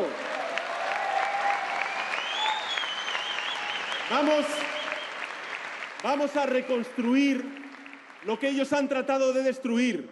Vamos a demostrar al mundo que el futuro puede ser mejor, que aún quedan nuevas cotas de bienestar y de desarrollo por conquistar. Por supuesto, lo sabemos, lograrlo no va a ser fácil, porque cambiar la historia nunca lo ha sido. Pero ya hemos tomado en nuestras manos 3 importantes instrumentos que nos van a hacer falta para cambiar el transcurso de la historia. En primer lugar, lo que se respira aquí: unidad. Unidad. Unidad. Por eso estamos aquí, para celebrar y para consolidar nuestra unidad. Unidad entre fuerzas progresistas, entre países, entre generaciones. Unidad en la diversidad para trabajar juntos y recuperar un horizonte compartido. En segundo lugar, algo que ha dicho el gobernador Tim Walz, que me parece muy importante. También el presidente Lula. Muchos otros oradores, también como la primera ministra de Barbados. El orgullo. Recuperar el orgullo. Porque durante años la derecha y la ultraderecha han intentado convertir nuestra identidad en insultos. Zurdos nos llaman en Argentina, progres nos llaman en otras partes del mundo, pacifistas, charos en España les llaman a las feministas, rojos a los de izquierdas, verdes a los ecologistas. Todo eso nos reprochan. Hasta incluso la Agenda 2030, aprobada por 193 países en el seno de Naciones Unidas, es para ellos una supuesta agenda woke.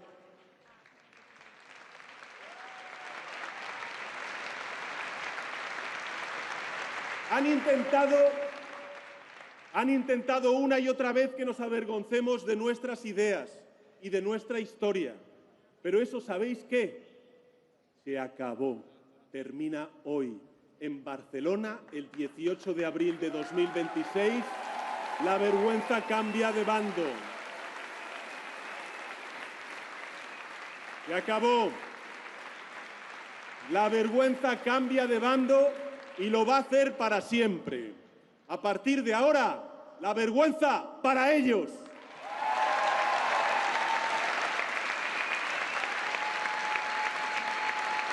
La vergüenza para aquellos que callan ante la injusticia. La vergüenza para aquellos que explotan a los trabajadores y trabajadoras, los que criminalizan al diferente, los que convierten derechos en mercancías, los que defienden el privilegio de las élites, los que apoyan la guerra y la violencia en Gaza, en Cisjordania, en Ucrania, en el Líbano, en Oriente Medio. La vergüenza para ellos, para nosotros el orgullo.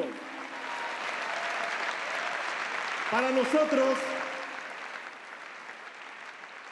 el orgullo, sí, El orgullo de ser pacifistas porque amamos la paz, el orgullo de ser ecologistas porque queremos un planeta habitable para nuestros hijos y nuestras hijas, el orgullo de ser sindicalistas porque queremos derechos trabajadores y a las trabajadoras reconocidos, el orgullo de ser feministas porque queremos un mundo en pie de igualdad entre hombres y mujeres.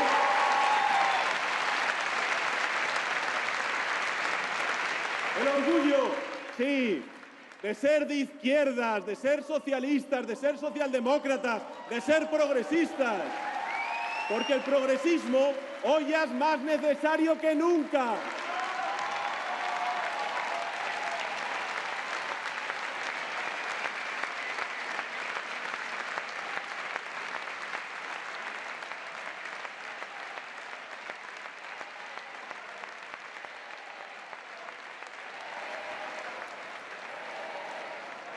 El orgullo, amigos y amigas, para impulsar un modelo económico más justo, como hemos escuchado desde esta tribuna y también gracias a todos los panelistas que han participado en estas jornadas.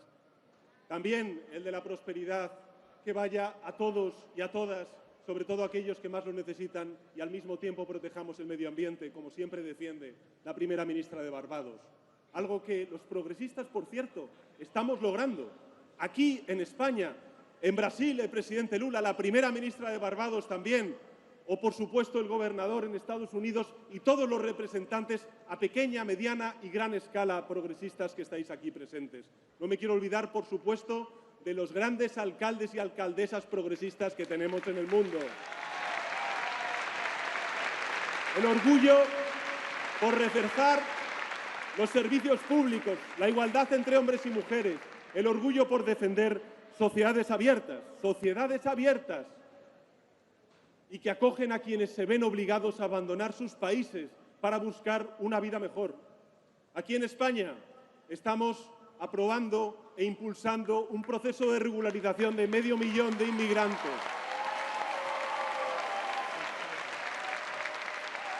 Y le quiero decir a la derecha y a la ultraderecha que se oponen que España es hija de la migración y no va a ser madre de la xenofobia.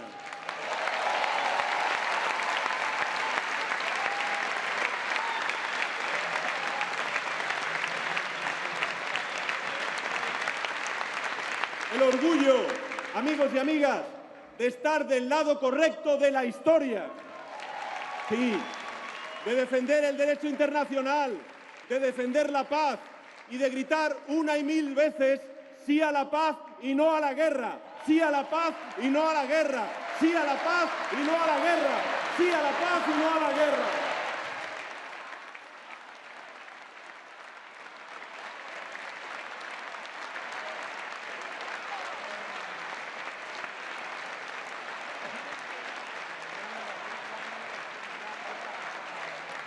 Queridos compañeros y compañeras,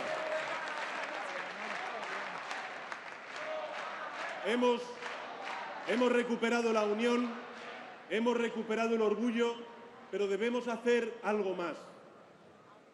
Algo que ahora es incluso, si me permitís, mucho más importante, o igual de importante. Algo que nos robaron sin que, por cierto, nos diéramos cuenta.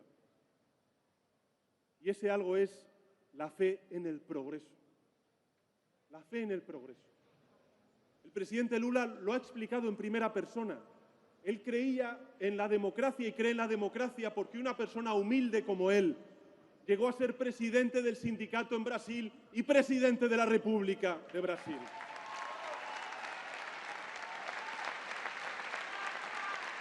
La fe en el progreso, la confianza en que el mañana puede ser mejor, sin duda alguna puede ser mejor. Porque ¿qué es lo que ellos quieren? ¿Qué es lo que ellos buscan? Ellos buscan vernos asustados, abatidos, derrotados. Quieren que nos centremos en proteger la realidad, no en transformarla. Que nos preocupe tanto retroceder que ni siquiera intentemos avanzar. Quieren que renunciemos a la posibilidad de un futuro más justo y más próspero. Que nos conformemos, por tanto, con el status quo, con las cosas tal y como están. Yo os digo, estoy convencido de ello, que lo compartís, que no lo vamos a hacer, que no vamos a comprar su pesimismo ni su desesperanza, que vamos a defender que un mundo mejor es posible, que se pueden subir salarios y crear empleos a la vez como estamos haciendo en España, que se puede frenar la emergencia climática y ganar competitividad como estamos haciendo en España, que la diversidad, la igualdad entre hombres y mujeres son palancas de progreso social como estamos haciendo aquí en España, que se puede proteger a los más vulnerables y al mismo tiempo podemos reforzar la protección de la clase media y trabajadora de nuestro país y que la prosperidad de las naciones o es compartida o no será. Y también, ¿por qué no decirlo?, que es posible recuperar algo esencial, que es el tiempo. Tiempo para estar con nuestras familias, tiempo para disfrutar, tiempo para vivir, porque eso es de verdad el progreso, el poder disfrutar de tiempo que tenemos en este mundo con nuestros seres queridos. Y mirad, lo vamos a hacer. Lo vamos a hacer doblándoles el brazo a quienes se creen intocables, a los multimillonarios que explotan a la gente y cuya codicia no tiene límites, a los especuladores que juegan con los ahorros y las casas de la gente, a los tecnoligarcas que quieren llenarse el bolsillo a costa de la salud de nuestras democracias y la salud mental de nuestros jóvenes. Vamos a hacerlo. ¿Y sabéis por qué vamos a lograrlo? Porque cuando gobernamos los progresistas, los estados no se arrodillan ante las élites. Las ponemos en su sitio. Y vamos a hacerlo no porque sea fácil, que no lo es, sin duda alguna, sino porque es nuestro deber, sino porque estamos en política. Y por cierto, si no somos nosotros, ¿quién lo va a hacer? Eso es lo que nos enseñó el gran Pepe Mújica.